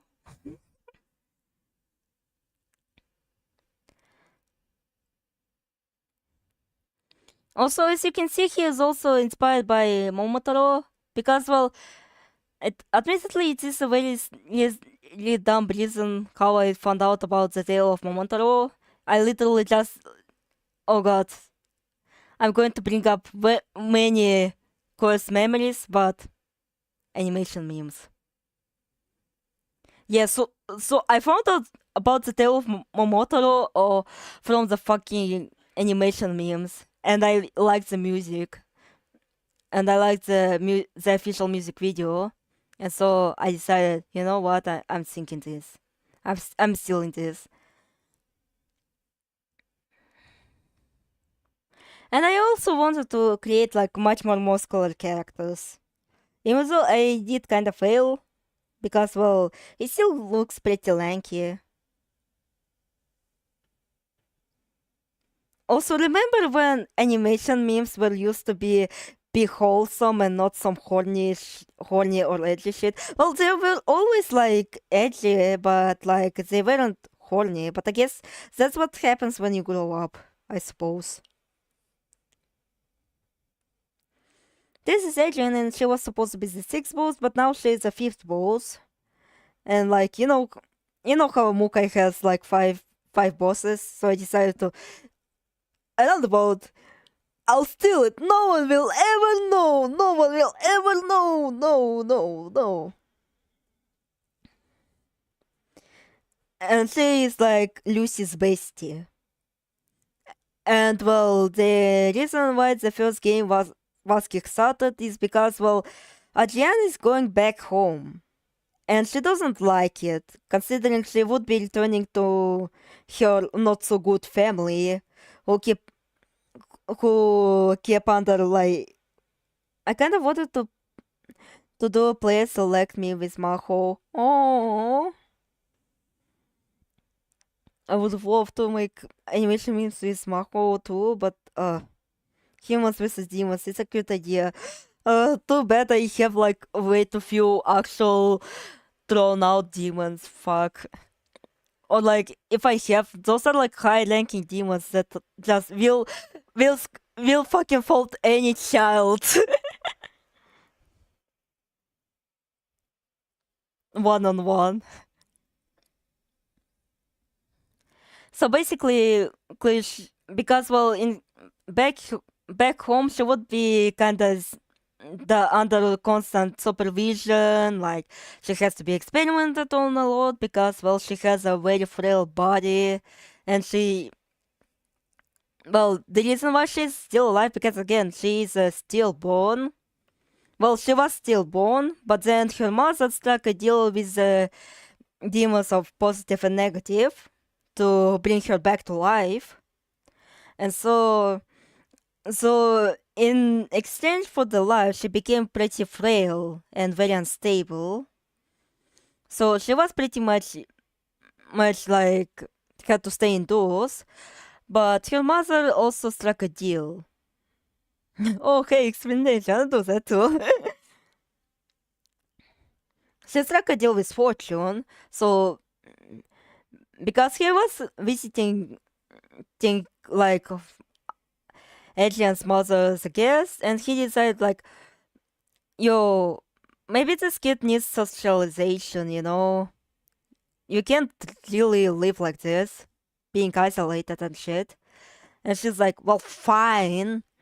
I guess you're going to provide the environment since you are like a hillbilly. And he's like, first of all, very rude, and second of all, well, I guess we can provide it. And so that's why she is in Praia as an exchange student. But now she's going away because, well, Adrian's mother wasn't happy about the slow progress. And so she's like, you know what, I'm recalling back my daughter. And daughter is like, no, I don't want to be separated from my bestie, Lucy. And admittedly, it will be over time, but like that. If you have been following my Tumblr, I guess this story will be familiar. She was crying in the library, and the librarian was like, "Oh, let me help you up," and the librarian gives her the forbidden grimoire. And so she summons the fairy queen, Illyria, and over time Illyria is like getting into her head. Like it feels like she seems like a genuinely compassionate fairy queen, but later she's like, you know what, Adrian, you could like summon me during school, and then we can have fun. And she's like, okay. So, so you could be with your bestie forever in the fantasy land. I thought you were going to say the forbidden grape juice. Oh no. Well, it would kinda explain her hair color. Also, fuck, I keep forgetting to take the picture of it. But I actually have her art printed on my mug. And this is like the biggest flex I ever have. And it was like by sheer accident. Okay, there's a Lilia. Well, back then she was called Titania, but I thought that calling her Titania is a little bit kinda too derivative, which is not something I like. And overall, I'm trying to be less derivative going forward with Maho. Because again, back then I had this like Touhou/Len'en mindset of trying to base my characters off of folklore and stuff. But then, like, as time went on, I just didn't really like that approach. Like, it didn't really suit me. I just wanted to create my own thing. I'm not saying that there won't be characters that are based on folklore. I actually have in mind a story about two witches that kind of caused the fucking the country of Belgrade for all eternity, but still. And this is based on the folklore, but like it seems to be much more obscure folklore because I haven't really heard about this tale at all. I just only heard of Snow White, not Snow White and Rose Red. And Snow White and Rose Red seems like a very metal thing. Like, holy Jesus, if I read that shit, it would literally remind me and my younger sister because we were literally like that. I was like Snow White and she was Rose Red. Though currently I would say that she is the Snow White and I'm the Rose Red. I became much more outgoing and she became much more reclusive. Oh, the irony. Anyway, I have composed a scene for her. And it's a bit embarrassing considering like it is very repetitive. So again, brace your ears. It's not a good composition. Please do not expect like the Zune, the JynX level of quality. Fuck, it's still so loud! I hate it.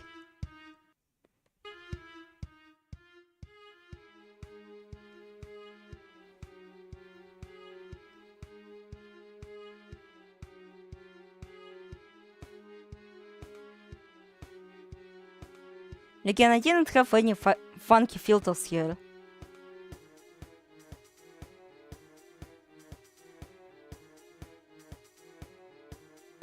Fuck, it feels so embarrassing.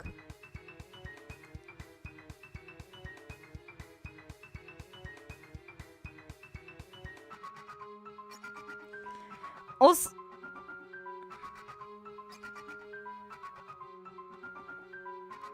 this screechy sound was supposed to be kinda imitating the laugh.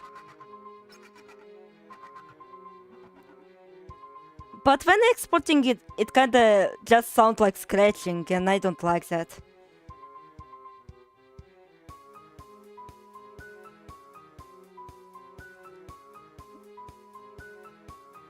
Oh god, I'm so cringing right now.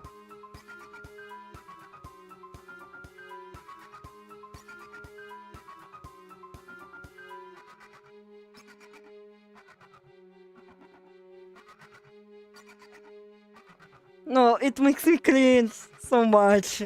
Oh.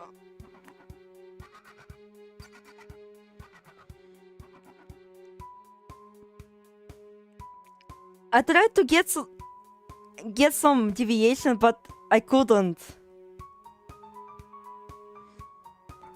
Like, you know how chord progression or something, I don't know.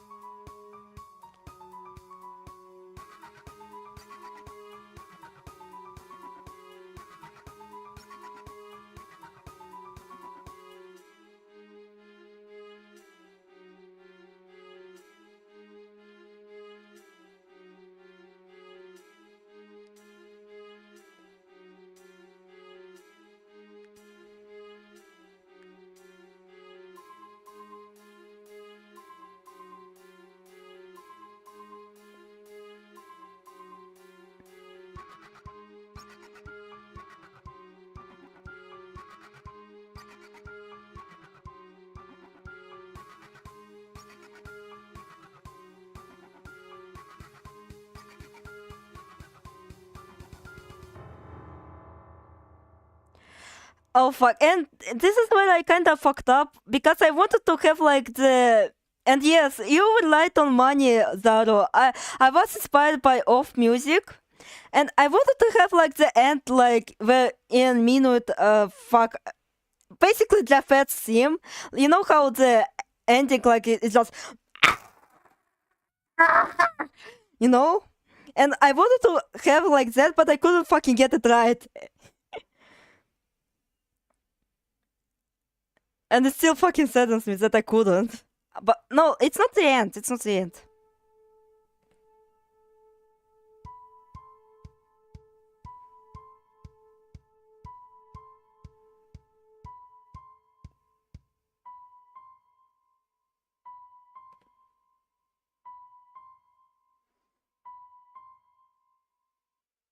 Alright, now the composition has ended. Again, like I don't like how repetitive it is. Again, I cannot fucking make unique melodies for shit. Like I know how like do like the melodies like shift and they don't sound as repetitive, you know.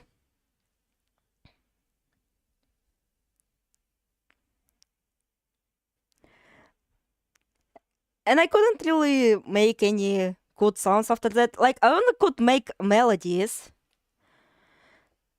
and I can actually work on that. Like I could actually show you more melodies, at least the good ones.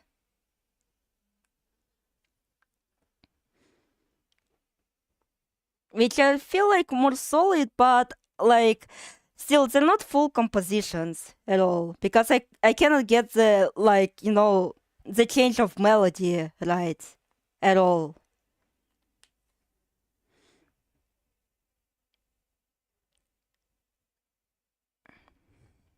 That piano at the end was interesting. I would be scared of listening during a blackout. Unfortunately, it was supposed to be her boss theme.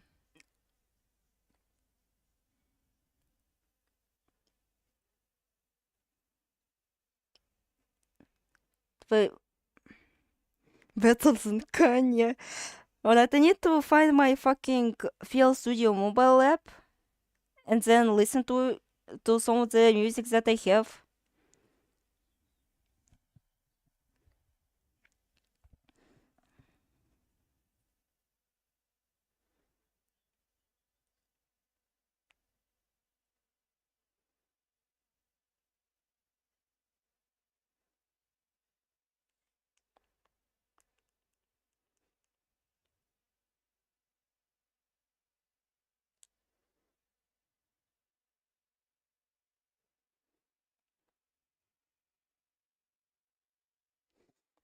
Listen, it's an amazing bass. You just need to add something on top and it'll have more energy.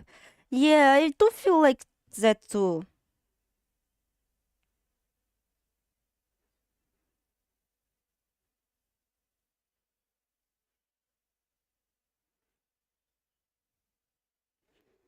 Alright, I found one of the more decenter.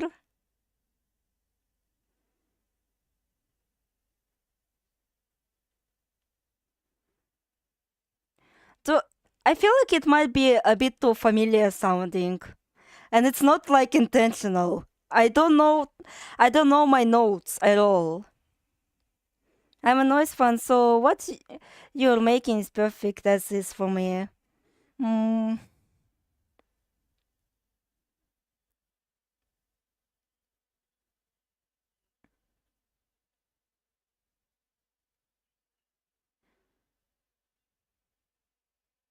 But I totally understand you're going for something else. Yeah, I wanted that shit to sound like uh zone things. I don't know, pop on maybe.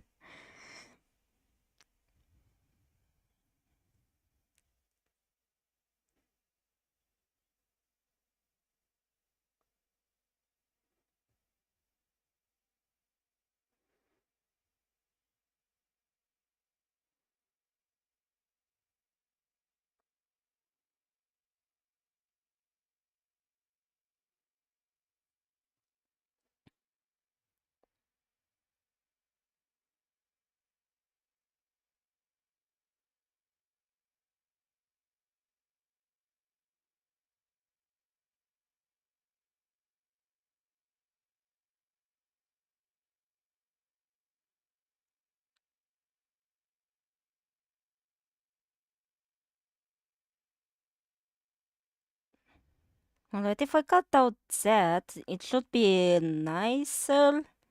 Because at the end of that another melody that was kinda decent, I don't know what the fuck was I doing there, so yeah.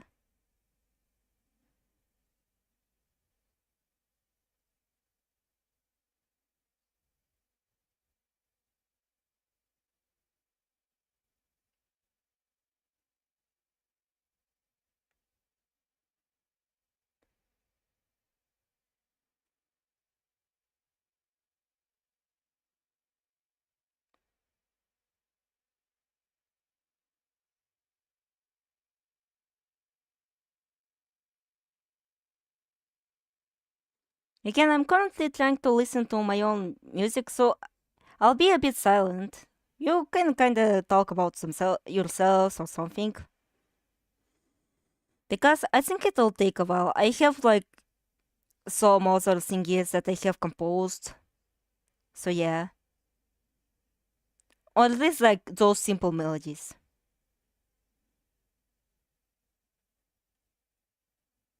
That I did in FL Studio Mobile.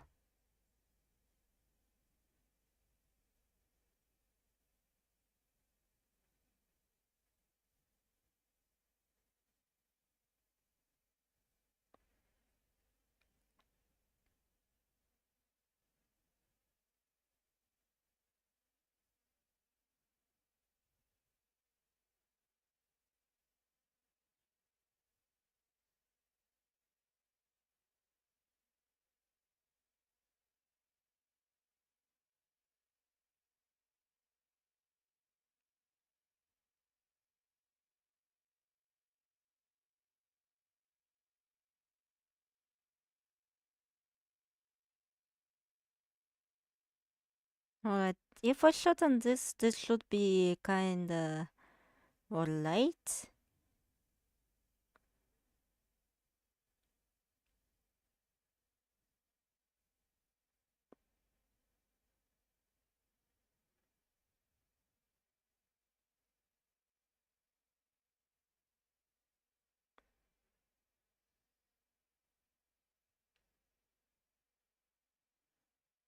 Wait, what the fuck was I doing here?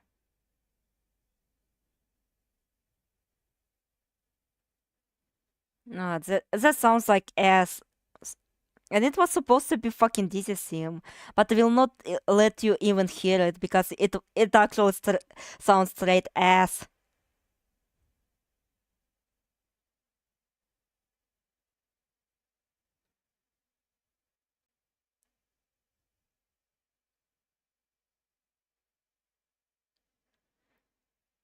Technically, that another thing can be counted as like, as a other completed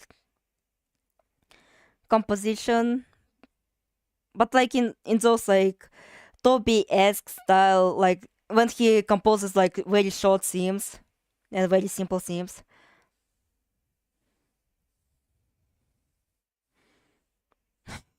No, we will never get the DC vocal range.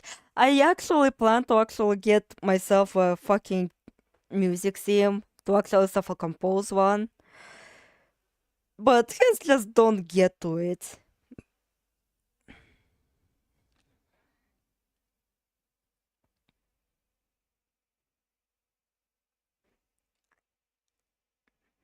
I just got pinged with the weirdest silent take. Do you wanna hear it? Of course, of course. Again, it's not like we're doing anything currently. Well, I am doing the exporting stuff.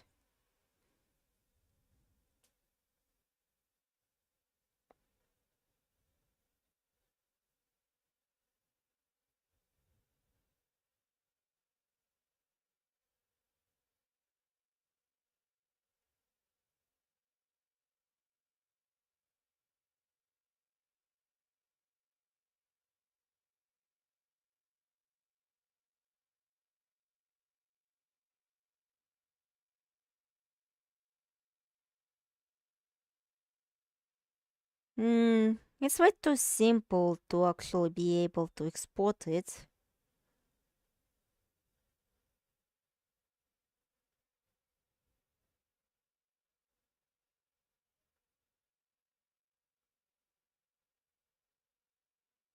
I had explained how JynX was making different Len'en games to not stagnate, and someone replied with me, secondary pleasing of aspect to everything aesthetic storytelling opportunities discarded, but the new ones took their place.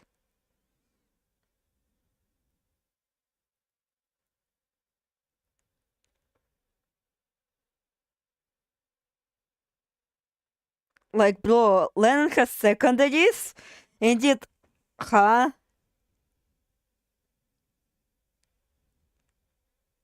Len'en doesn't even have primaries, we only have hardcore.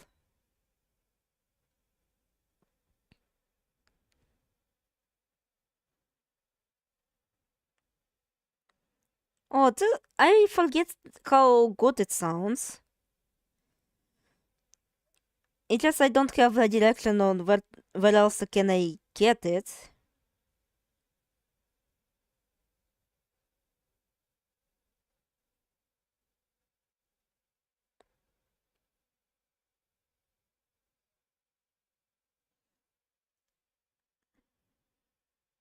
It's funny how long it is.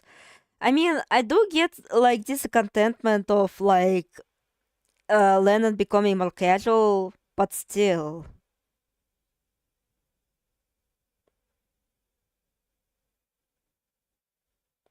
Again, I'm currently exporting all of the decent, semi-decent melodies that I composed.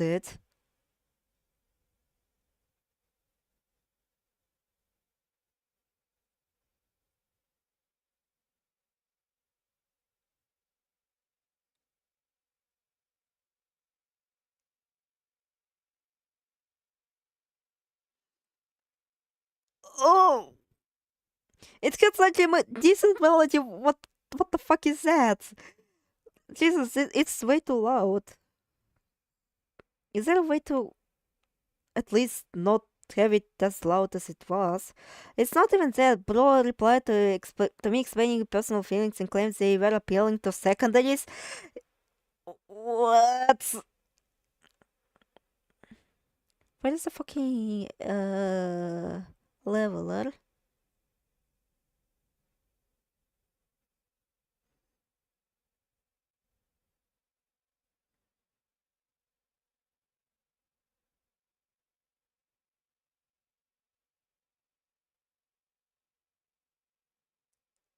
Alright, I think I actually got an idea on how to do this very drastic but at the same time very shitty piano.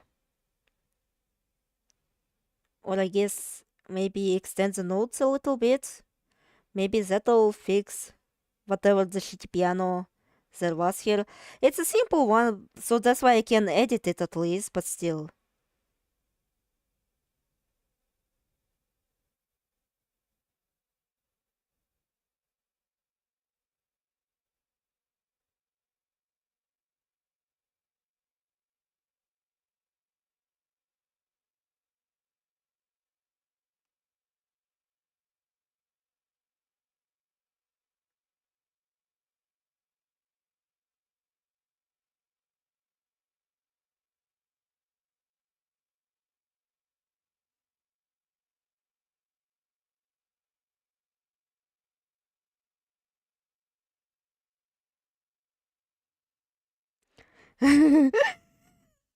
Guys, King stop making schmucks because alephdestroid Haru like what she showed too much. This is clearly her fault.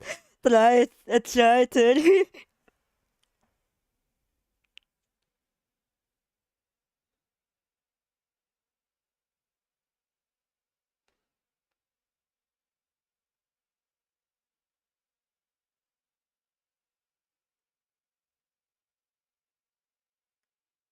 Yes, the state of the Len'en is all my fault.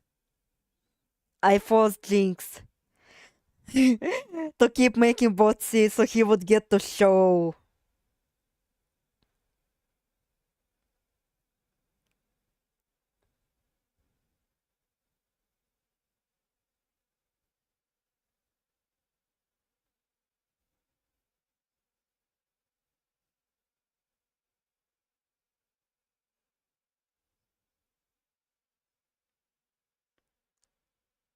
I guess it could work as this is boss theme, but at the same time it's kind of way too messy.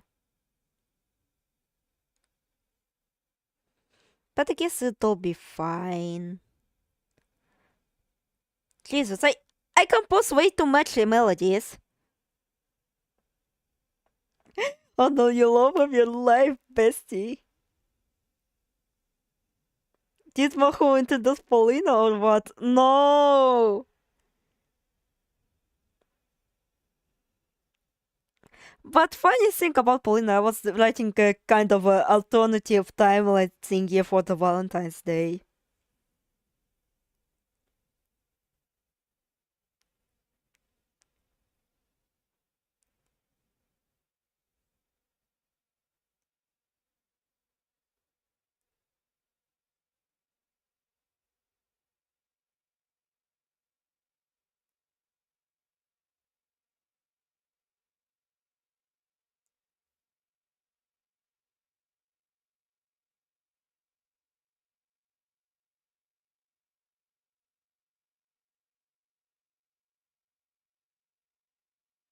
Oh, that still sounds kinda fine.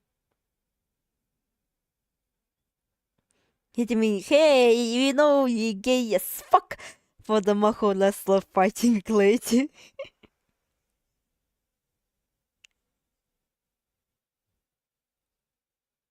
Read now.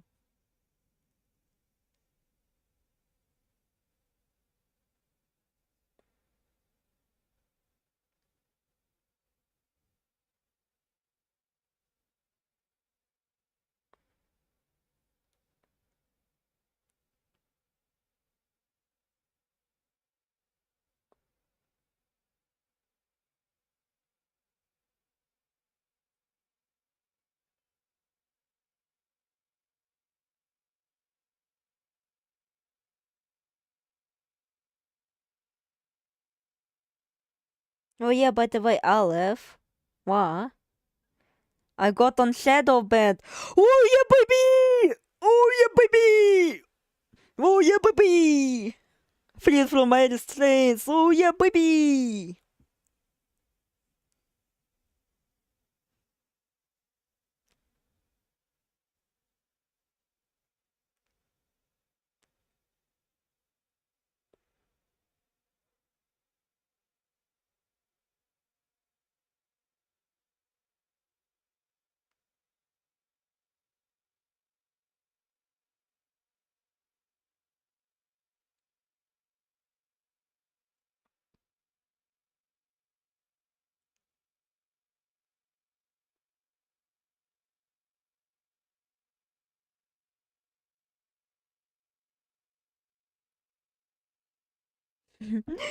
It is just like when Soldier was Pauline and was free to marry Fortune.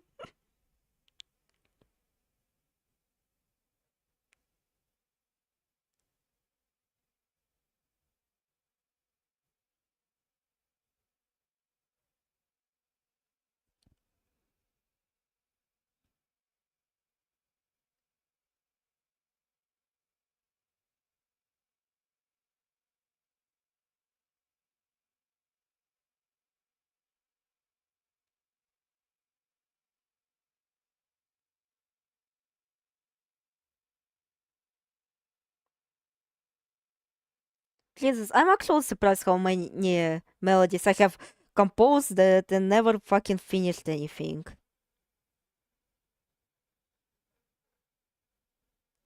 Oh, this is so ass!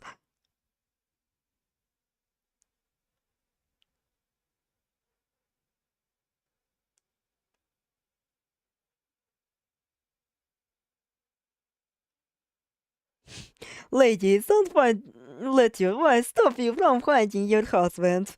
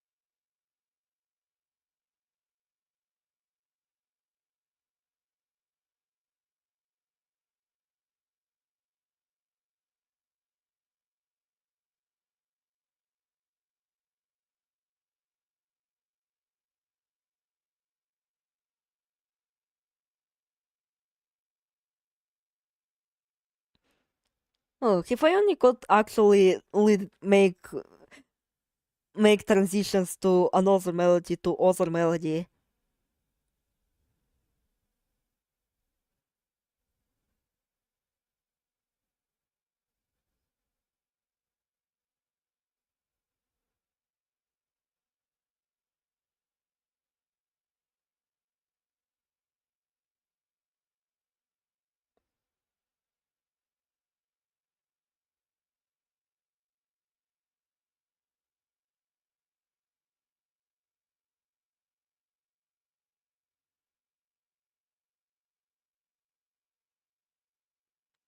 Unfortunately, no. Because again, I don't know how to fucking sample.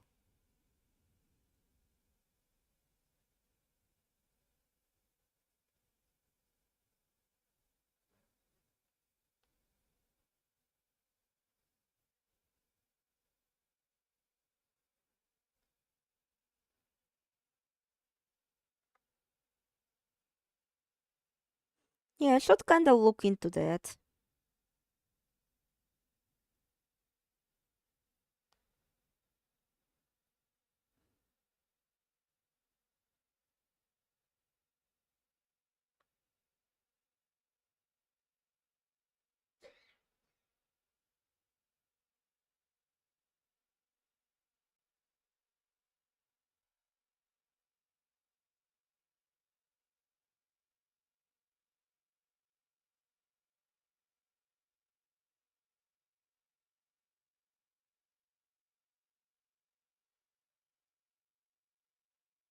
Okay, I think I've exported every single one that I thought was fine.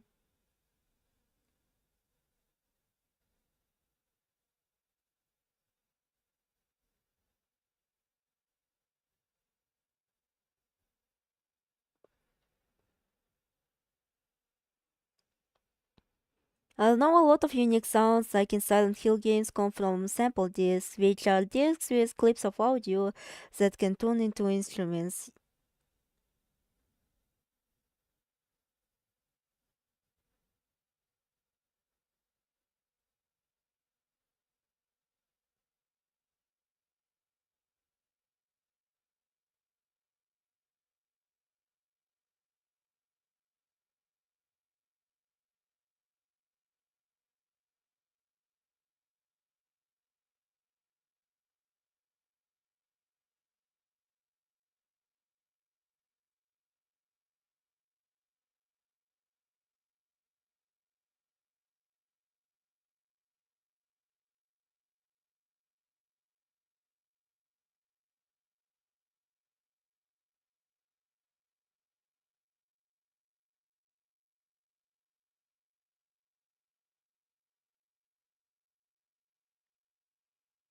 The PlayStation 1 memorable startup sound made out of a breaking glass noise, for another example. Hmm. Now I gotta export this fucking all of this shit to the music because otherwise it wouldn't even fucking count.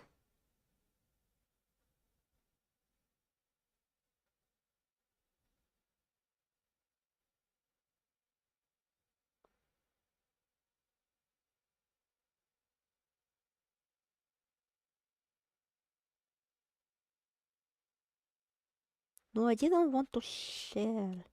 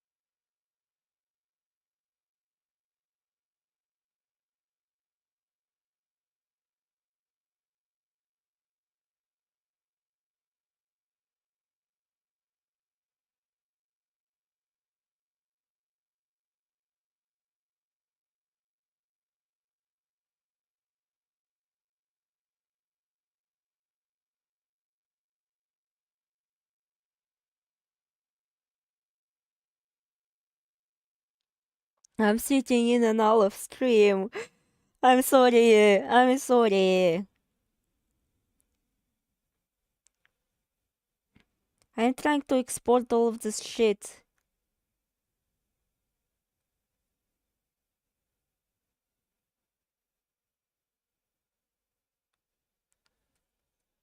Like, can I please find those tracks in files? I don't know.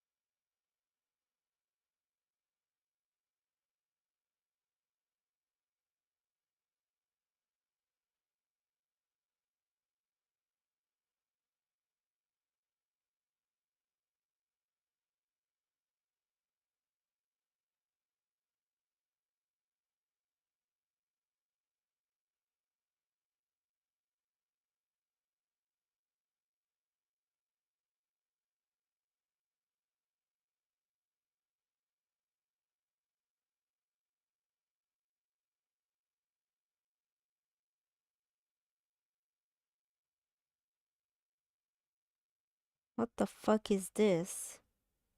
Why do I have fucking Azalea Town?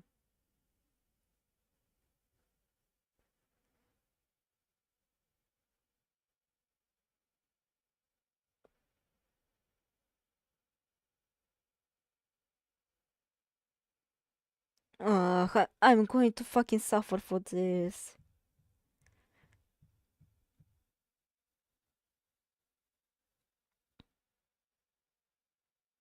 Why can't I just export all of these at once? Why do I have to do it one by one?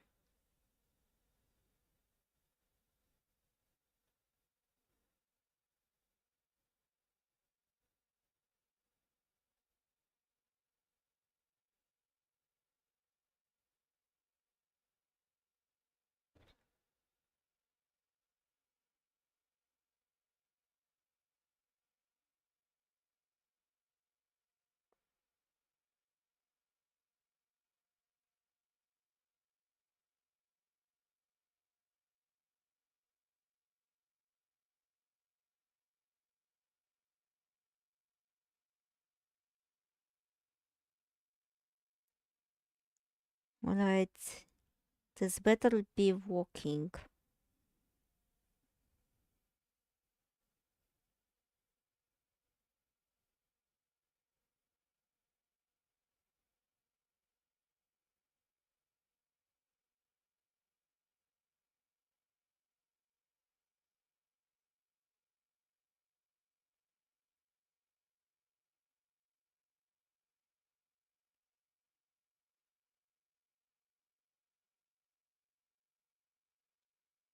I think that should be all of them. Now.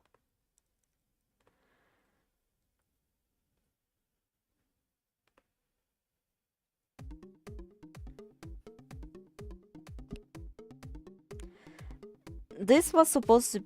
Блять. Maybe I should just write in chat.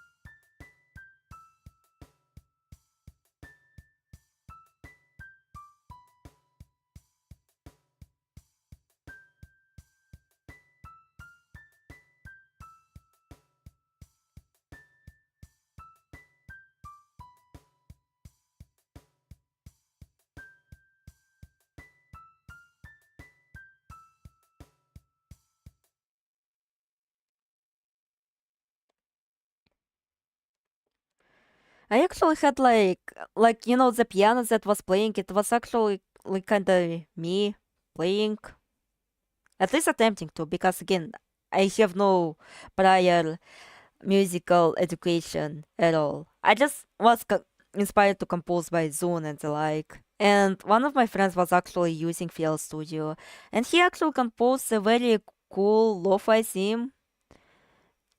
And I think I actually have it on me. Like, I- like it was actually quite good. I actually set it as my ringtone.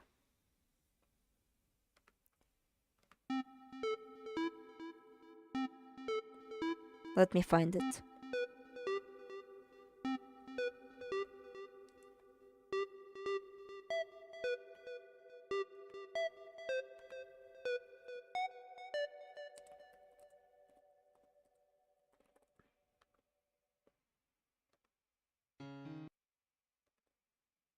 Even if it was supposed to, like, at least if I directed the composer to do the shit for me, like, the fairy world would actually sound more like, you know, along the likes of Brain Plague or Jamie Sieber, Undercurrent from Braid. Like, it would actually sound a lot like that if I had the directioning seat. Soon.